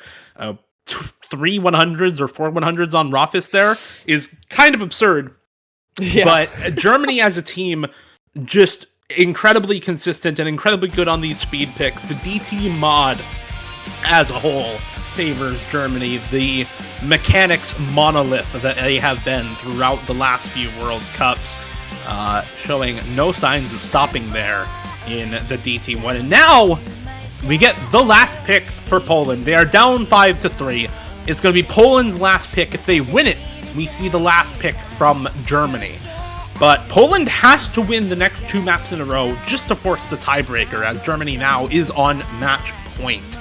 So where do we see Poland go from here is the question. There are a few maps left up that I think would be pretty solid for them. The No Mod 4, No Mod 5, Hard Rock 3, Free Mod 3, Free Mod 4, I think are all okay picks for this roster. They've done very well on the alt map so far. They're a very good tech team and gimmick team overall, and they're a very good reading team. So I think any of those maps are relatively good for them, and we're probably going to see Germany pick once more into the mechanics in Hard Rock 1 and Free Mod 1. Man, they need to avoid the free mod, I think, right now. Oh my god, they went for free mod. This is going to be very interesting now. I was going to say they might want to avoid free mod because of Germany's overall ability to just throw one player in on a guaranteed FC on this, but maybe they know something that we don't right now. Poland, they've had some really good players on the hidden maps, obviously with Malashevsky playing through there, but they really haven't had a Hard Rock star in this match thus far. So picking something like this is definitely an interesting route to go for when Germany put up a 3-way FC on your Hard Rock Precision map, which very clearly means that they're comfortable with the mod. Kind of an unfortunate situation for Poland to be in, having to win both of these last 2 picks right here. That Paper Moon play, I want to talk about the most tragic part of that is Bartek actually putting up the bottom score on Poland for that DT1 pick. He actually has the number 1 score on the global leaderboards for that map with four 100s, by the way. With 4 100s. He is ridiculously good at that map, but I think he just got, tournamented. And, by no means is that his fault, but it's an unfortunate scenario that Poland is now in because of their loss on that DT1. where, I think what I've just mentioned is kind of more meant to highlight the fact that could have very well worked in Poland's favor on that. Yeah. And Germany was kind of just gambling in on the DT1, hoping for some breaks from Poland. But right now, Poland's kind of going back into the free mod on an interesting note here. Again, I have to wonder if their Hard Rock player, on Mustache right now is more confident than he was on the Hard Rock 2. Nahu's going to be the one running on the hidden. Not a terrible idea for them if you want Malashevsky to have more of a guaranteed full combo. Mishny, he's looked pretty okay on the aim so far right here for these maps so far. Hopefully that, kind of remains true on a slightly lower AR pick on the AR 9.2. It's not AR 9, so the 2.2 does make a difference here, but it is lower than most players are comfortable with on kind of these more density-styled aim picks here. Smarty, gonna find the first break on the Hard Rock. It's only about 150 combo into the map. Not gonna matter too much, and it's gonna keep the score flickering back and forth, though, with the German accuracy lead right now. Okinamo going to find a break at the beginning as well. Maybe a couple signs that Germany is not too comfortable on this. White Cat's going to miss at the beginning as well. And you know what? Mustache is going to trade it, but yeah, this is a very good start for Poland. I think I didn't like this pick at first because, we talk about Germany as this really, really good mechanics team all the time, but I think the reason why Poland went into this is because of the Nomad 1 we saw earlier in this match. 980k FC for Malashevsky, 760k for Michny, and nobody on Germany's side above 660k for White Cat. Kriller the only one above 600k at all. So I think Poland is saying, you know what, their aim consistency is not here today. They might have us beat on speed mechanics, but you cannot count us out on these types of more awkward aim maps. Smarty, again, finding the drop. We see Okinamo and White Cat on good recovery, but Mustache recovering just as well, and with a three-way full combo on the rest of Poland, it is looking good for the Polish roster so far, but this is a long map. This is almost 4.5 minutes of this type of aim consistency. Way longer than Nomad 1, actually. Nomad 1 only just over 3 minutes. So this is 1.5 times as long. Mustache and Smarty, the Hard Rock players, going to trade misses once again, which leaves us with combo advantage once more on the side of Poland. Hard Rock Not by a ton, so but the score is going to keep going in their favor. Michny finds the slider break on the Nomad, though, and that gives combo advantage squarely over to the side of Germany. 2 FCs is not enough to combat the FC from Kriller and the 2 big supporting combos on Okinamo and White Cat. So Nahus and Malashevsky. It's enough to keep it even, but they're going to have their work cut out for them holding on to this score lead because the rest of Germany does have big combos. Man, these Hard Rock players having so much trouble with this, and understandably so. These slider, shapes and these aim patterns are so difficult when you add in that precision requirement on this. You have to be so on your aim right now. There goes Nahus with the full combo break. That's going to be massive for Germany to get right back into this. The score lead is going to disappear so quickly right now. Poland has to pray for a break from Germany right now. Otherwise, this match is going to come to a close in the last quarter of Poland's last pick of the match right now. Michny and Mustache bringing it back up, but Nahus is going to get slow slidered on the hidden. That's terrible for Poland right now. They cannot afford a single combo break. It is now a 100,000 score gap between these two teams and shrinking. Germany's score continuing to climb. Kriller doing an amazing job on the Nomad FC. Malashevsky's matching it, but it's Okinamo and White Cat. White Cat doing absolutely amazing to recover on these last 2 picks so far right now, and Okinamo doing what he needs to do on the hidden. It's going to be score lead back to Germany in the last quarter of the map right now. Poland looking for something from Germany. They're waiting for a miss, but it's just not coming out. And this is just doom and gloom for Poland. It looks like Mustache going to find the break as well. And unless we see pretty much a 4-way break for Germany right now, this is going their way as the combos on Poland just not high enough to stage a comeback with anything less than a full team reset from Germany. Smarty is going to trade it out with Mustache and Gnahus, but the end of the map is here, and the end of the line is here for Poland. They will be knocked down to loser's bracket in the upset win for Team Germany, 6-3 in the semifinals. A missed pick from Poland at the end of the match, and Germany will once more, for the third year in a row, secure themselves a spot in the winners' finals. Man, that is the match over. It's done. It's dusted. Germany, like you said, again, with another performance in the winners bracket semifinals, going to be advancing to a guaranteed top 3 placement. They will be playing against the 5th seeded South Korea, again, looking for another upset next weekend, potentially being the 3rd seeded team this year. They could potentially secure that spot. Poland now has to face off against the 4th seeded Canada, who was able to drop only 3 points against Australia and 0 against Hong Kong, who almost swept Indonesia. So that is clearly a strong team they're going up against. Immediately after that as well, with the double losers bracket, it's United States versus China, and the winner of Poland-Canada will have to face off against the winner of that other match between the 12th seeded China, who is making it to one of your top 6 place finishes this year. But Germany is going to be your final winner of this weekend. That is it for the semifinals matches. If you want to go check out the challenge, all of the results have been updated, as well as the pick'ems run by Halo Watcher on that site. You can get a chance to check out scores there. So again, it's South Korea versus Germany in your winners bracket. It's Poland versus Canada and United States versus China. Those are your current top 6 teams left remaining in the tournament. There is 2 weekends left to go. We've got the finals and the grand finals to go, which means that we have our finals map pool showcase coming up in about 15 minutes. Any closing thoughts about this weekend, Dio? This has been a hell of a weekend for anybody watching the OS World Cup. You take a look at the bracket here. You have, of course, the tiebreaker upset for South Korea over the United States. You have what some people view as an upset in seeding, but the expected result here, Germany winning against Poland 6-3. It's a big shakeup. It's a big shakeup this weekend with a brand new face, South Korea, in the winners finals for the first time in 3 years.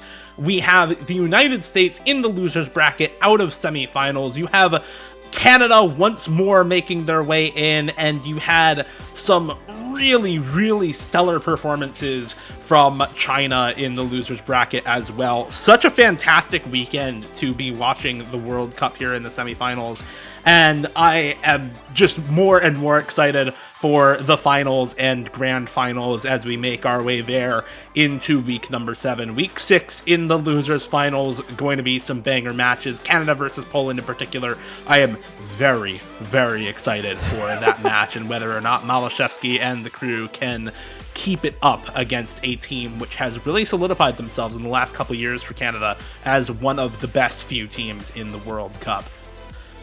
That is going to do it for us here at the World Cups, though. Some quick housekeeping things before we send it off for the map pool showcase. Don't forget that you can support your favorite teams in the tournament with banners. Thank you, Chili Repair. Let's go! They're on the OS store. You can go to the OS store right now and purchase yourself some banners to support your favorite teams. You can also directly support the World Cups for the first time in OS World Cup history through Open Collective. Link in the chat right now. Anything else I'm missing for housekeeping?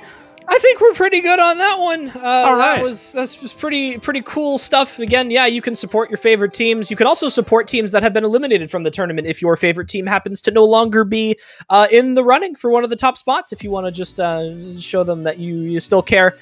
Once again, Open Collective pool is now over $1,000 contributed to the prize pool, so your top 3 favorite teams have now gained an extra, I think our prize pool, well over $6,000 for the top teams this year. So thank you very much, everyone who has donated thus far.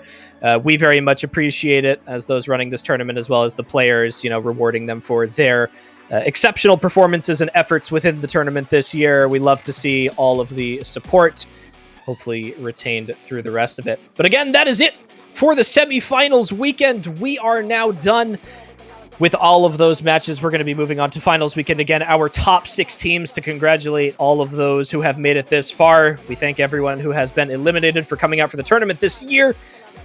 We're going to take a quick, short 10-minute break before our finals map pool showcase, so do not go anywhere. We will be right back.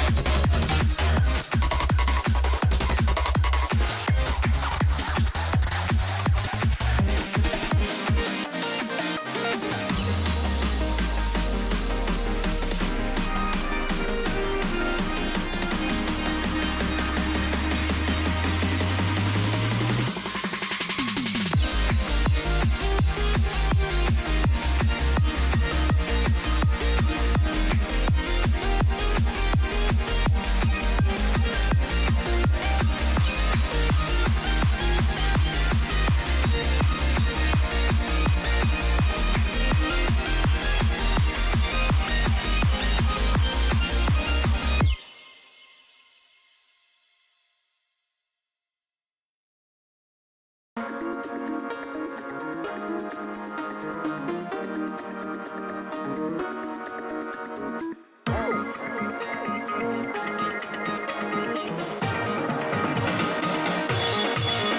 go.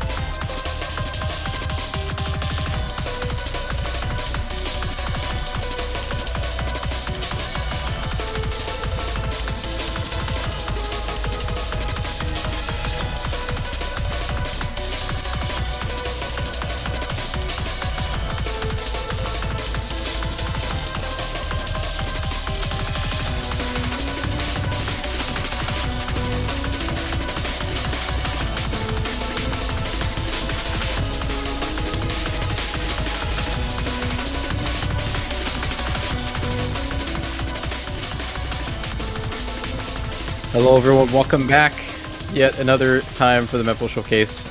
We're at the finals now. I can't believe how quick this is going, and with the quality of matches that we've already been seeing in semis, it's kind of crazy. That was only semis with all these insane matchups, so pretty interested to see how finals is going to look like. We're going to look at what the maps are that they're going to be playing next week. So this is Azer, and I'm joined by, yet again, the same two people every time. You'll never guess. It's Fire Rage. I'm Fire Rage. And he's, he's someone. Yeah, I'm Sayo. Yeah, I Yeah, guess. no, I'm not in Sayo. It doesn't matter. Both people, yeah. Yeah, I really want to get started here because this pool has a couple of real bangers I think everyone's gonna enjoy. So without further ado, let's head straight into it. Yeah, we're going to go back home right away to familiar territory with the good old barking mad dog, Nomad 1. It had to happen at some point. Can't really have WBC without a barking mad dog, Nomad 1, after all. We heard the cries for anime. Yeah. We thought, hey, what better way to introduce anime than with the certified anime jump mapper of OWC, besides maybe Skyflame, which is Barking Mad Dog. So, yeah, it's certainly a map. It's certainly a map that you play. It's certainly a map that you play the game on. I mean, if you're tired of all our shenanigans with all what we're doing with the pool and trying to make things interesting, this is just going straight home. None of that. It's very, very, very standard Nomad 1. Solid like aim test here, as you know, gameplay wise you would probably like it. This is still a fairly difficult map. Of course, we're in finals now, so there's yet another, you know, considerable setup, a considerable step up in difficulty. Not too much, but yeah, I mean, there's a lot to miss on here. Yeah, I'd miss on that sound in the song. I miss it in one particular place on this. For some people, I think this is a Music 0 song. For some people, this is a Music 100 song. I can't please everyone. Yeah, we heard the crowd cheering and screaming for anime, so... Yes, dude, I love anime. Oh, it's fine though, we haven't had one of these in any of the pools, I don't think, so... Here we go, you have to have some of these at some point. I mean, we had the LFJ map as Nomon 1, right? That's anime, I think. That's not anime. That's literally like anime, J-pop. but that's a... Isn't it from? I thought that was like a from real an singer. anime. I mean, yeah, but also, like, you know, Camellia has an anime opening. Like, Does things are technically from anime what? that... Yeah, no, he does. I forgot exactly which anime he does, but, like, it shows up in AMP all the time. That's actually pretty funny. We're using that next year. In the Mud one. Prepare yourself. Yeah, that's true. We had Dents in the game. That doesn't feel like stereotypical anime, because obviously it's like an alt map, and the song was something that you would listen outside of anime context, I think. Like, you could see that on an album. This one is like very like Dempa-esque, where it's very, it's what you expect when you say like, oh, this is an anime song, and you expect this.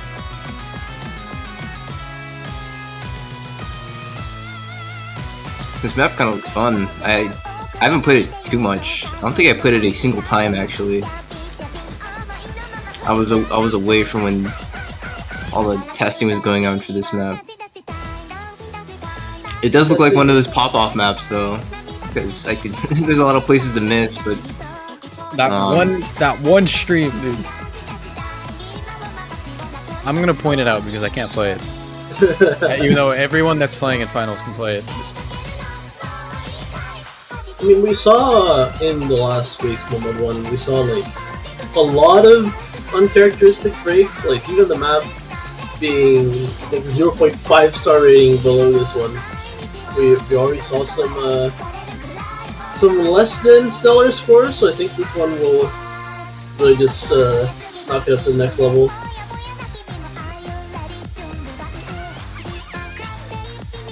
Alright. No one is ready for this next one. No one is ready. Take a moment to look at the mapper name, please. We've got ourselves a Rabbit House Custom Nomad 2, otherwise known as Nakagawa Cannon. This is a custom. We got a custom of this mapper. It's so cool. And this is like your penultimate stamina check right here. This map will just destroy your hands, your arms, your chair. It will destroy everything, dude. It is very, very, very long. It never stops. It's not too difficult, though. It's called Longinus because it's long. Not too difficult, but it's still pretty darn difficult. You might recognize this mapper from a couple maps you might have heard of. Maybe Freedom Dive being the big one. But yeah, I think I heard of that one before. DKSSLQJ, also known as Nakagawa Cannon, also known as Rabbit House. Very classic mapper ever since the game's very early days. Really one of the main influences on early stream maps and just early hard maps in general. And years back in 2022. There's something iconic about the way that the streams are mapped in this. You can just tell they're very similar to the Freedom Dive streams.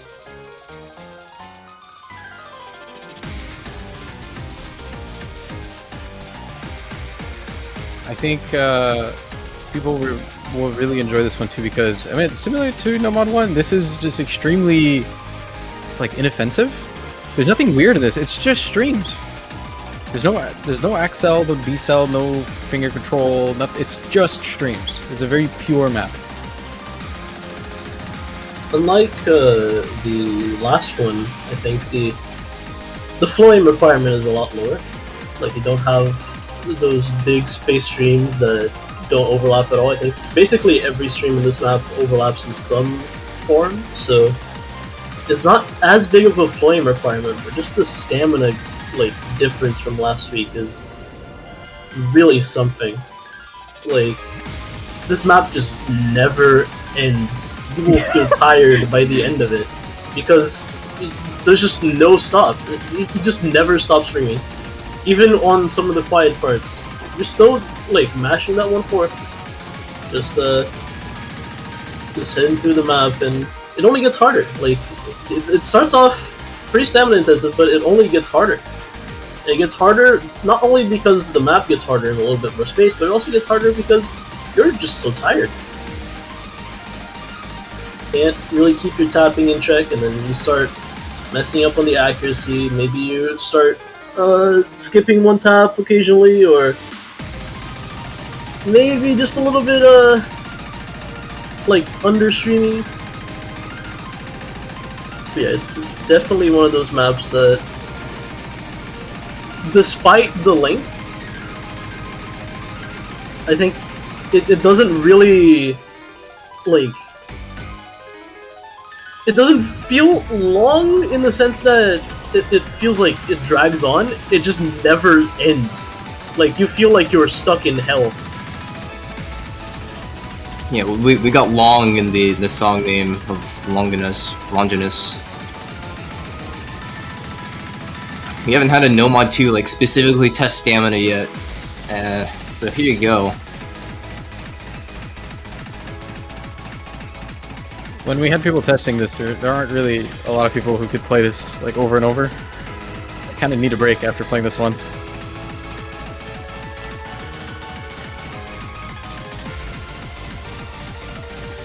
Yeah, we had a couple of people like that, where they play it once, they're like, okay, let me pause in the middle. You can't do that in match. Like, let me pause on the spinner, let me regain my composure a little bit. In multiplayer, you can't do that, man. You're stuck. You're stuck getting those very nice 80% sections. your nice A rank 0 misses, or your B rank you're stuck with your stamina, whatever you have. So yeah, hope you Perhaps, enjoyed that one. Perhaps staying on brand here a little bit with our typical things going on. We've got everybody's favorite duo. We've got Mirash Delis on an alt map.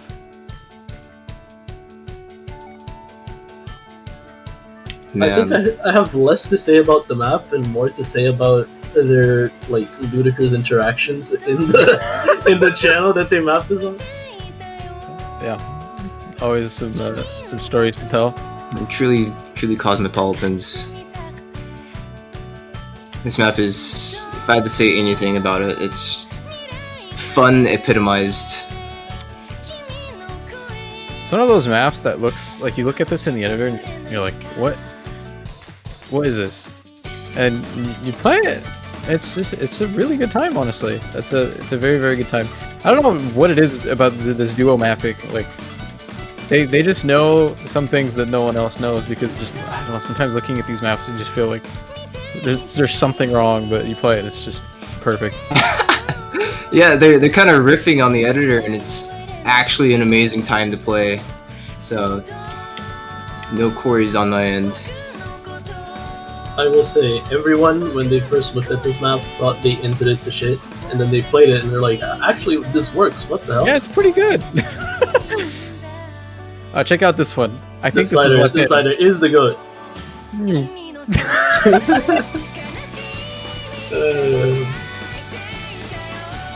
I swear that's playable. This is the first hard section.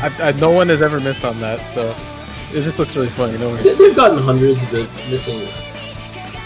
The first hard section. There's it's interesting because the map is composed of basically two hard sections. Like it's this one and then the one in the end and in the outro.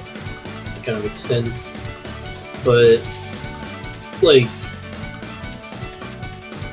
weirdly enough, you still feel like you can miss on a couple of like very janky patterns in between. Like you can't really take your focus off. Oh yeah, this is doing the thing again. There's no Scorpio 1 replays in this. Not sure why it's showing Scorpio 1. Oh, this was set in the test lobby. Oh! Yeah, Miles got 600k in the test lobby and immediately threw it in the channel. I think when you take Scorpio 2 multiplayers, when the Scorpio 2 is done by the multiplayer settings, it doesn't actually register it as the mod when you play the replay, so...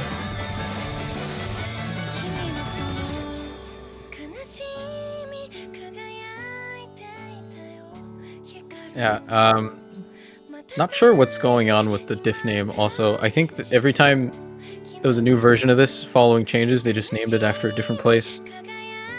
I think I happen to be the last person to like give feedback on this, so now you get this diff name. Yeah, no, you're in the tags for this. Your Twitch handle, your don't look Twitch at link. No. The tags for this are... No responsibility for me, right? By the way, guys, this is a very good score for Miles. This map is really, really hard. Yeah, the second hard part is just right here. I think I recall this section to have like an entire stretch of 1-4 I think crossing the screen like 4 times in 3 seconds. It was definitely nerfed. We this section used to be Delis Mirash Classic. We had to tone that down a little bit. It's still really difficult. It's still really difficult, but it used to be like non-playable. Unless you're like god modding. Yeah, I'm not sure if the players have noticed yet, but at least personally, I kind of like having these diff spikes at the very, very end. It makes things entertaining. I think both to play and to watch. It kind of gives you a thing to like look forward to. This map definitely has that. Creates those, like iconic moments of FCing a map in a tournament, if you manage to make it that far in this one. Alright, no idea who this mapper is. That's crazy. We've already seen them. Yes. This map kind of came out of nowhere. We were looking for some time for a good mod 4 replacement here. We kind of settled on this one. I don't know how to really describe this one. It's kind of got those like Ramsing vibes, but it's D&D sort of like, I don't know. It's kind of weird.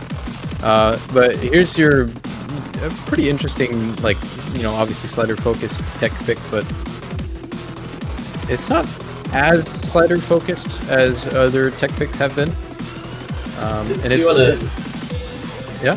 do you want to say the like anything about the pattern? Yeah, we'll show it first. We'll address the thing when it gets there. There's just one thing in this map that makes us a little bit uncomfortable. Everything else is really good. But yeah, we'll get to it when we get there. I know what makes me uncomfortable on this map. It's all the silverfishes in the background. Silverfish. Is that what they are? I never actually looked at that. I think it's a silverfish. Those look like centipedes. The centipedes don't have like. Wait, they made the silverfish from Minecraft a real thing? Everybody gangster until the creepers from Minecraft come here. I believe this map was in Corsi's closed. Okay, hold on. So this pattern here. Pay close attention. There's no gap. There's no gap there. There's no gap at all. It's a slider stream into a really hard aim control pattern. That is a little bit unfortunate. Probably the only thing in this map that is a little bit uncomfortable. It looks playable when you look at it, but it's not too bad. It's pretty feasible. So it's easy to get hundreds on them. yeah.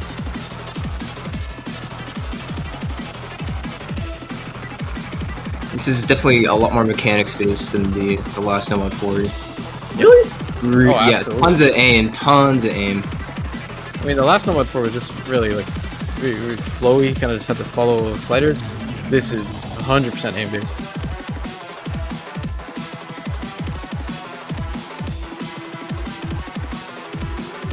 But it's also kind of a tech pick that I think a lot of teams will be comfortable on.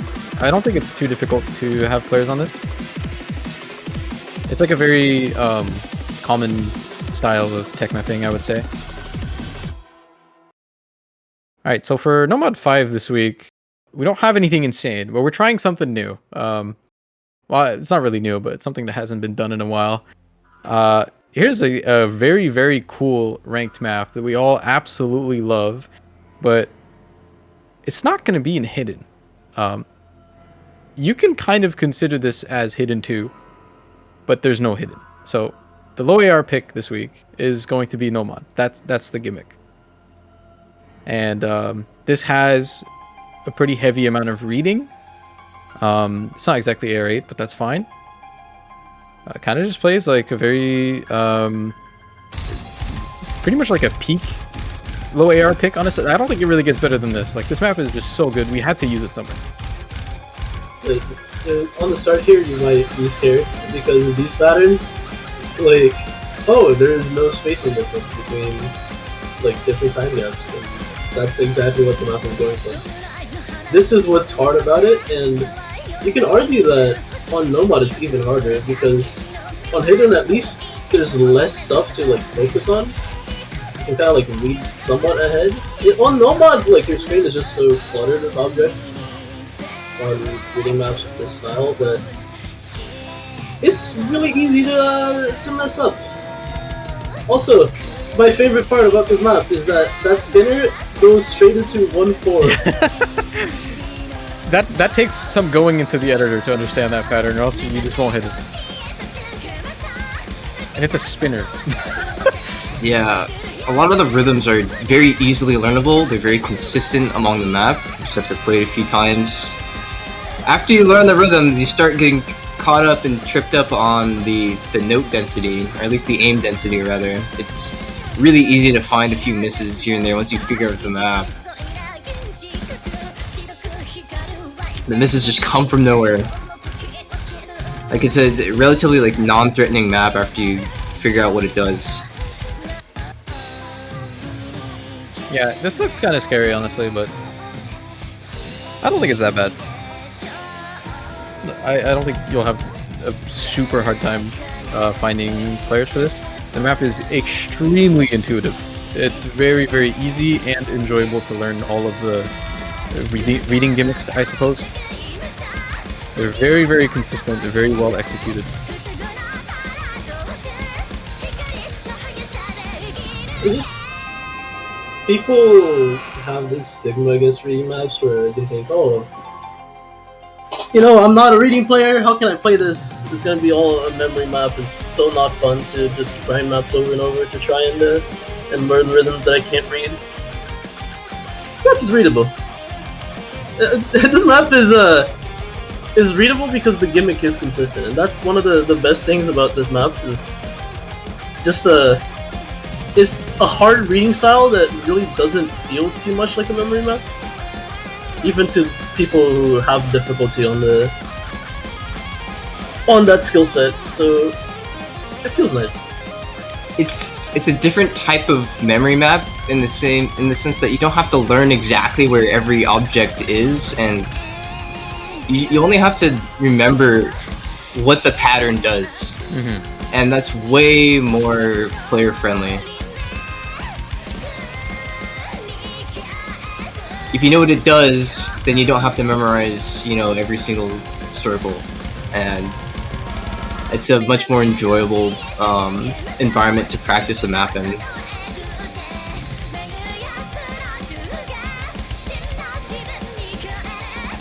Everybody in chat saying this is too easy until we get some 300k scores in match. This part is probably the hardest part of the map right here. It is very hard. It's so dense. Like I would agree that this seems on the easier side, but playing this in match, it's not easy to get just a one-off run on this.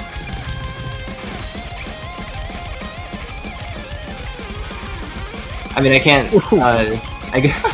Compared to Burnt Rice, this is easily way harder than Burnt Rice, and I think this is harder than obviously Gorilla Step as well. It's just different. All right, let's move on to the hidden pool now. Let's go back home yet again. We're bringing out all the classics here. We've got Lucid Hidden One. Don't even know how you would describe this map. It's. Can I ask? Yeah. Who's walking human? You can take a wild guess.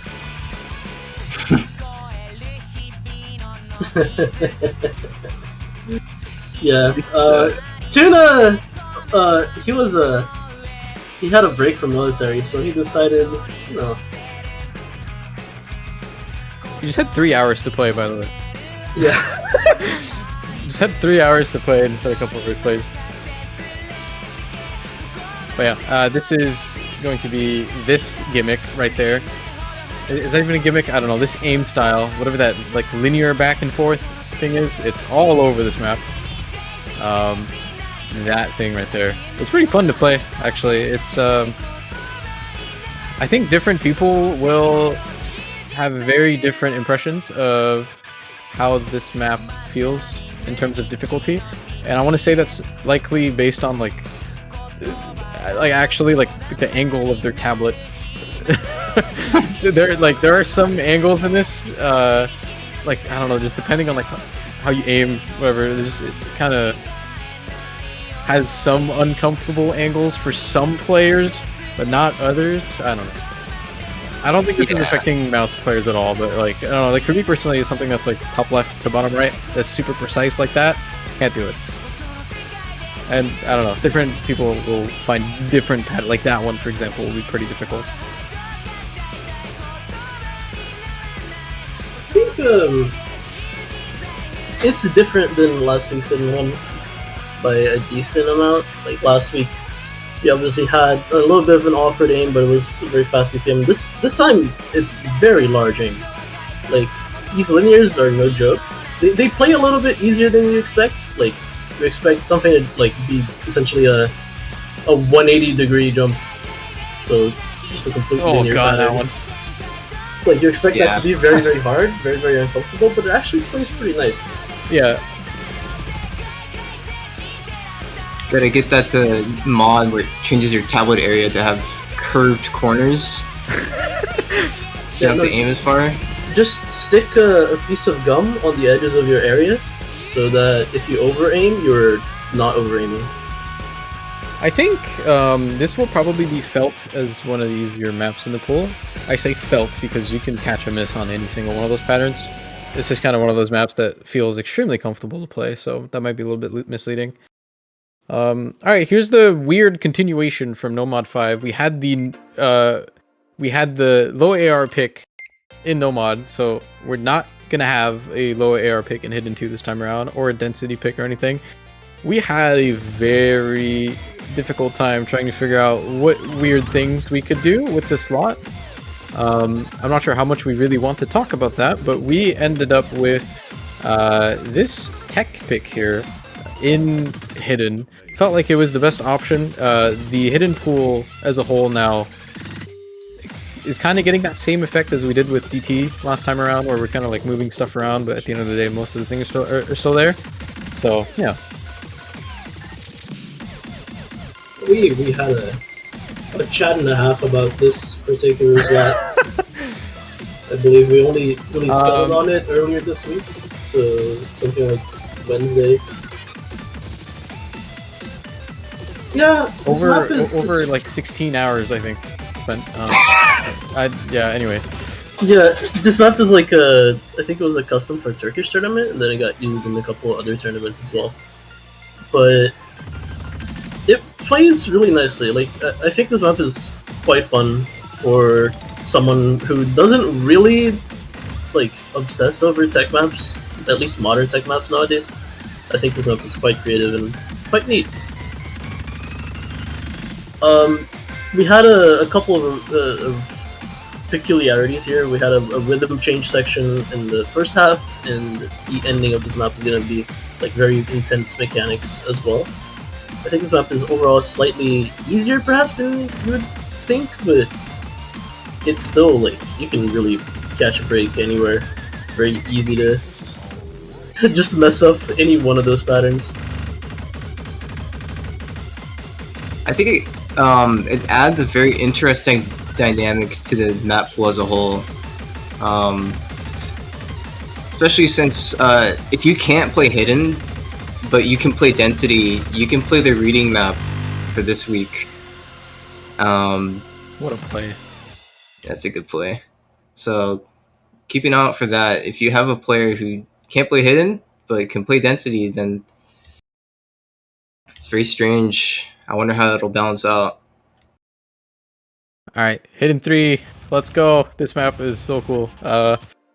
It's not a custom, actually. This has existed for quite a while, but it's a Cali Cube Children of Bottom map, and oh my god, this is just so much fun. I believe this was made for a French tournament, like 2 years ago or something. If you haven't played this yet, it's ridiculously fun. I don't know what it is about this map, but it kind of slots in as a density-ish map here. I'm not really sure how you would describe this one. Maybe you would have a better idea on how to describe this one, other than the fact that it's kind of... I wouldn't say it's alt. It's kind of alt BPM, but I mean this is just like low BPM streams for the most part. It's flowing. Oh yeah, I would call it flowing. It's like an aim presence map. You can't leave things too early here, because that ends up what happening a lot of the time within on some of these cut streams is you end and leave the fourth note. It's the first time I've ever heard the term aim presence.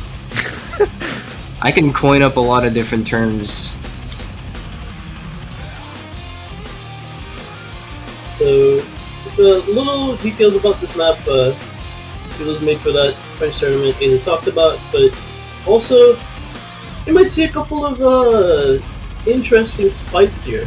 Like, this map is very backloaded, I feel, where the solo is just absolutely killer for anybody trying to play it. You can still miss some other patterns, like, there's some very tricky stuff, but I think this map is an example of a map that might not necessarily have like consistent difficulty all the way throughout, but it still feels very fun to play. Like, it feels engaging even on the parts that it doesn't really like necessarily go ham, which is it's always a nice feeling. I think everyone that we've spoken to, everyone that tried to play test this map really liked it, and I think it's no surprise. Like, this map feels mapped from the heart, I guess. Like, someone who mapped this aka Calicube. That person really just had fun. It just feels like it's a perfect match for the mapping style. Like, it just feels very natural to play. So here is so probably where the map starts spiking a lot in difficulty. It's not an immediate change, but it just kind of gradually gets harder from here. So it really, really rewards the ability to keep your combo here. It might be a little bit of a change from like the ultra balanced map that you kind of usually find everywhere in the pools. This has that weird balance where you're definitely looking to combo game, because the first half, you know, if you're good enough, you're not nervous or anything, you know, arguably kind of free for a finals hidden player. Everything here, though, definitely not at all. So if you have like the skill cap and the ability to actually keep your combo through all of this, it's going to be really rewarding. Yeah, we're gonna see some good moments for sure, and hopefully not too many score swings due to chain misses. Even after the end of the solo, you thought, oh hey, the solo is by far the hardest part. No, this last chorus here has a couple of very big choke points as well. Like a couple of the like consecutive, very small spacing cut streams.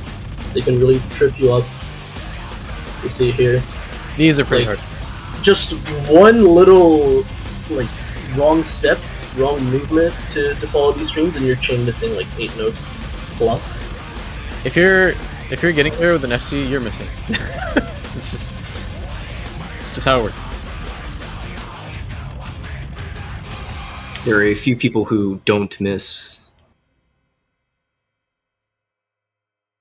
All right, so a little bit of an unconventional kinda. I don't know. It's a weird one. Here's an Isamir map, but kind of is Hard Rock 1. What? We don't really see that usually. So this isn't a very regular aim map. It tests a lot of aim, but don't think you're really finding any sort of conventional aim here. We pivoted this map a little bit around, but I mean we can talk about how it is now first. It's not... So Nomon 1 was your big aim, like your actual raw aim test. This is more of an aim strain test. You have to be absolutely comfortable with where your cursor is going, or else you're gonna get caught up trying to hit too many of the circles and kind of just start missing and start misaiming in very strange ways. Keep in mind, this is 225 BPM, so that's pretty much a lot of where the aim strain comes from. 225. There's a couple of bursts, not really too many streams. I think actually, I don't think there's a stream over 9 notes, so you won't see too much of a speed requirement. You'll see like maybe a couple of points and like very sorted like couple of bursts here and there. But overall, this is a challenge to keep your focus, I think. This map is also it's sponsored by The Poon and his KFC obsession. Wings. So yeah, this is not a super conventional map the way you aim it. You kind of made like an accidental discovery with this one, I guess. Originally, this was planned to be Hard Rock 3 and kind of meant to be more of like an awkward aim map.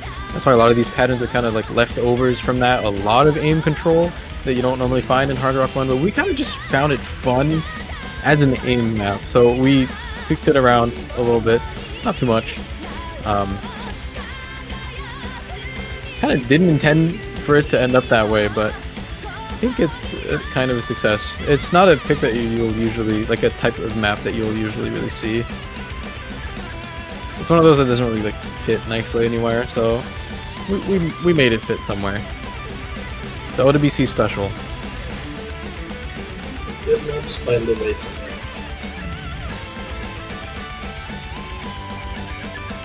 Also, I believe the vocalist is a featured artist, but not the band. I forget exactly what's happening there. The vocalist for this band is, at least the song is Fuki. Yeah, Fuki. Yeah. Yeah. Yeah, it happened again. This is also a multiplayer lobby score. Why is it So- always Miles? I actually tried improving this, and I couldn't. This map is really hard.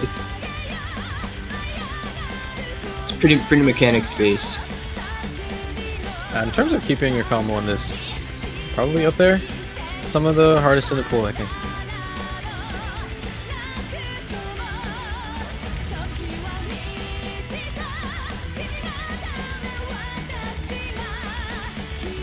I'm actually really interested to see what kind of scores we'll get this weekend on this. Obviously, very good. Everyone's very good that's left in the tournament.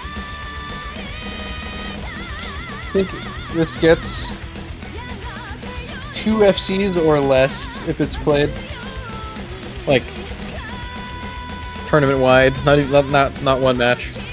Don't Is it really hard don't underestimate these teams, man. If I've learned anything, is that everything they say is easy is hard, and everything they say is hard is actually easy. That's true.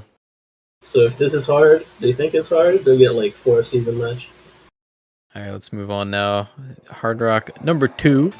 We've got a Lucent and Mordred collab, and here's a more well, is it even stream oriented? I don't know. This has a very particular vibe. This whole CS5 style. This has conventional aim, lots of it. This has a lot of aim. It's the precision pick though, and it does also have a lot of stream aim. So, kind of how we like to, keep the same skill sets relatively in the same pool, but just toss things around for fun.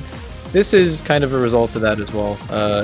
You can kind of consider this the aim Hard Rock pick of the week, considering Hard Rock 1 is not super conventional, not super comfortable. This will be. Yeah, I would say this is comfortable outside the streams, just because the streams, not that they're uncomfortable, they're just very hard. Yeah, it doesn't particularly feel like a stream map to me, but it has streams that are very hard.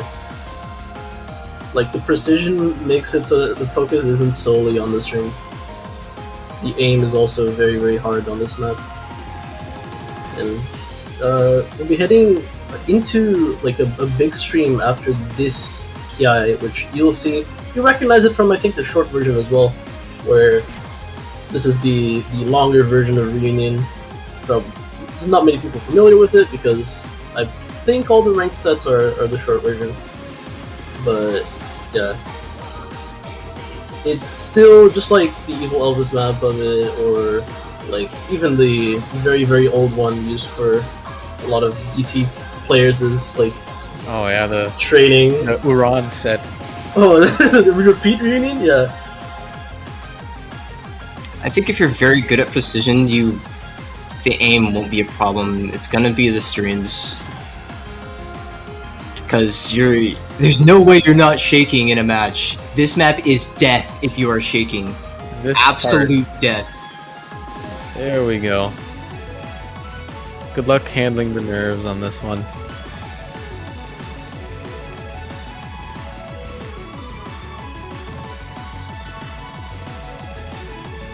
Also worth noting that this was originally a semifinals pick, I believe. And then we figured out there was 7.7 stars originally, so I think it was even higher. it might have been. This is after like a giant nerf. It's 7.7 after the nerf. I think when the map was first done, I think it was 7.9 on laser. Also, never look up the lyrics to this song. Your reality will be shattered. Yeah, Osu loves giving star rating to streams that are spaced.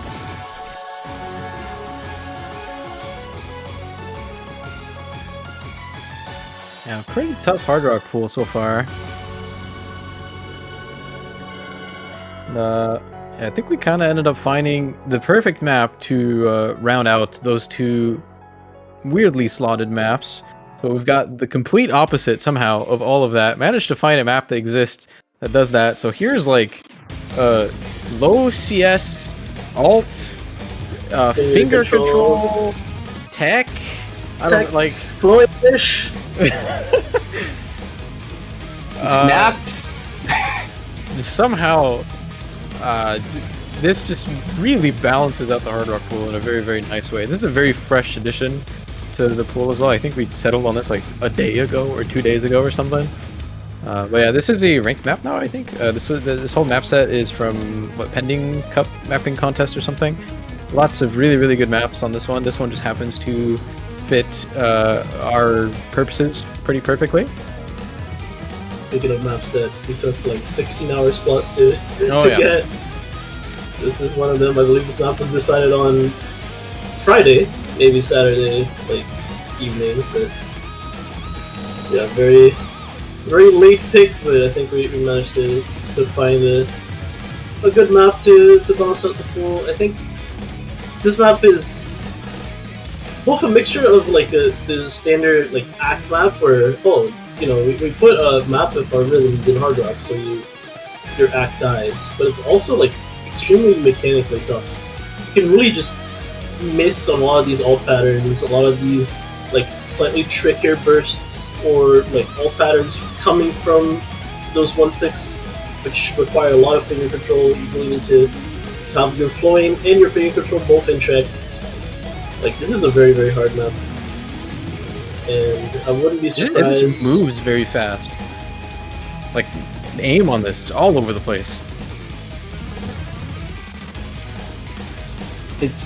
Yeah, you kind of have to, pardon me for saying this, you actually have to kind of learn this map for Hard Rock 3. Some of the patterns can give you quite a jump scare. Shoutouts to Enry, by the way, who came in and did replays. All of the Enry replays that you've seen 2 already. There's a couple more. They're all one try. These are all sight read. Just saying. Let's go on to the DT pool, and it's more Enry replays. Here's another ranked map by Cold Noodle. Despite it having Senya in the name, it is not a Senya map. I'm sorry, Senya enjoyers. I've gotten baited by that a few too many times.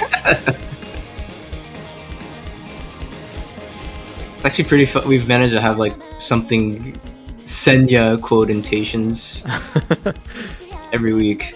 Not every week. I guess every week.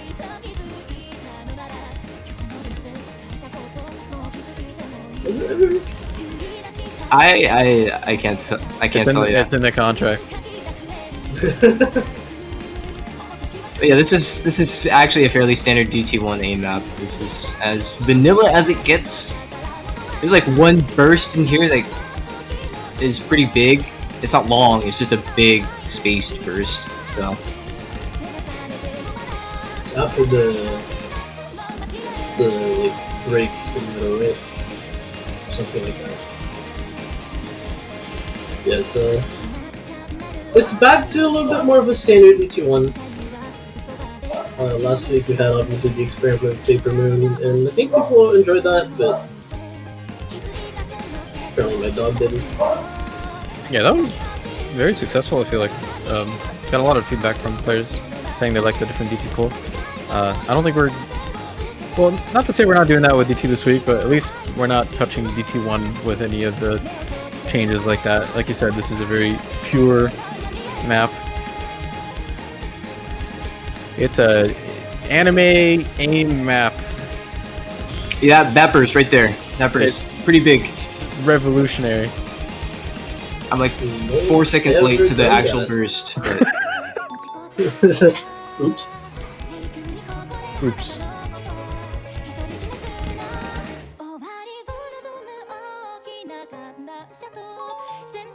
It's a very normal map. I think Fridge.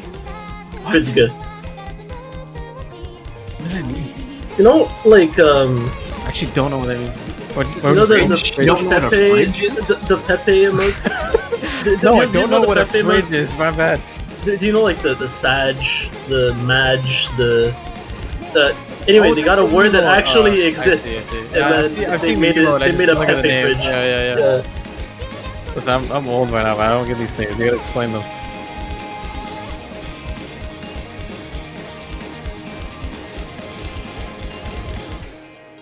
Well, yeah, I mean, pretty regular DT1 pick. And so we have a little bit of a different DT2 again, with Nomad 2 in mind, intentionally or not, Nomad 2 being extremely stamina based. This one is going to be a little bit different. How would you describe this one, Tayo? I think this is kind of strain based, right? Lots of finger control, never stops, but not too much like actual stamina in this, right? So this is a BPM check rather than a stamina check. This will test your fluidity on basically 231 BPM. You have to be very clean in tapping this. It doesn't require you to tap this BPM infinitely like a lot of DT2s might require you to.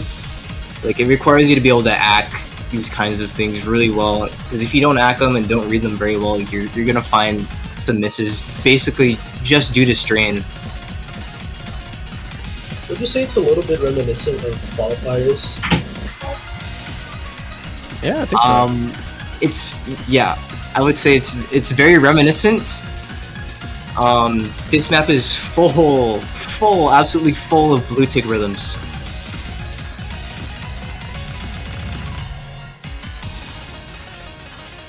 It might feel a little uncomfortable for some people, but I also find the map really fun to play once you get the hang of the rhythms.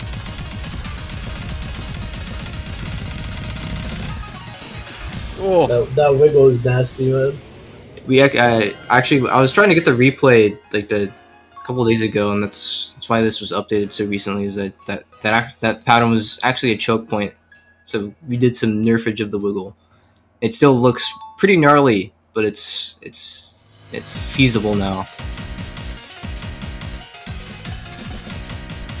I like that the song ends and then just starts again. It's the same song. Long version. I should also mention that this map is pretty techy in nature. Lots of slider aim and funky rhythms. Oh.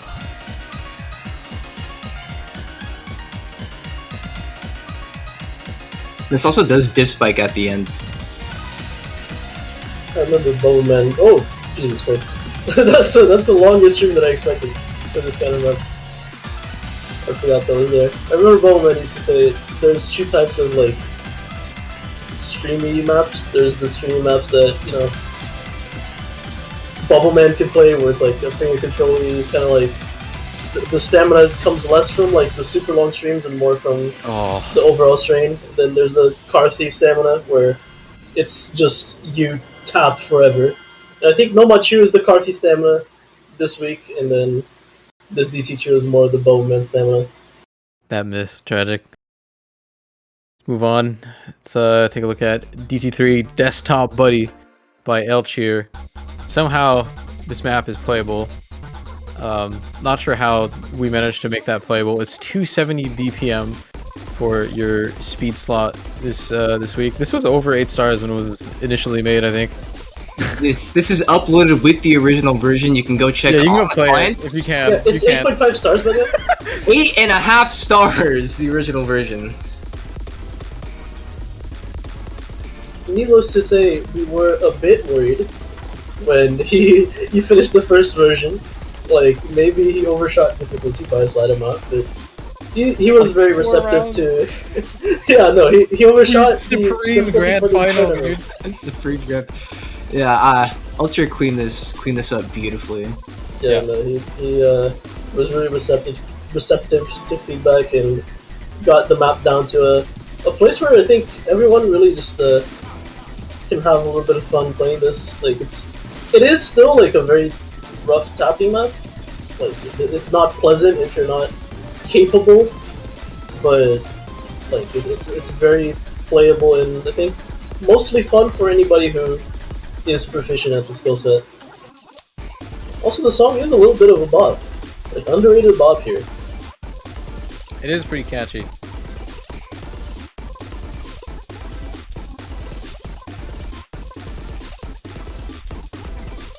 Crescento is making this look really easy, but I assure you it's pretty hard. What happened? What happened? Crescento like joined and then dropped this replay in like 10 minutes and like said nothing. Just like dropped the mic. Giga Chad? Join server, provide hard replay, say nothing. Refuse to elaborate.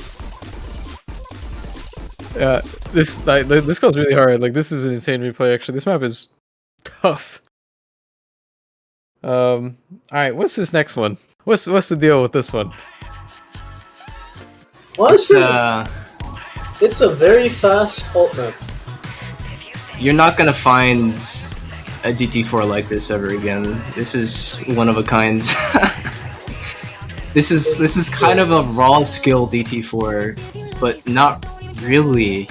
It's kind of awkward, kind of strange rhythms, and kind of wiggly.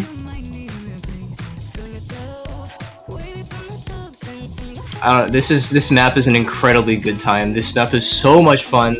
The song is so good. This is kind of for the players here. This is for the Western music enjoyers. Oh my god, that looks hard.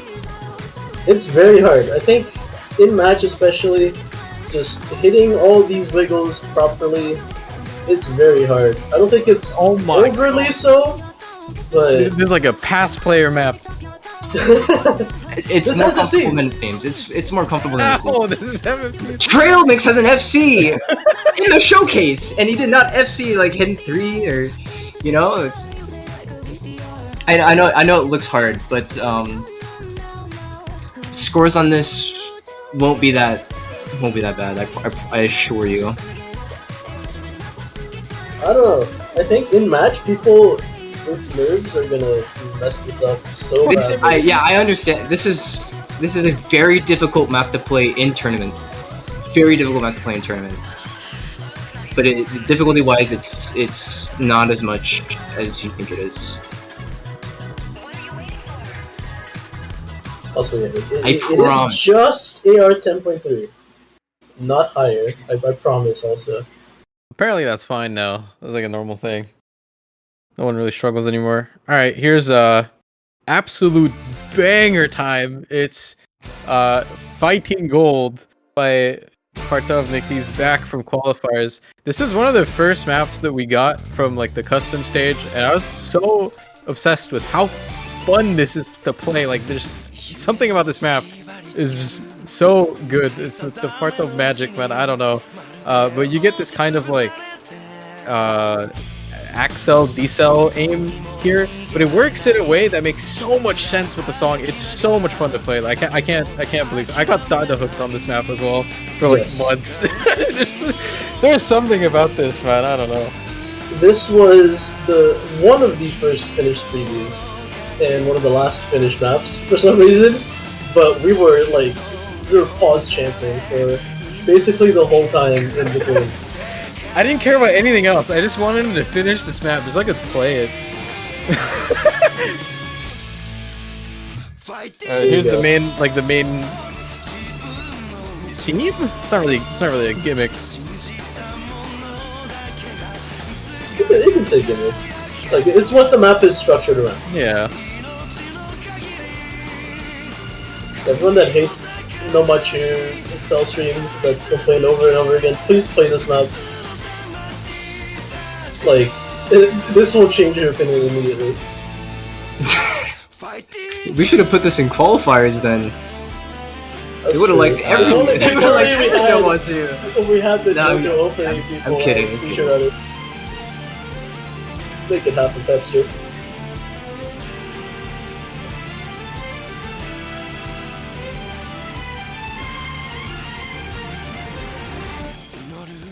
Yeah. I guess this is the start to the Fremont slog. We have 3 maps over 4 minutes. Yeah. I won't lie to you. I'll just anticipate. There's someone in chat that I know very well with a VIP little diamond. He's gonna say XD, this whole so long XD, and then I'm gonna just Pepe Monk right back. You know, it's fine. I can't believe the Fremont pool is over 18 minutes.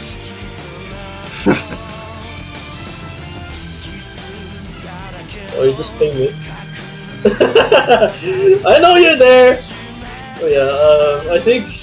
I explained this in Apple feedback to those who are in Apple feedback, which is mostly me. We don't want to make the poll overly long, but if we think the maps are good and we find good maps that just happen to have like a little bit of a length problem, I guess, if you can really say that, like if you can really call it that, we prioritize the good maps over the like. Yeah. No, for like the replacements we did find, we found we put short on a priority stick for some of the maps in here after the entire pool is completed and we need to find a couple replacements. So Also, some concerns with Hard Rock and chat over this. It's not bad. It's not bad at all. Also, just consider the fact that there's only we're in finals now. There are only 6 players in the world that have to play this with Hard Rock, so we kind of have to balance things around that. The SR with Hard Rock is actually not even that bad. I think it's 7.3, but the map flows so well. It's really not that bad. Just a quick shout with Hidden. You will feel like amazing after hitting the streams, but you can miss them very, very easily. Hard Rock's actually a little bit easier to follow. Yeah. I'm actually really bad at these on Hard Rock simply because like the last object in these, or like the last few objects, feel like their own pattern. So like stop on the last object of the Excel and then snap to the slider head. And that's obviously not a consistent method of hitting any of these, so might be a little difficult with HR. I think it's kind of a given that most maps are going to be pretty hard with HR at this point. It's hard to balance that. But let's move on. We've got something. A little gift. It's yet another OC original right here.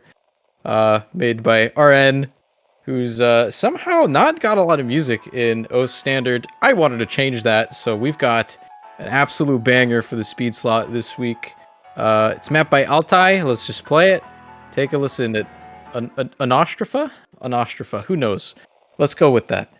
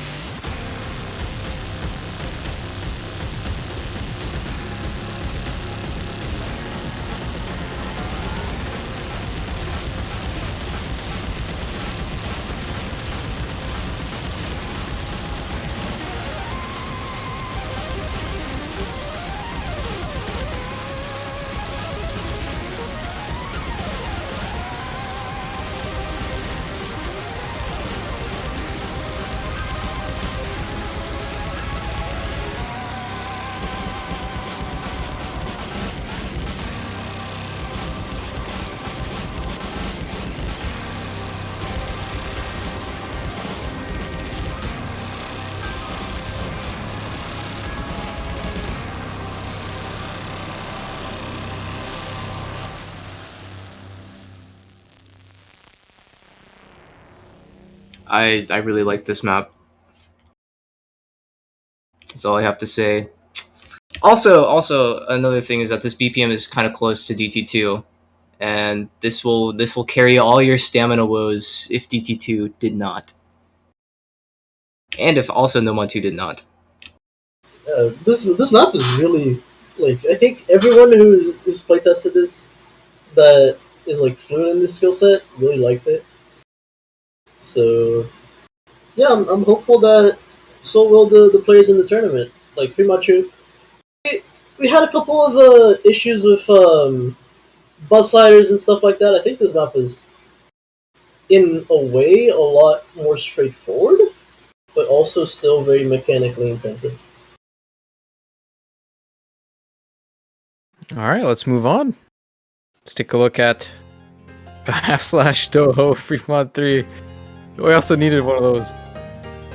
This map is This one is mean. yeah, no. This map is designed so that you die. You missed. It's Several in a times. way. In a way, it is just like Toho bullet patterns. It's a tough map. What can I say?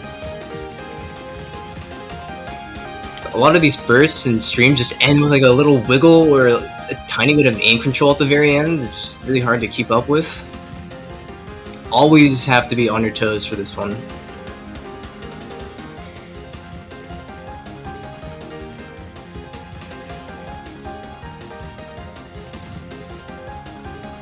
How? You'll see in a bit. You'll see in a bit. This is obviously an HDHR replay. Can we get the actual map stats for like Nomad and Mid?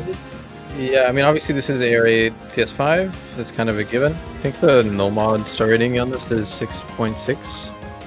Sorry, 6.06. Some of these patterns here, you're watching this with Hard Rock, so it's going to look a lot easier, but this is where everybody's about to miss.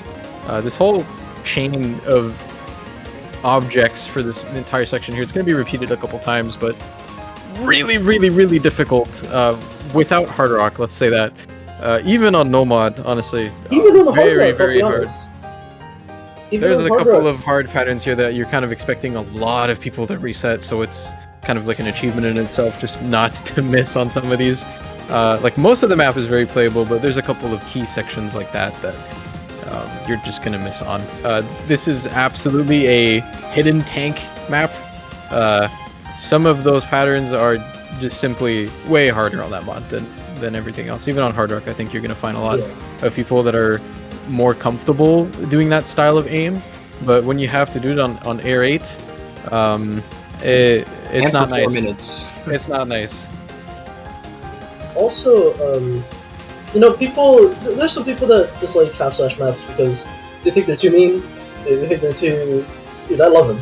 Like I love stuff like this where it's like very creatively finding ways to make you miss outside of just making the spacing like bigger, making the CS smaller or something like that. This is a map that is like, you know that image where the dude does like a kickflip with a broom and then like hits himself in the face with the handle? This is kind of like what it feels like to play this map. This map just hates you. It hates you, but it feels Like, it so good to hit it. No, he's not lying. The map is very satisfying. I think it's enjoyable to play. I'm saying this because I play this on Hard Rock. Nomad is probably a different story, but I think this is a good time on Hard Rock. Even on Probably Nomad, we'll seeing some overmods. Okay, we have Gaby on the playtesting team, and Gaby is one of the few people, maybe even in the world, who can play this hidden at a consistent level. And like to see him hit the patterns, it is like bliss. Like it's so satisfying to hit to see someone just hit those extremely janky streams. It is very nice.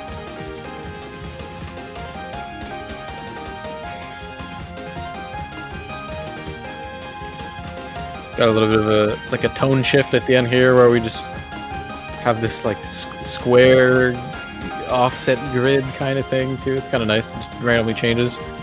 I'm kind of Is mad the- at you guys. Is the ending still mean? No, but no. I wish the last few objects was the burst instead of the reverse. I'm mad at you guys. We had to remove this. So this burst. This Buzz Lighter. That used to be 3 objects, so it's something like a 390 BPM triple or something like that. Yeah, We had to make it playable, so the unfortunately it's Basara gone. type.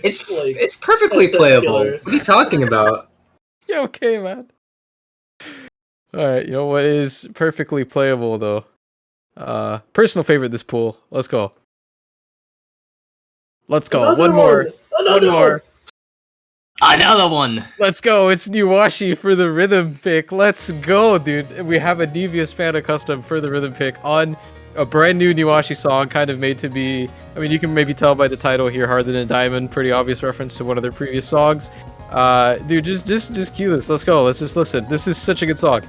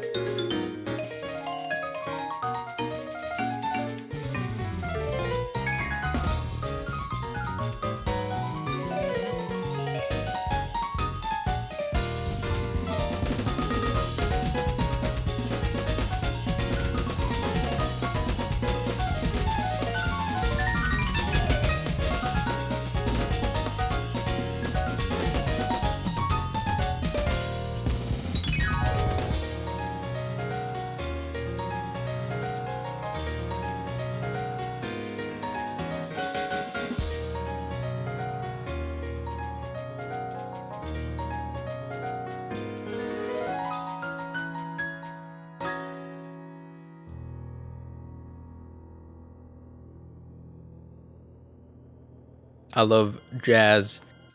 Such a Yeah, good like song. Jazz. This map too, honestly. This type of map usually is a little bit hard to play. I think usually it's very easy to like speed gap half the people who want to play this. Clearly, as you can tell, this does not do that, which is a pretty hard task to do actually. Even on hard rock, this remains really, really accessible. None of the difficulty in this is really changed by adding hard rock. It's not super dense or anything. The AR is pretty comfortable for this type of thing, but yeah, all of the rhythm changes in this, no matter how tiny they are or how big they are, you kind of have to be on your toes. This is not a sight read map at all. Probably the first map of the tournament that you really have to learn. So, yeah. I think on no mod you can maybe try and get away with just one practice run, but on the mods it's very, very tough. It's tricky. This map is very tricky. That's all I can say. Despite it having not any sort of real tapping requirement, it's hard, man. Yeah. All right, well, we've got the TB remaining. Let's just play it. It's not an OC original, but we had to get a metal TB in somewhere. Specifically wanted this because we haven't had one really. So we've got It's Winter and Calicube collab on a pretty long metal song. I love long maps. Honestly, if Longinus was This is anything hard. to, if Longinus was anything to go by, I think Yeah. long pulls are to be expected. This is a final boss if there ever was one. Like, oh my god, this map Winter is and hard. Alice killed it. They killed it. It's so good, but it's so difficult. By the way, the very start here, arguably the hardest part of the map. So before you actually look at this, just immediately starts and just kicks you in the face, dude. It's so difficult. So we just explain a also, little bit. again, Enry sight read for this one, so you kind of get an idea of how a side read would go on this. Just a little explanation for the map. Most of the map is in 1.3, and a lot of the streams are in 1.6. So the BPM is a little bit, I guess, misleading. Like 140 isn't really the real BPM, but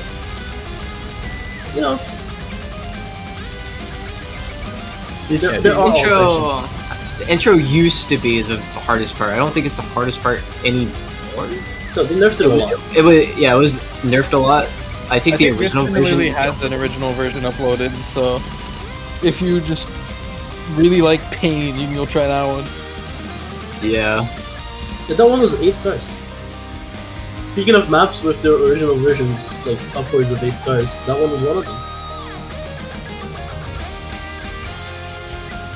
It is hard, but none of it's unplayable. This map is very fair. Yes. It's like this is as mechanics as you can get for a TB, and it tests your aim control with all patterns. It tests your actual raw aim, tests your streams. I don't know what it doesn't test. It tests slider aim. It tests like Somehow, I'm gonna spoil this because it's really funny to talk about. This map just becomes Hollow Wings. It even tests that. you get some tech bursts. I get not tech streams, but tech bursts, like some split doubles and And kind of turns BPM into a changer. Honda. I don't know. Heading That to an one, alt section now. You see the Yeah. difference in the transition? You go from 1.3 to straight to 1.4 around the same BPM, so you can catch people throughout as well. it's very consistent. Happens a couple times, but yeah, it's gonna catch you off guard if you don't remember that it's there. Don't sight read this. I don't know how many times I can say this for tiebreakers. People still do it. You can actually sight read this. Clearly you can. Because I- you're doing all right, but The way the BPM transitions work, not in the song, but the way that they're mapped is pretty damn well executed.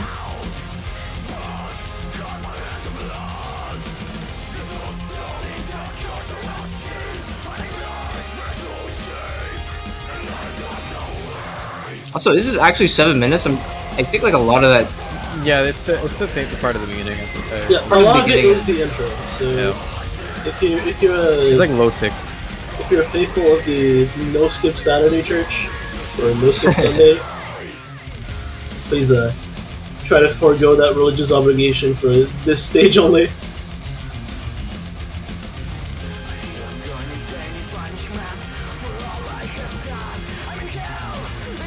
It was a big tone shift for this song here. It definitely turns into more of an alt style.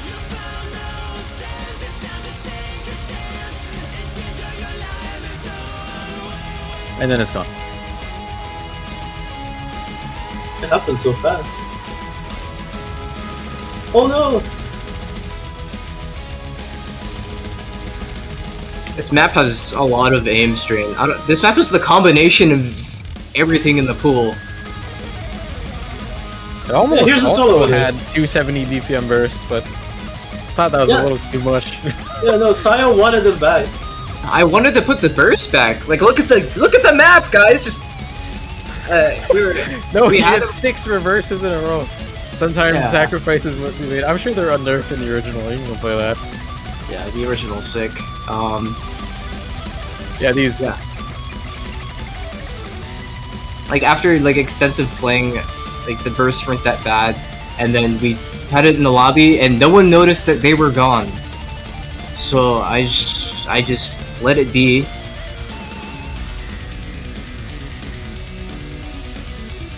I really want to see this played. This would be fantastic to see.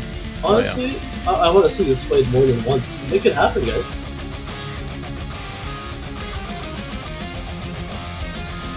Not only am I excited for all the close matches that we're going to get next week, I'm also very excited for just the possibility of seeing some of these very unique picks coming to center stage, really, and get some spotlight as well. I think the cool thing about this pool is I don't think there seems to be like a universal ban that people are going to go for. I think this pool will allow you to, like, if you're playing in the stage, it's going to allow you to like target ban your opponent a lot more. You don't need to have like that blanket ban. Like a lot of people just blanket ban hidden 2 last round, just because the harder map, hard to fit players on it. I don't think this pool has an equivalent to something like that. It's pretty like if you didn't have any or something, I don't know. But, anyway, here's Hall Wings now.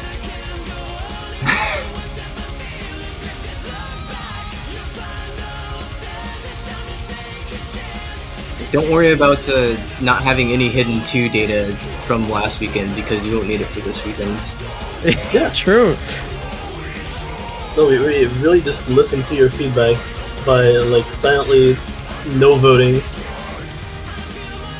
and we just took Hidden True out. Just took it out back and That does not feel like 7 minutes because it's not, I guess. it's even not feel that 7 long. minutes. Did we skip the intro or did we No, we listen to the didn't. whole intro? Okay, talked- We then watched- maybe we it is watched 7 the whole minutes. thing. But It's like 7 6 minutes with the minutes. intro, yeah. Like 6:15 or something. I'm not sure.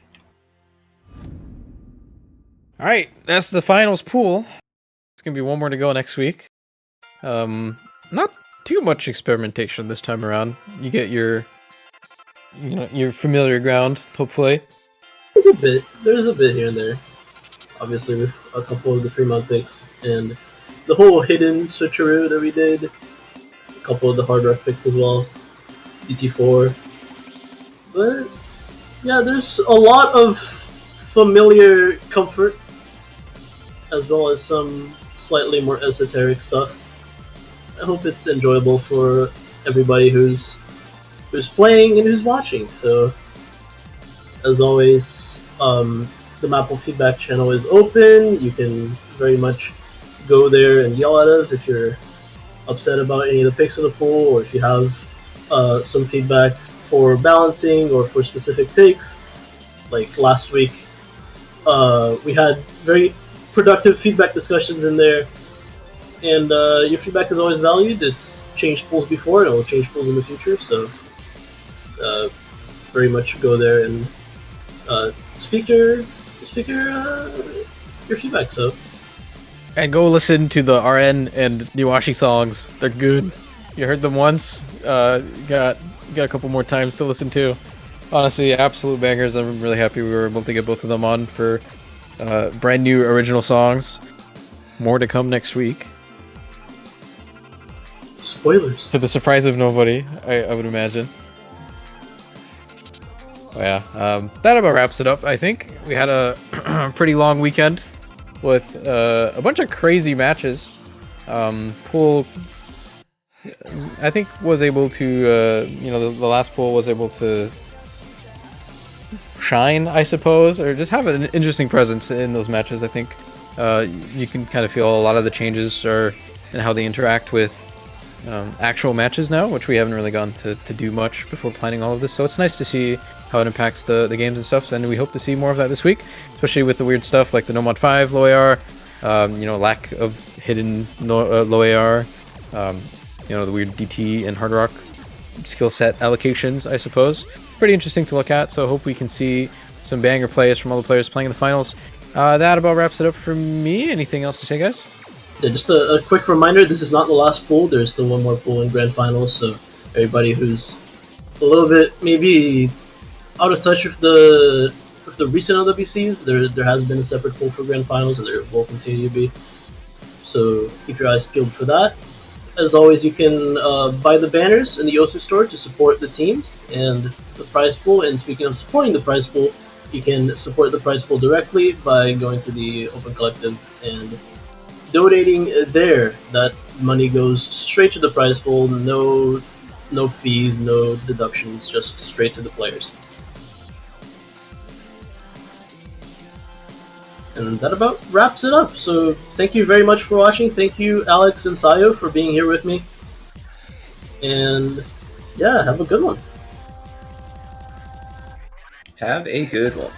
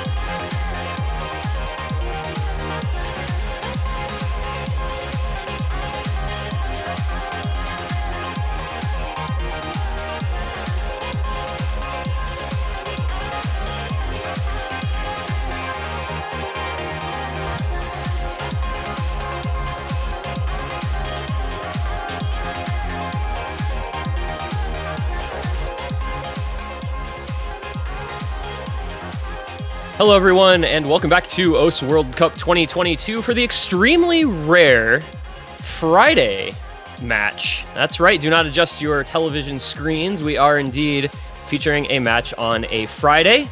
It's going to be played between Team Romania and Team Russia, and there is a little bit of backstory required for this one, so we're going to bring up the bracket here and show you a little bit of what's going on. So for those who are not aware, last weekend, a player from China was determined to be cheating, and therefore Team China was disqualified from the tournament. They had beaten teams Romania and Russia in the semifinals week. Therefore, those two teams were both reinstated into the tournament. And so we're going to be rewinding the clock just a little bit here. Pretend for a moment that we're still in semifinals week. The finals will be starting tomorrow. And we'll be going back to semifinals week for a match between Romania and Russia that will determine who faces the United States in the losers bracket this week in the finals stage. So that should hopefully give a little bit of a background, give you an idea of kind of what's going on here. Romania, Russia. You've got some very strong players on both sides. Both, unfortunately, fell last week to China. So they're getting a second chance, a little bit of a second lease on life. I'm this one guy. I'm going to be joined, I believe, in a moment or two here. We'll find out who it's going to be. Okay, it's going to be Dio, who is trapped in a Canadian blizzard. Dio is going to be joining us. Welcome to the cast, Dio. We've just been talking about what's going on, that this match is being played and why. Yes. Thank you. Thank you for the warm welcome. I could use a warm welcome after walking home a kilometer in a foot of snow that has all dropped within the last 24 hours. Welcome to Canada, I suppose, for me. Yeah, this match, I don't know how much you've talked about so far as to why this match is being replayed, but this is on the semifinals map pool. With the semifinals format. That means best of 11, 2 bands on the previous week's pool. Why don't you talk about exactly why that is happening? Well, fortunately, I did already do that. So that is the part that you missed. So the viewers, at the very least, are aware of what's going on with this situation here and why we're going back a week.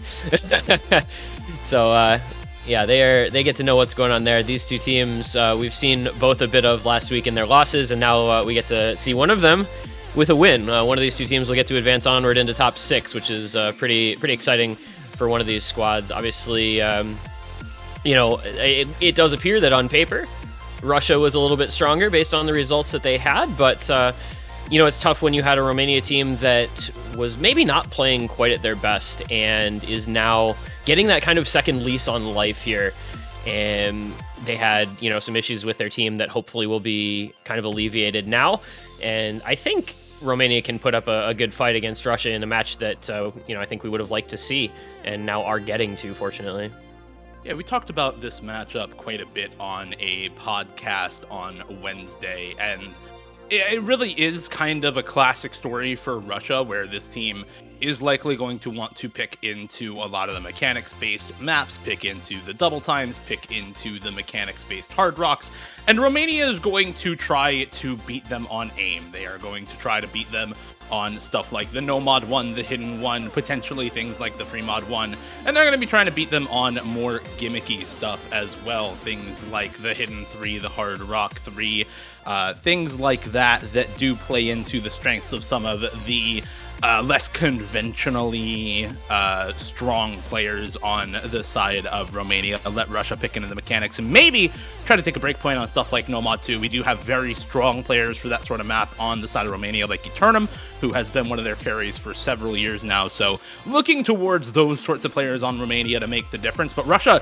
definitely the favored team, I think, in this matchup. Still very strong on things like the No Mod 3, the No Mod 5. Still very strong on things like the Hard Rock 3, which are probably picks for Romania against a lot of other teams. So we'll see how well Russia is able to take advantage of those strengths and whether Romania can keep them from taking a break point on some of those more contested picks.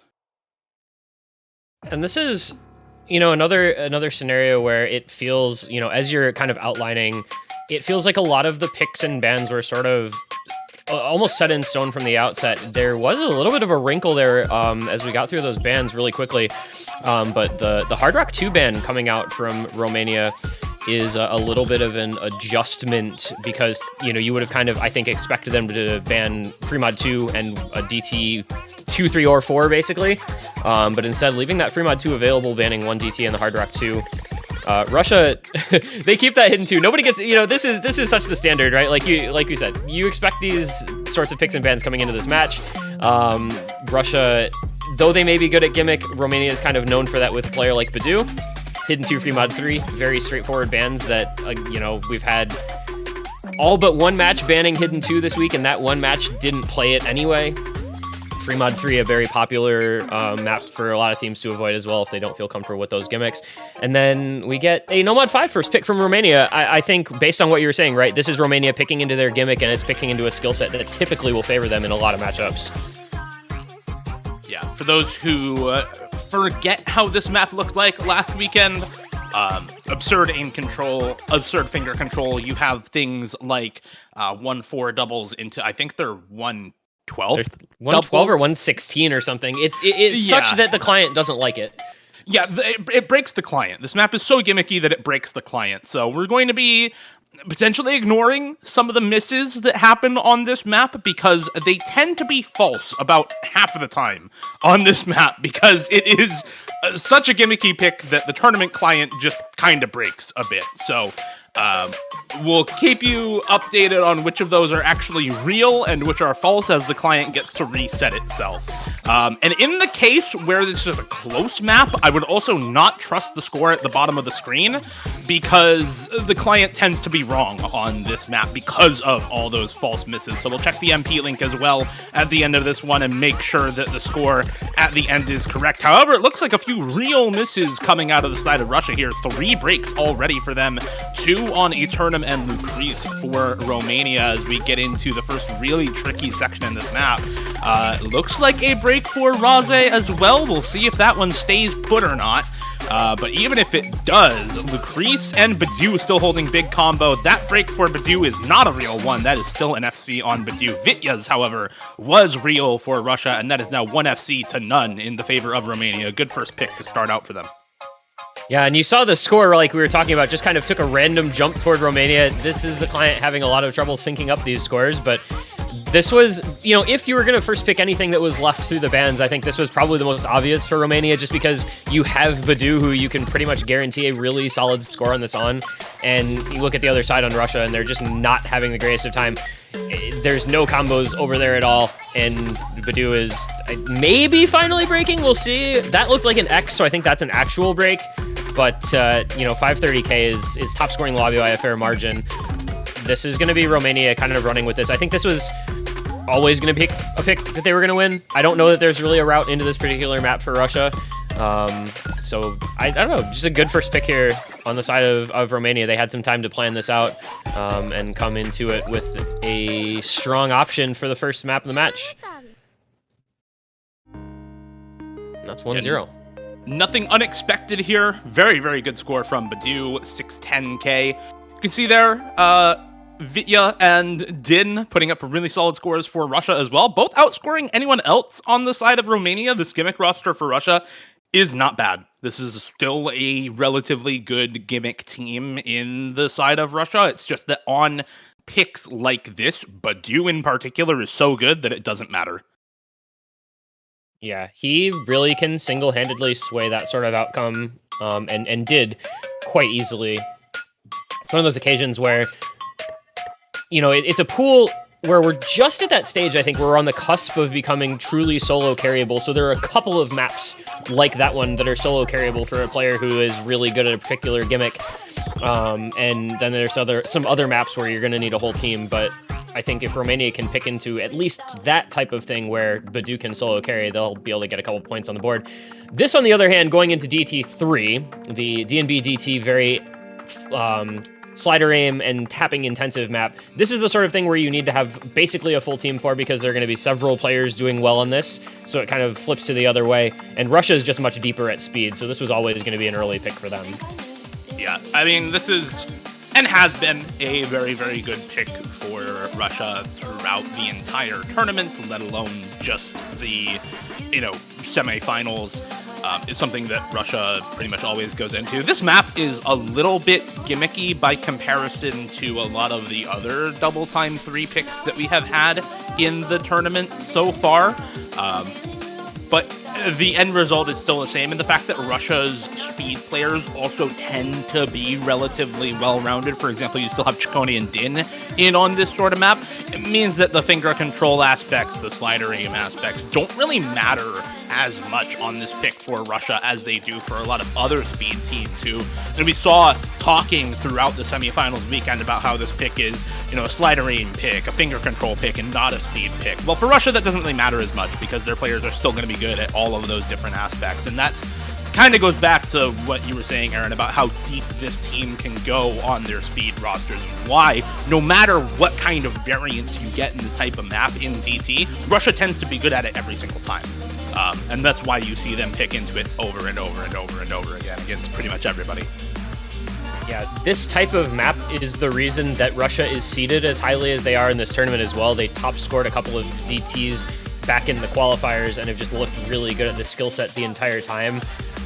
You know, they played this twice last weekend, you know, once in their first match against France, and then again in the match that is no longer relevant but was played against China originally. And they put up a 3.3 million and a 2.9 million, so only a 400k variance between those two performances. And both of those won by a minimum of like 800,000 against the score that Romania put up in their original match. So you can kind of see the consistency of this Russian team on maps like this that a lot of teams are not as consistent on, but there are a couple of these top really strong tapping teams that will do well on these no matter what happens. Though we do see this time around, we've got Satono Diamond Nanoya coming in, who was the missing player for a lot of that match Romania played last weekend, joining Rolly, Lucris, and Eternum. So they do have a roster that's capable of doing well, but the consistency of Russia is probably just going to be a little higher on this one, so they're favored on this pick, I would say. Yeah, Romania, when they played this versus China earlier last weekend, had Lucris and Eternum getting 99% accuracy, so those are good scores, but they missed in the middle and got 600k, 650k. And Rolly getting 95 AC, but an S rank as well at 520k. So that's a score that, despite being, you know, number 12 on the map over the weekend, could have been much higher. And we'll see here if Satono Diamond and if a second try on this map can make the difference for Romania. Din having a little bit of trouble on this map once again for Russia. Did have some trouble in their match versus China as well. Rolly and Lucrece going to find breaks for Romania, though, so the three-way full combo. Now two-way for Russia as Chaconi finds the miss there. Satono Diamond and Eternum versus Volkrosov and Apostle. Volkrosov going to find a miss for Russia as well. Now everyone finding some inconsistency on this pick, it seems, for both teams, as it's now only Apostle, Satono Diamond, and Eternum left up. That missing player making a huge difference for Romania right now as they are on track to a breakpoint halfway through. Eternum is still on 99% act for the full combo, and Apostle matching with better accuracy as well. But the supporting combos are good for Romania. The two FCs are good for Romania, and this looks to be a breakpoint, all things staying the same here in the second half. Yeah, we have seen some players putting up big combos and having a little bit of trouble in the back half of this pick. It does pick back up after this break. But this is exactly what Romania needed coming out of that match last weekend to kind of pick themselves up, right? It was to come into an early pick from their opponents and put up a really, really strong score. Two FCs this far through versus before when they had Eternum not playing maybe at his best. They had Satono Diamond not playing most of those maps. Now they're kind of firing on all cylinders. They're really back on track. Got the couple of breaks from Russia that they needed. There goes a Postal. So that is now all of the FCs gone from Russia, and they would need a full-scale collapse from Romania to make it back into this one, which does come from Rolly and Lucrece both breaking, but the two FCs are still alive, crucially, for the Romanian side to keep this lead. And this looks to be a 2-0 start for Romania. When we were talking on our podcast about this matchup, I outlined a path to victory for Romania. What they needed to do, they need to win the gimmick picks, and they need to take a break point on one of these trickier speed picks from Russia. Well, here it comes. Breakpoint for Romania by over 500,000 score, the double FC for Satono Diamond and Eternum, doing so much work for them here to give them a 2-0 lead and a potential path into the top 6. Yeah, this is just... Oh, Eternum. Oh, that was so sad. No way, it's broke there. Oh man, it's a 3-way S rank. It would have been a 4-way S rank if Eternum hadn't just trolled the ending of that. But that's, I mean, flipping the script on that map as much as you could possibly hope for. If you're Romania, you go from getting, what was it, a 2.1 million team score. You flip it around and all of a sudden you're getting it's gone now, 3.4. I mean, that's a 1.3 million point increase with basically a double FC and two solid backing scorers. Meanwhile, Russia just unfortunately dropped off a bit compared to what happened last time they played this. And all of a sudden this looks a little interesting to start things off, because Romania, instead of playing from behind the way that they were stuck doing, are now in the driver's seat. They start off with a good pick on their own. They start off with a solid break point of their own. And now they get their own pick again, and there's still some gimmick stuff left that they can go into. Russia has been a team that's not looked super great on Hidden. There's 2 Hiddens available in this pool. There's a couple free mods that Romania could look into if they wanted to go that route. I mean, the world is kind of their oyster all of a sudden because of this early break point. Those can be so important, and this one really, I think, is. Yeah, let's put into perspective just how big of a deal this breakpoint is and how huge of an overperformance this is from Romania. They went from dead last on that DT3, they were the number 12 score, dead last on the pick by almost 500,000 points. The next worst score was a 2.6 million from China compared to Romania's 2.1 million. To now the number 3 score on the map behind only Canada and Germany. I mean, that is a massive overperformance for Romania on that pick. So to be able to get that breakpoint in such dominating fashion really opens the door to so many other things, and also perhaps inspires some confidence for Romania on things like the DT1, which are still left open, right? Very awkward aim focused DT map, and something that Russia, yes, has had a good time on, but now can't be as sure of a win on versus this Romania squad that just put up a huge score on that DT3. And now, you mentioned some of the free mods. They're going to go into this free mod 1 pick. Very awkward aim-focused, consistency-based free mod pick. And I do think this is something that is going to be good for Romania. You force somebody from Russia to take the hidden. You force the rest of them onto a relatively low approach rate, awkward, high-density sort of aim consistency pick. And it's something that Russia is not very good at. This Russian roster is great at hard rock aim and great at DT aim, but not good at hidden aim, not good at nomad aim, and not good at these awkward aim free mod picks. So very, very solid pick strategy from Romania, and it should be a solid map for them overall. We'll see once everyone finally loads in as we get Badu the Crease on the nomad, Razé on hidden, Eternum on hard rock, Welter and Vakman on the nomad for Russia, Ciccone on hard rock, and Testrapivka on hidden. Yeah, of course, Tester, the hidden player du jour for Russia. He's their standard hidden kind of fill-in roster slot, looking to see what kind of performance we get out of the hidden players in this, because this is pretty tricky with hidden only. Worth noting, I do want to point out, Romania did not put up a great score in this last week, but, they were number 10 out of 12 for overall on that map. But if the first couple of maps of this match so far are any indication, Romania's having a much better day today, at least early on, than they did last week. So again, picking a map that they didn't do super well on after winning a map that they previously didn't do super well on, but did incredibly on today, goes to show that I think Romania was really able to reset things over the course of this week, right? Where they find out that they get another chance in the bracket, they can get the mental improved from whatever issues they may have been having and get some extra time to practice and feel a little more confident in some of these picks. So it's very important, I think, for them to take this pick as well, but it's also indicative of just the team mindset going into this match being, I think, much more positive than it may have been previously. And they're going to start off with just a little bit of a lead thanks to that early break from Welter, who is at about half combo compared to everyone else. There's 7 FCs still on the board, but that is going to create about a 100,000 point lead. Also, that accuracy pretty similar, but a little bit higher for Romania. That's a double break. That's a slider break from Eternum and Lucrece. We'll make sure that those were not Bancho misses, but if those were legitimate breaks, which it appears that they were, this score is going to be headed back the way of Russia. There's a lot of slider aim in this one. It is possible to have slider breaks like that happen, especially on hard rock. Eternum had some struggles as the hard rock player on some of the maps last week, so that's going to be lead for Russia now.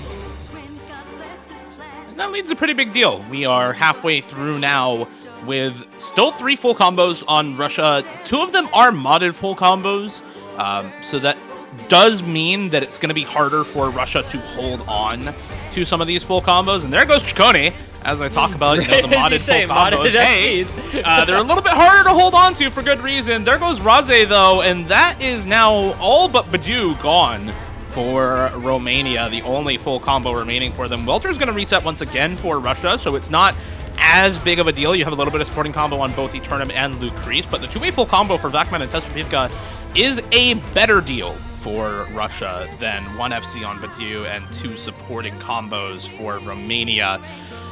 You do have the matching score, but yeah, this hidden full combo for Testrapivka is doing a lot of work for Russia right now, and the longer he can hold, the better this lead gets, and the less impactful that pop-off on DT3 gets for Romania. If Russia is able to take this breakpoint right back, then Romania unable to consolidate, no longer in the lead at that point in this match. So you really, if you are rooting for Romania, if you are playing for that team, you are hoping and praying for a break to come out of either Vakman or Testrapivka right now, or for Welter and Ciccone to really continuously reset here in the last quarter. But there's just not that much time left in the map. There goes Welter, but there's only a sliver of map left, and this score lead would need to come over pretty quickly here. It's over 150,000 score now for Russia. They've been slowly building up this score lead with the 2-way full combo doing that work for them. And at this point, with just a sliver of map left, even with these resets from Welter, I don't think anything is going to change at all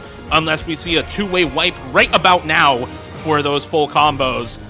And it just doesn't look likely. Russia able to fire right back and take this breakpoint against Romania. Vakman and Testrapivka, the MVPs here right now for Russia, keeping them competitive in this match and snuffing the lead that Romania just built for themselves in such dominating fashion on DT3. Yeah, this is a really interesting turn of events where the teams just went back and forth each winning a pick that looked incredibly favored for the opposing side. I mean, you talked at length right at the beginning of this map about how much worse typically you expect Russia to be on these kinds of awkward aim maps, especially with free mod, because they're generally speaking, you know, the hidden and the awkward no mod is a little weaker for them. But MVP of this maybe entire tournament for them has been Vacman. He shows up with the Nomad FC, and of course, as I said early on, you know, Tester is their hidden player. He is the closest thing to a hidden specialist really Russia has, and he comes in and FCs with hidden and just locks that point down. And now that kind of flips things right back around, because now you have both teams, I think, a little bit second guessing their picks. You have Russia picking DT3, losing it pretty handily, but then you have Romania picking Fremod 1, losing it right back. So now it's a little bit more thought process going into some picks forward, but Russia's going to stick with it. They're going to stick to their guns, and they're going to say, we're going to go back into DT pool, we're going to pick another speedy, tapping-heavy map, and we're going to bet that you can't do what you just did on DT3 twice in a row. And this map is different from DT3, right? This is far more straightforward in terms of the patterning, far less focused on slider aim and finger control, far more focused on just how well can you stream 240 BPM with double time on, right? That is the entire point of this map, is to be sort of that raw mechanics test, where if you have the speed to play it, you're gonna get a good score 9 times out of 10 on this sort of map. There is a little bit of an aim requirement, but nothing to the same degree as on DT1 or DT3, and so most of the players on Russia who you expect to be really good on those types of speedier maps are going to be good on this map as well, and I think this is kind of their testing ground. If they lose this pick, then you open up free mod 2 for Romania instead. I don't know if you open up no mod 2, but you certainly really start to second guess that free mod 2 pick for Russia if they do lose this DT2 as well, which would be a really interesting turn of events. You don't expect Romania to win this whatsoever. Fact the matter is, it was banned twice in a row against Russia, because otherwise they would have picked it both times. Yeah, this is, generally speaking, a skill set that you assign to Russia as being their best. So, like you said, it would be a pretty huge surprise. As we get a little technical difficulty while we reset here to get the map loaded in properly, it would be a pretty big surprise to see Romania pull off another breakpoint on another DT pick here.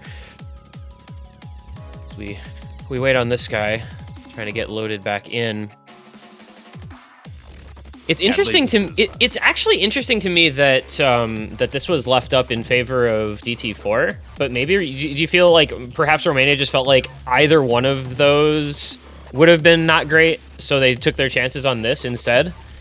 I think Russia is just one of the best DT4 teams there is in the tournament. You know, maybe I think one thing that it might have to do with for Romania is that depth you were talking about for Russia, right? A lot of their good players on DT maps are also just all-rounders, and so they are also good at things like the aim control. You see them in on stuff like Nomad 5 and Nomad 3 all the time, right? Which means that on that DT4, they have that specific combination of skill sets that's really necessary to be good on that sort of map.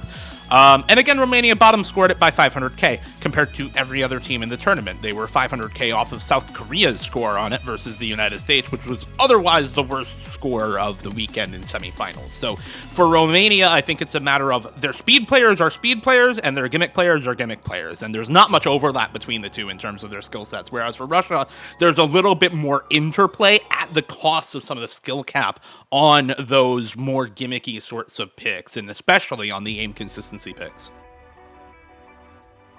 And real quick, I just want to note that it appears that this map was updated over the course of the week and is now qualified.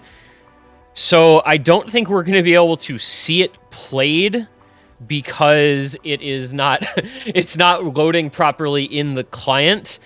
Trying to see if there's somebody who is streaming this that I can take a look on theirs to see what's going on.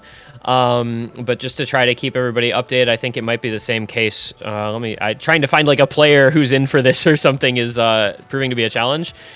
So we're going to try to get this re-downloaded and updated before it ends, but it's only a couple minutes long, so we'll see whether or not that ends up happening. kind of unfortunate circumstances. This is just a bit of a downside of having a match played later on in the week than it was expected. Typically, you know, the maps don't really matter anymore after Sunday. This is one of those rare cases where they do.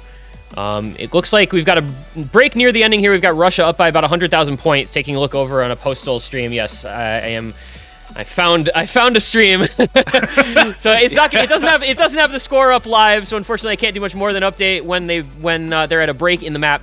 But it looks like Russia is probably looking to take this. They'll be tying it up at 2 apiece, assuming that this result holds, and then things become a little tricky because we get back into Romania's pick. And now, how comfortable are you as Romania in your own picks after losing that free mod 1?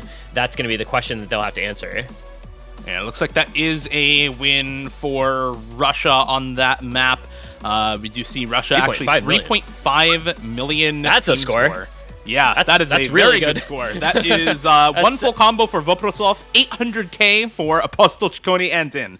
So very, very good score for Russia. I'm just going to cross-check that with the rest of the scores we have. Yeah, that's the second best score on the map. So I'm sorry, actually, third best behind United States, who just did illegal things to that map, and Canada, who put up 3.7 mil.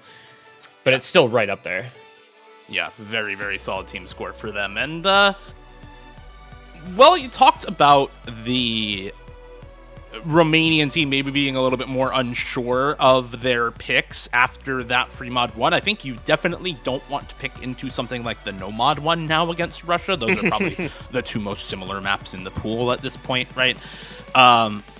But what you can do, I think, is still be comfortable picking into stuff like the Hidden 3, the Hard Rock 3, because those are still really similar to that No Mod 5 first pick. I don't think you pick the No Mod 3 into Russia. They have seemed comfortable on it during the weekend. They put up the third best score on it against France, and they didn't have as good of a score on it against China, but that is still not a map where you want to pick it into Russia when they were able to get, you know, the third best score on the map during the semifinals weekend. So definitely feeling like the Hidden 3 is probably the next pick for Romania, just to start getting into those sorts of aim control picks once again. And there we go, Hidden 3 for Romania.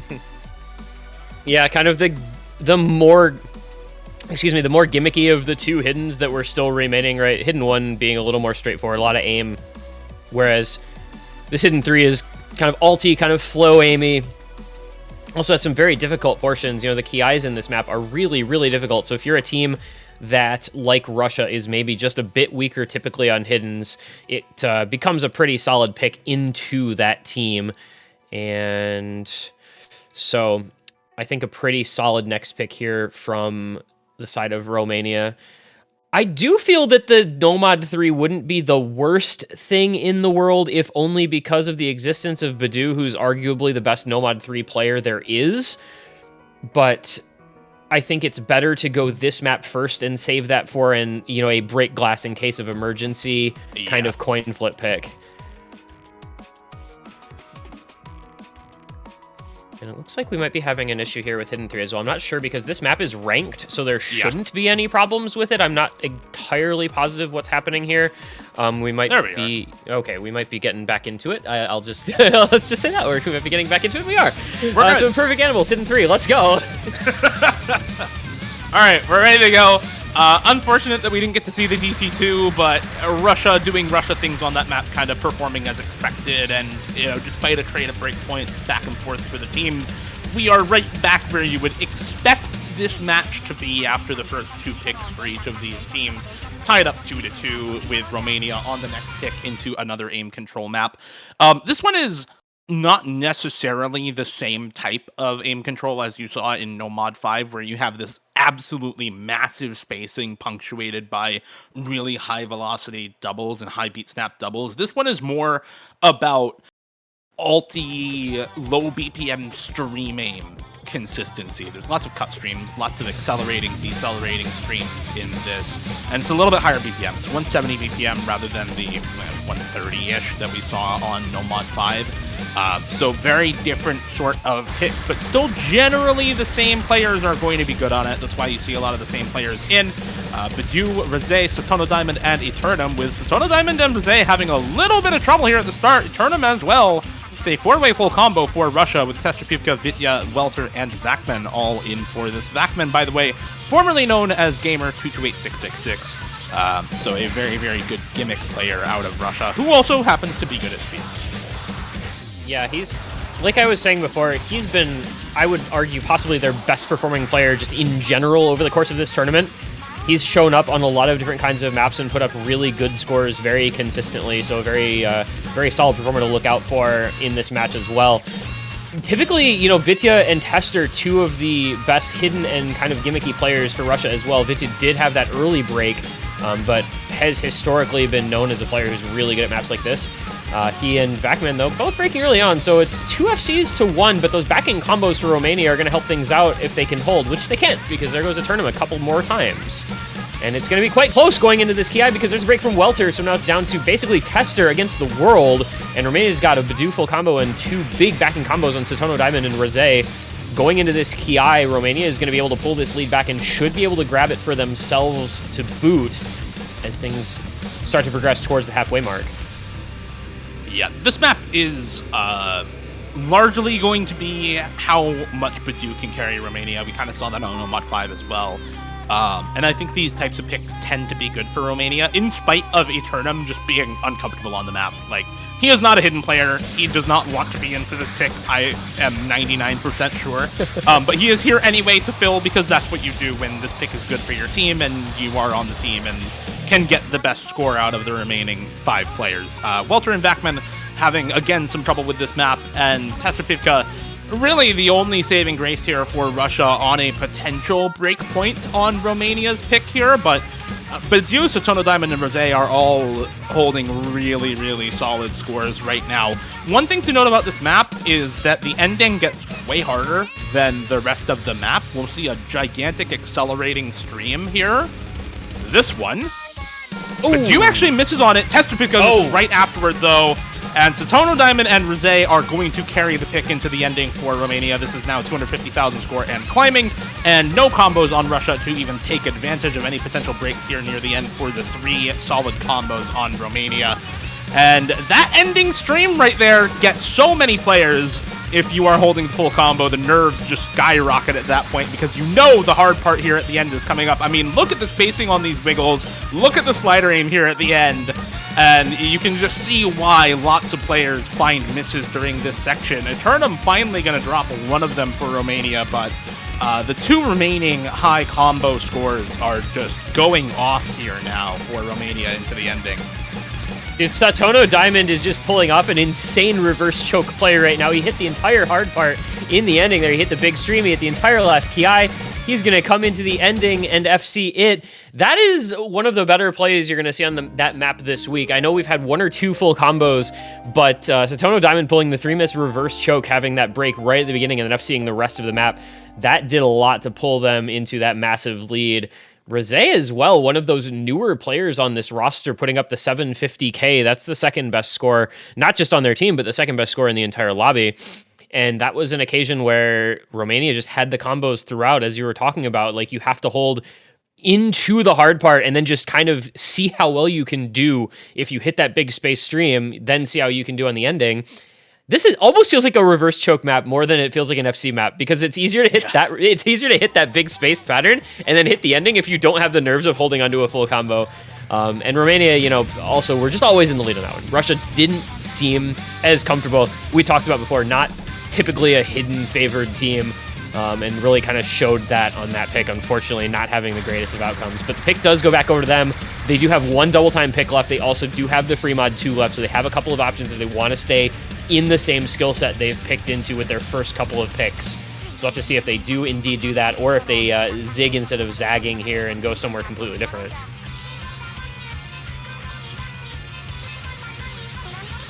Really interested to see if Russia ends up picking into the Hard Rock early on here. We saw the Hard Rock 2 ban for Romania, I think largely because Russia had a very, very good score on that against China. It is going to be No Mod 2, though. Another streamy map, so not a surprising pick for Russia. They're going to forego going into the Free Mod 2 or the DT1, I think largely because of the breakpoint on DT3. This map, despite having some finger control, despite having some slider streams in it, I think a little bit more straightforward than stuff like the DT1 and the Free Mod 2 in terms of what it tests. If you can stream 200 BPM and you have the flow aim for this, you're going to get a good score. And if you can't stream it or you don't have the flow aim, you're not going to get a good score. So these 4 players for Russia, all people you expect to see in on a map like this, good enough finger control for the couple of finger control parts in this map, and more than enough stamina to stream 200 on a semifinals pool. Romania, though, have had good stream players on their team for quite some time. Eternum, notorious for finding double S's on multiple early stage OWC No Mod 2 picks throughout the years. So somebody to really watch out for on the side of Romania on this map. Yeah, I was going to say, you talked about, right, Russia maybe wanting to go away from the DT1 or the Free Mod 2 because of what happened on the DT3. But Romania's like a sneaky good Nomad 2 team. They're not traditionally a team that you think of as a Nomad 2 team, but like you said, there's players on that side who can and probably will do quite well. That being said, Russia did put up the second best score on this map over the course of the weekend, putting up a 3 million, one of only 3 teams to do that out of the 8 that played it. So clearly you can understand where the confidence in this pick comes from on that side. But there's a world where Romania can perform incredibly well in this, and the way they've been playing on, the couple of tapping picks so far, it leaves it a little bit up in the air. They looked really good on the DT3, looked a little less good on the DT2, but this one drops that speed requirement down in favor of more raw stamina, which is something that perhaps they'll feel a little bit better about going into it. But this is still a Russia pick, and it is still something that I expect to be favored toward them unless something really wild happens on some of the non-stamina related parts of this map. We've seen some people breaking on little aim, or we've seen some people breaking on, a slider stream or something along those lines. So those sorts of little mistakes can happen, but I think they're a little less likely because these are teams that are very, very good on these types of maps. Or you can just fall off of a stream like Chaconi did just there. Yeah, entirely possible on a map like this where the flow aim is non-trivial. This is some high spacing on a lot of these streams, a little bit of acceleration and deceleration as well. The Crease finding the next set of misses there in much the same way, followed by Apostle. Everybody having a little bit of jitters on this map as we get into it. It's a 3-way full combo, though, for Romania here at the start. Only about a third of the way in. This is a relatively short map, though, only 2 minutes long. So a third of the way in, 500 combo is still a pretty big portion of this map overall. We'll see how long these teams are able to hold on to the full combos. Identical supporting combo on Lucrece and Apostle right now. Chaconi down a little bit of combo is what's giving the score lead over to Romania right now. Notably lower AC on Rolly for Romania compared to the rest of the lobby. Everybody else on 98, 99% accuracy. No other notable difference in the AC. When we get into this sort of finger control and aim consistency focus section, nobody really having any major troubles with this part of the map, it looks like. And now we get into the long streams. We get into some of the finger control at the 2/3 mark right here. This part of the map, those rhythms are not easy to sight read, but everybody hitting them, getting the practice in, and now we're into, once again, just long streams and the flow aim requirement here at the end of the map. There goes Totono Diamond. And Rolly and Luke. Oh my goodness, Romania just fell apart. Any chance that they had of taking this as a break point just fell by the wayside instantly with the triple reset. That lead rockets over to the side of Russia. They could not afford that. Yes, Apostle and Chaconi break, but Tester and Backman still holding, looking very comfortable. Backman 99.4 AC. Tester breaks on the very ending, but what was going to be a very close map became all of a sudden a 300k win for Russia just in the matter of moments with the triple break for Romania. Eternum comes in, does his job with a very solid AC FC for himself, but team-wide just could not afford to break the way they did. And we're still tied. It's just 3-3. These teams looking pretty evenly matched on the last couple picks after the early break points. And that's not a bad score for Romania at all. 990k for Eternum on the 99% full combo. The score would have beaten Germany, would have beaten Poland, would have beaten Canada, and would have beaten France. But not enough against Russia, who is solidly number 2 and number 3 on this map over the semifinals weekend now. The impressive tapping team continues to be impressive on tapping. And yeah, I mean, it's what you expect out of Russia, but the thing is, it's not as simple as just saying we're good at tapping and, you know, everybody says, okay, you guys win the point. You're good at tapping, you win the point, we're not going to bother playing. You still have to go out and perform, you know, as the quote goes, you know, that's why they play the games. That's why we go out and play the maps, is because you have to show it as well as, you know, having it on paper. And they did that. So now we go back over to a pick from Romania with score tied up 3-3. So we have 2 picks left per team. Things start to get a little more compressed. The nerves start to build just a little bit more as this match stays very, very close into the later stages. And you start to take maybe just a little more time thinking about these picks, because if you're Romania, you do still probably want to go into those gimmicky types of maps, but the list thereof starts to get a bit shorter. You've got Nomad 3, Nomad 4, you've got Free Mod 4, and that's what they're going to go, is that Free Mod 4. So we're going to get down, down, down, down for Team Romania, which is, I think, the pick that I would have expected them to actually go when they lost the break point on Free Mod 1. I more expected that to be a Free Mod 4 there, so to see them pick this here just a little bit later on is no surprise at all to me. Yeah, this is a pretty solid pick. Even just looking for, you know, the opposing team scores, Russia is number 6 and 7 on the map out of 8 total scores. So almost everybody outperforms Russia on this Free Mod 4, statistically speaking. And I think that's largely due to the fact that this map has a really, really big reading component. There's so many subtle shifts in rhythm that don't look the part in this map, and it becomes so much more difficult to properly parse how you are supposed to tap. Yes, there's that finger control component. Yes, there's a little bit of a speed component in some parts of this map where you get the 1-6, where you get, you know, 1-8 triples and doubles in this map, but a lot of it boils down to, can you read the changes in rhythm well enough to either properly tap or mash through them and keep your combo together? Because at the end of the day, that's what matters, right? We always talk about, oh, this is a combo game, and regardless of accuracy, if you can read this map and parse the rhythms and know how much to mash or how much to tap, that's what's going to get you the good scores on this one. And I think that's a large part of why you see teams like South Korea be extremely good on this map, like France be extremely good on this map. Akoro aside, Vroom is also full comboing that map for them. Thunder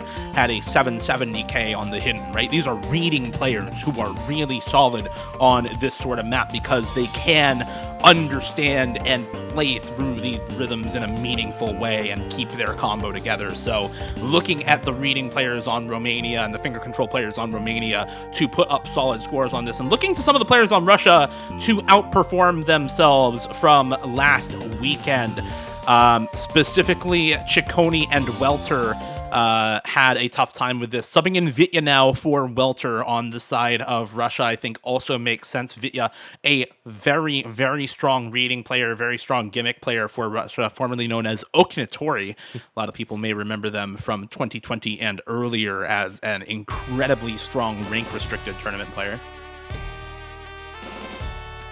Yeah, I miss Okinotori. That name was so iconic in like 4-digit tournaments a few years ago. Everybody knew who he was. I mean, name change aside, it's been an interesting route for him. But yeah, I think it's interesting to see and to hear the results of Russia's performances on this last week, right? Because with a couple of the players on that team, you would expect them to do okay because they have really good finger control. But then you get into the part of it where it's about reading as well, and that's where it starts to fall apart just a little bit. You know, it's more valuable, right, to get like a 94 AC FC than it is to get maybe a 96 AC with a bunch of breaks in some of the rhythm changing sections, just because you'll build up so much more score with those big combos. So we'll see how the teams kind of end up faring this time around. You're going to see probably a very good score out of Badu. You're probably going to see a pretty good score out of somebody like a Satono Diamond. But, you know, some of those other players are a little bit bigger question marks. Rosé with the early break, Vitya and Din with a couple of early breaks as well. Ciccone on Hard Rock is an interesting one to me. I don't know that I expected him to be on the Hard Rock on this. You may know whether or not he was before. I'm not sure. But doing well so far. We'll see how he can hold it together. Vacman under tapping, and that is a pretty sizable lead for Romania. They have a triple FC against just one.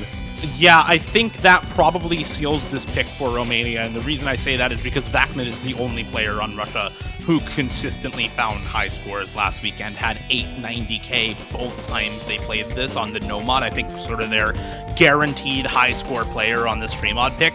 That said, we do see another break for Satono Diamond, Badu and Eternum, however, both holding on to the full combos here, and there's good supporting combo on Vitya and Din right now for Ciccone, but that is again a Hard Rock score, and as we saw on the other free mod pick on free mod 1, modded full combos much harder to hold on to. There goes Eternum as I say it once again on the Hard Rock. Those modded FCs, man, on free mod. This is why when you get to the later rounds, you see more teams put their best players onto no mod so that they can guarantee a high score with the high combos and maybe see somebody tank some of those mods instead of prefer them like on some other teams in free mod. Badu now really putting the team on his back here. There's better supporting combo on all of Russia, and this score lead might just go over because of all of that supporting combo. Look at it go over there. Din finally finds another break for Russia, and in spite of Vacman finding that drop on the no mod full combo, Vitya has had a fantastic recovery on the hit in. Ciccone has popped off here with the Hard Rock, and this may just be enough combo to earn them the break point on Romania's pick. This is such a huge point in the match for them to try to put this breakpoint together as well. The backing combo coming in so clutch. Ciccone with the Hard Rock FC, and they get a big amount of backing score. That's a 648k from Vitya. That's 455 from Din, the worst performer. Vacman, that one break away, would have been an FC with 97 AC. Drops down to 581k instead. But look at the Romania side. They had two players under 500k. Yes, Badu had the FC, but they didn't get what they needed out of the other players. And this is sort of the route that was the concern if you are a Romania fan, was that the depth of Russia was just going to be stronger. Their players filling in for maps, liable to perform maybe a little bit better here and there, and it can be enough for a break point. And now it does. So it goes over to Russia. They take the 4-3 lead. Now they've got options. They've got DT1, Free Mod 2, both still available to them for this, which is going to be the Free Mod, or excuse me, the DT1. And this has been a pick that Russia is traditionally quite strong on, especially when you increase the tapping aspect like this DT1 does this week. Awkward aim and a fair amount of streaminess compared to a lot of DT1s that are more pure aim. Favors Russia just a little bit more and could take them to a match point if they win it. Yeah, we'll see whether they're able to keep up similar performances to what they put up on this map earlier in the weekend. They were able to beat both France and China on this map. That said, France and China were the worst and second worst scores on the map over the weekend. Russia performing about middle of the road on this pick, honestly speaking, looking at the rest of the scores. Above 3 million both times, however. So if you're not getting that consistent 3 million as Romania, you probably start to get worried about this pick, because that is what Russia has been getting on this map twice in a row. And with how Russia just performed on that free mod 4, that was their best score. They beat both of their other scores from earlier in the weekend during semifinals. So if you are Romania right now, you're looking at Russia and saying, okay, they may actually perform a little bit better than what they have already done. You're looking at probably above 3 million, and can you beat that type of score? We did see Romania get really good scores on that DT3. You have to assume similar members are going to want to go in for this DT1. You see Satono Diamond, you see Eternum, you see Lucrece, probably Rolly as a fourth here for Romania, looking for any fourth player. There we go. There's Rolly. Back in once again after the DT3 score for Romania, getting them that early break point. Let's see how this goes. Romania is popping off. They are having a really good day today. They are having a really good match versus Russia. In spite of that breakpoint on Free Mod 4, I think they are still generally having a good time with a lot of these picks. So let's see what they can do versus a Russian team that has looked consistent on this map, but not as high of a skill cap as some of the other teams. Yeah, I think consistent but not unbeatable would be the way I would look at this map for Russia. And we talk about one of the teams or the other maybe having a good day. Romania has lost 2 free mods that you would expect that skill set to be one that would favor them, but they did take a break point on a double time already. So maybe that's the skill set that they're looking better on than expected, whereas free mods, the skill set they're looking worse on than expected. It's a little bit of a role reversal perhaps in some aspects for, those skill sets that we think trend one way or another. But this is something that always seems to favor Russia. They're going to just be expected, as you were saying, to get, a 3 to 3.2, maybe even higher score on this, just based on how they've done on it previously. So Romania's got to be thinking of a score. They've got to have a number in mind. And it's going to be a tough one to achieve with the early break from Rolly coming out, as well as a very early break from Satono Diamond. Rolly not having the best of time. Maybe a little bit of a Phil player syndrome on a couple of these picks, but those breaks from Ciccone and Din mean that Romania is going to have the combo advantage. They can take the lead right back. Yeah, this map, really, really tricky at the start. You saw so many people break at the intro there because it just kind of throws you right into it. There's not really a lot of leeway for players who aren't ready for this sort of pick, but now you should be warmed up on this pick for all of these players. You should be ready to go, and this is where you start to really think a lot of these breaks are more impactful. We're halfway through the map into the second PI time. Romania on bigger combo. There goes Wuprasov as well. It's only Vakman now on the full combo for Russia against the 2-way full combo for the Crease Turnham. Near 3-way with Satono Diamond's reverse choke. And this is looking more and more like that DT3 we saw earlier. Too early to say that this is locked up for Romania. You saw what happened on that free mod 4. There goes the Crease Turnham. Both FCs gone, but there goes Vakman's FC as well. Ciccone and Din, now just Ciccone holding the combo for Russia. If Din was able to hold there was the potential for a comeback score, but Satono Diamond is able to hold the reverse choke for Romania and will be able to keep the score on their side, even if Satono Diamond breaks. It's only Ciccone on about a half-map combo right now for Russia. Impeccable accuracy for Ciccone, 99.75 AC, but no combo on the play. And that is going to be the deciding factor here. Satono Diamond holding onto the combo. Ciccone going to find the miss at the end. And that about does it. 4-4 tied up once again for these two teams. Every time we see a breakpoint, it's just traded right back. And these two teams are just about as closely matched as you can get on so many of these maps. Extremely close pick there, let's be clear, because if Satono Diamond finds any miss anywhere in that map, it goes the way of Russia by a pretty slim margin, but is able to hold on to the one miss reverse choke, and that is massive for Romania, keeping it tied up. Yeah, that one's huge for the program right there. Satono Diamond with a remarkably good play. It looked a little worrisome when he broke at the very beginning, but clearly that was just to get the nerves out of the way. That's that reverse choke factor for no nerves.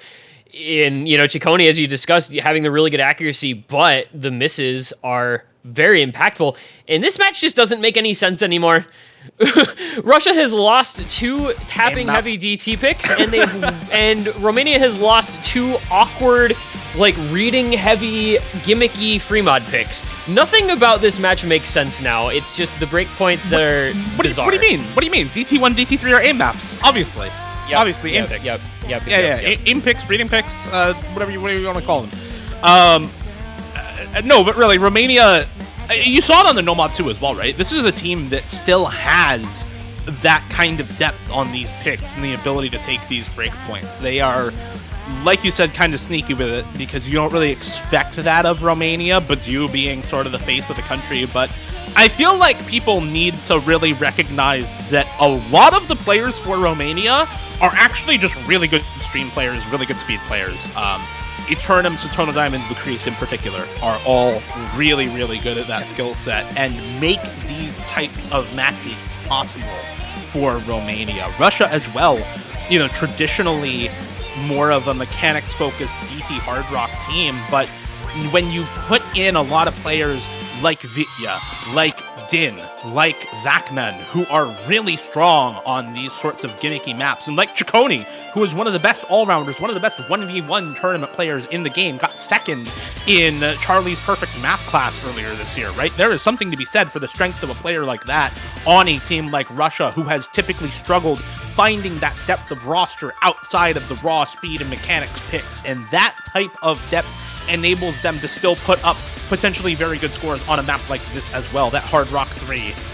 Very, very few picks on Flame Wall this weekend in the semifinals. It was picked twice in USA versus South Korea and Romania versus China. Romania beating China on it, but not beating either the US or South Korea, picking it here into Russia, a team that does like their Hard Rock and that is okay on the alt maps, but I think, again, looking to Badu to put on the carry pants here, as he often does on these more aim control, gimmick-focused picks. Yeah, aim control alt has become kind of Badu's calling card, right? Because a lot of times the team that he's on doesn't get to play reading maps. They don't necessarily get to play tech maps because literally he by himself influences those picks and bans so much. So his like kind of secondary skill set of being a ridiculously good aim control and alt map player gets called into play, and he performs really, really well on maps like this very routinely. I believe he was probably the top scorer in their match against China on this. I can't imagine it really being anyone else. And yeah, he was the number 3 scorer overall on the week behind Karcher and Utami, who are, of course, probably two of the 4 best players in the entire tournament. So we're looking to him to carry again for Romania. They're putting this match kind of in his hands after taking it out. You were talking about, the perception of Romania as Badu as the face of their country, but we kind of have to reassess that a little bit in matches like this where he can come in and carry certain picks, but the rest of the team is equally important on a lot of the other maps, and we do see that happening here where he's coming in and holding one of the 2 FCs on that side against just 1 FC now. 3 breaks already in the early goings from Russia. Ciccone, the only full combo remaining. Badu and Lucrece both holding early on. This one is decently long, 3.5 minutes, quite consistent in difficulty, so you do have plenty of time to build those combos back up. But Romania is going to feel good about a little bit of an early lead here, especially with this being their last pick. Yeah, this map's hard. This map's really hard. There's only 2 picks on this map for a reason, now 3 with this match, but it's hard to be consistent on something like this, where the difficulty is so high and so consistently high all throughout the map. It really calls into question just how well you can play something like this, and whether, this type of patterning, if this level of difficulty is easy for you, you tend to find consistently high scores on this sort of map. But if this is a challenge at all for you, you're going to find lots and lots of breaks, and that's why, the 3rd best score on the weekend is only a 760k from Badu as of the end of the semifinals weekend, or the formal end of the semifinals weekend, because this map's hard! You see just so many breaks coming through for everyone on both teams. Apostle and Vitya in particular, they're having a lot of trouble on this map. The recovery for Satono Diamond and Eternum looking really, really solid for Romania. Lucrece still on a full combo alongside Badu for them. Ciccone on the only FC for Russia right now. Apostle continuing to trade breaks now with Satono Diamond. So less of a supporting combo for Romania existing at the moment. It's Welter and Eternum with big supporting combos, but that extra FC is just doing so much for this score lead. It is already almost a 400,000 score lead, and there goes Ciccone's FC for Russia. Unless we see a full team collapse for Romania, this is likely to go their way, as Welter now the only high combo on the side of Russia at all versus Lucrece and Badu still on the FC. Eternum is going to drop, but it's just not going to matter. This is dominance on the pick from Romania. Badu will actually be the first to drop the FC between him and Lucrece, but Lucrece still going on the full combo, and again, you see these other 3 carry players for Romania, Satono Diamond, Lucrece, and Eternum, popping off and influencing the match in ways that often goes not spoken about, not talked about, because of how big of an influence Badu has on the picks and bans. But look at the influence on the match from these other 3 players, and on the score lead, 500k and climbing for Romania on their last pick.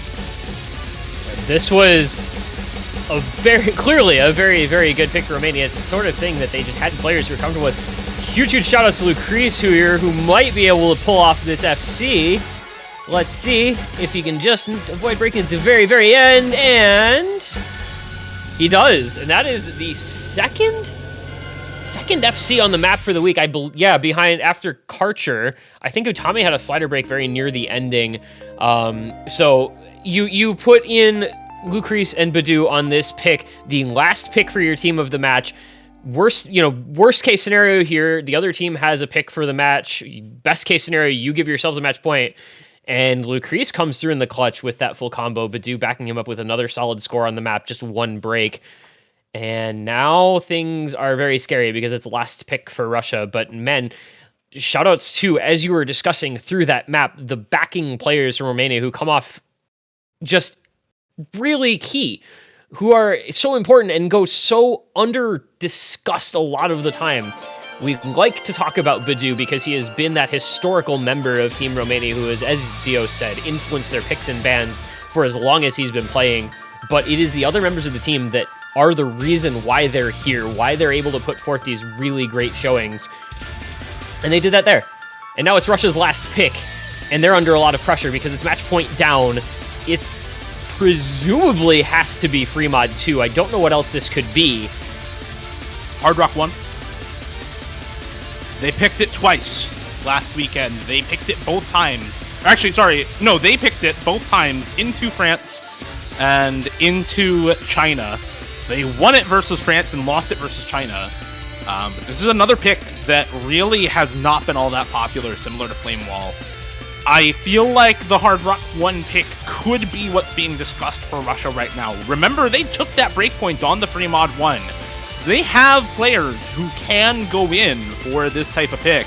And throughout the tournament, and throughout past years as well, Russia has been a very, very good Hard Rock aim team. Now, it doesn't often extend to the Hidden and the No Mod and the Free Mod, but they are often a very, very good Hard Rock consistency team. So I can see them picking the Hard Rock 1 here as well. That said, I still think it's probably the Free Mod 2, like you said, TMG. I mean, this is a team that has been picking into the speed all match long, and it has backfired on the DT3 and DT1, but you can't lose confidence if you are Russia, because on paper, that is still one of your strongest picks.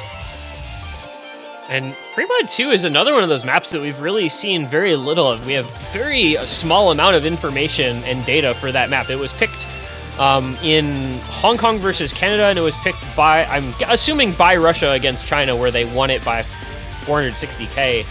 So it's a map that they have won in the past. I mean, I guess at the same time, they also, won a couple of those DTs in the past. So maybe, it is that question that you brought up of maintaining confidence in a skill set that you're traditionally strong on, but maybe aren't performing at your best today. Hard Rock aim versus free mod speed versus, I'm not really sure what else this could feasibly be. I don't see this being... I don't know. There's not anything else. I don't really see this being a Nomad 3 after the way Hard Rock 3 just went, which is, Nomad 3 easier, but still is within that kind of aim control alt skill set. Nomad 4, which actually is just not something that these teams play. Romania played it, Russia didn't. So it's going to be the Hard Rock 1, though. So they are going to go away from the heavy tapping mechanics and go into a more overall consistency free Hard Rock pick.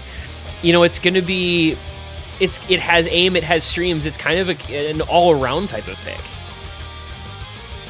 You know what? I can kind of see this pick for Russia, especially after DT1, DT3 not working out. You say, okay, is the Free Mod 2 more similar to those, or is it more similar to DT2? It's hard to say because there is a lot of that slider aim. There is a lot of that overall consistency on speed aim in that map as well, which Romania clearly has, right? You cannot be 100% confident you're going to win that pick as Russia. Whereas Romania picked into the Free Mod 1 and lost it. Lost the No Mod 2 as well for the stream consistency. This is 195 BPM. These are not low BPM streams. So one of the players that they often want to have in on aim maps, also known as Badu, is not going to be able to play this. So you have a potentially not as strong roster for Romania on this map because Badu cannot go in for this map with the streams. He will break, he will lose the combo, he will lose the act, and he will bottom score probably on this map because of that. Despite obviously having the aim for the rest of it. So you need somebody like Rolly probably to come in for this map on the side of Romania and put up a solid score for them as that fourth player. The remaining three are still going to be good at it, though. We turn them the Crease to Tone of Diamond, all good Hard Rock players, all good stream players, and all good enough aim players where you're not going to expect them to really have a ton of trouble with this map. So this is still somewhat of a toss-up pick for Russia, but it's something that they have used to great effect in the semifinals before, and they're looking to do it again here. Tournament life on the line for a chance at the tiebreaker and for a chance at top 6 in the World Cup. This is the make or break, right? You win this as Russia, you force the TB. Romania wins this, they advance onward. We've talked a lot in the past about Russia getting to semifinals week and then often not having the greatest of time. You'll see them kind of, for whatever reason, not winning matches in this round. And so maybe trying to break that little bit of a wall. But Romania has had such a good performance, especially from the players who are in on this map. Eternum and Satono Diamond are two of the three best performing players in this match if you look at the current match cost score through this point. So it's incredibly valuable to have them both in on this. Rolly, down towards the bottom, is one of those kind of fill players who comes in for stuff that, you know, is pretty difficult. You're not going to often have the greatest of performances on those, but still able to perform on Hard Rock like this. Same with Lucreus, who unfortunately does find that early break. So Romania's kind of got a decent roster for themselves on a map like this, at a stage like this in this match. Russia, though, you've got Tester, who's very good at aim. You've got Voprosov, who's been performing, you know, pretty well. Chikoni and Vacman, who are expected to be the carries, actually the ones breaking early on this, so we'll see if they can recover. But with so much on the line, the nerves start to become a factor as well. So you gotta take that into account also. There's a lot riding on this, and there's a lot of factors influencing what could happen. That said, it's pretty evenly matched right now. It's a two-way full combo for both of these teams. Eternum and Rolly versus Voprosov and Tester Pivka. Tester Pivka and Voprosov, both sort of those fill players like you mentioned for Russia, not really the carry players who are in for every map like Chikoni and Vacman.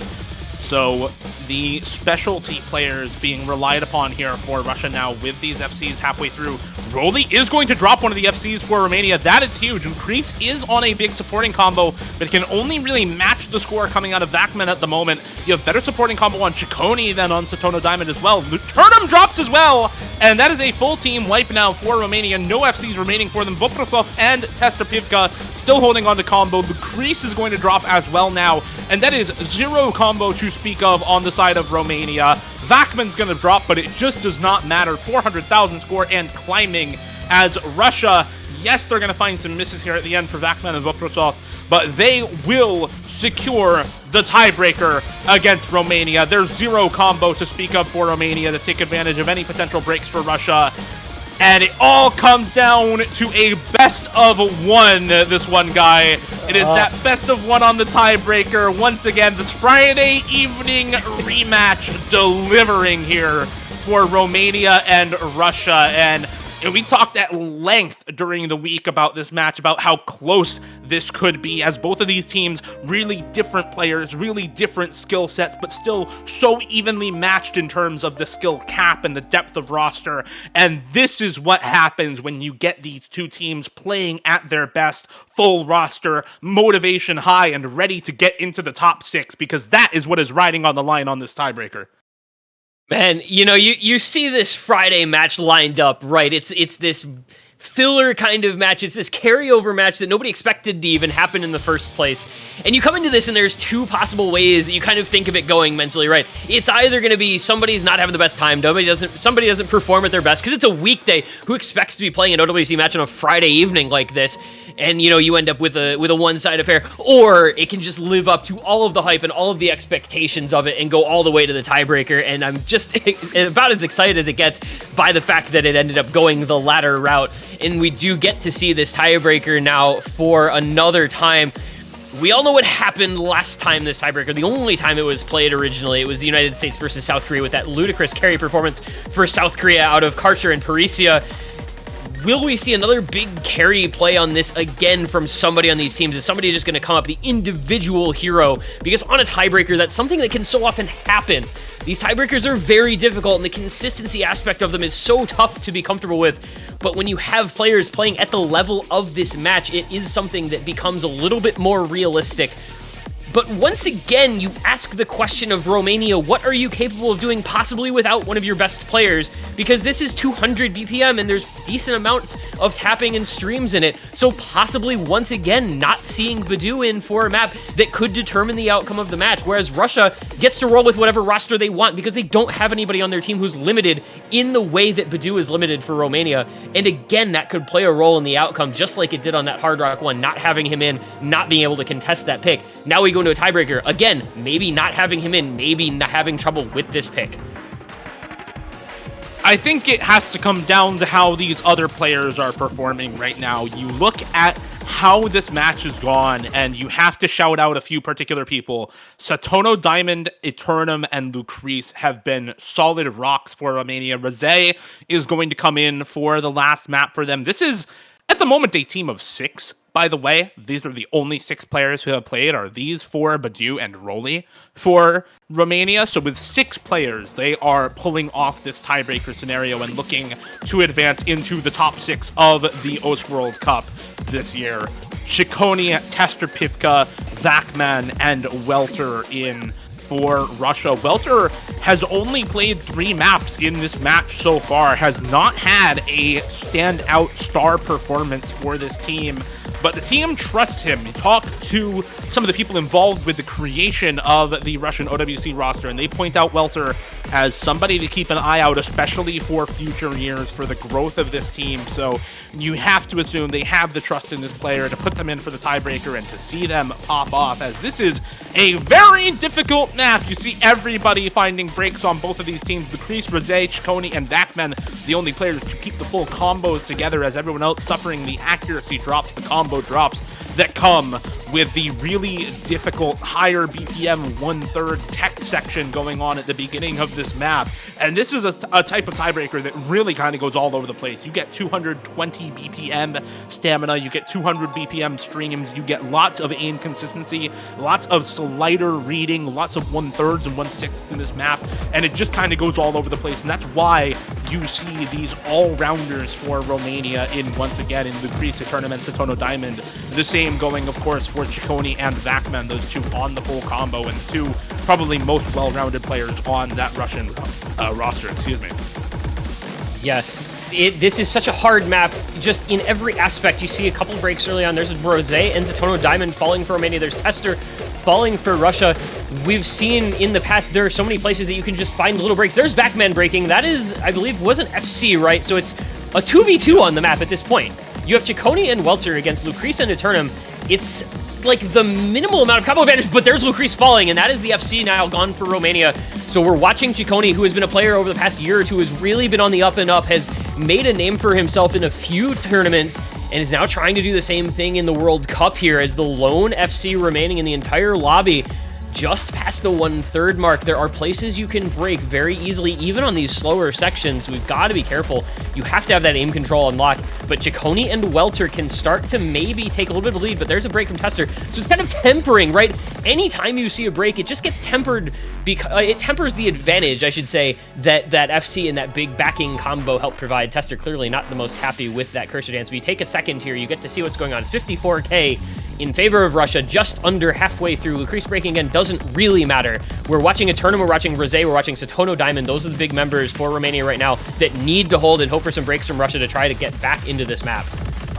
And here's that 200 BPM stream second you're talking about. Vakman going to find a couple breaks for Russia. Rosé and Eternum and Chikoni all going to find breaks there. Satono Diamond and Welter, the only 2 combos to hold on here. 700 versus 1200 combo. It is still that combo advantage for Russia right now on Welter. The young player coming in, I believe, for the first time in this OS World Cup for Russia, putting up what could be the carry score for Russia. Does find the slider break, however, and Satono Diamond now with control over the lobby once again for Romania. If he can hold, this could be the upset win for Romania. A lot of people expecting Russia to come out on top in this matchup, and I think the expected result for a lot of players as well. But Satono Diamond now with control over Romania's destiny. A big break for Russia. Rosé and Lucrece as well, holding pretty good combo for Romania on the backing scores. Vakman doing what he can here for Russia, but it's down to a 50k score lead and shrinking in Russia's favor. We're getting into the last quarter of this tiebreaker, and it's going to come down to the wire, I think. The score lead is shrinking very slowly because this is such a long match, such high max combo in this pick as well, that 1,000 combo doesn't actually mean all that much. You have good supporting combo getting built back up for Chikoni and Tester Pivka. Welter going to find the break once again, but there's the score lead swapping over to Romania. No breaks for Satono Diamond, Lucrece, and Rosé right now. It's Vakman against the world as Romania seemingly putting on their best JoJo cosplay, the world, right now for Romania is their oyster in the last quarter of this map, as they have high combo on all 4 members. This is such an outrageous team performance in the entire back half of this map from Romania. We have not seen a break from them in so much combo. Rizé finally breaks, but it's matched by Tester, so it doesn't even matter.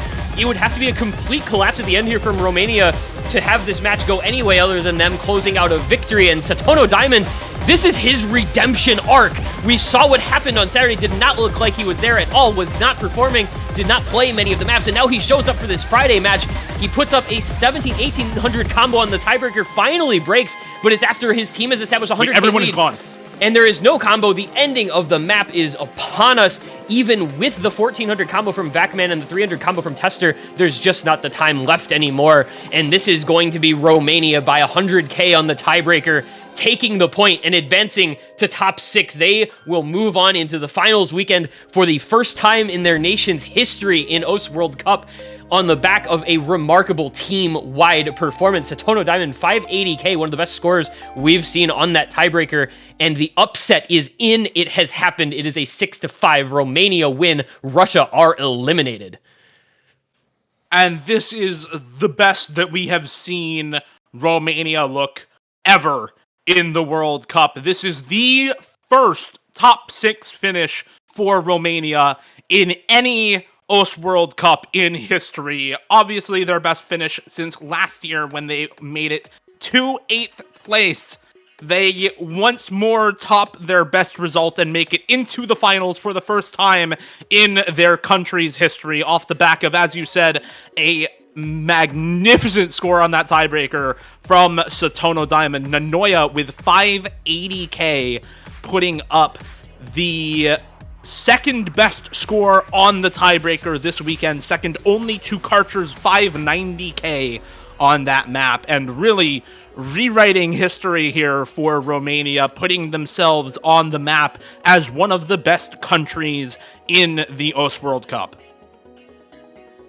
And besides the redemption arc for Satono Diamond in himself, obviously last Saturday wiped clean off the board. He gets a fresh slate for this match and comes out and makes the best of it.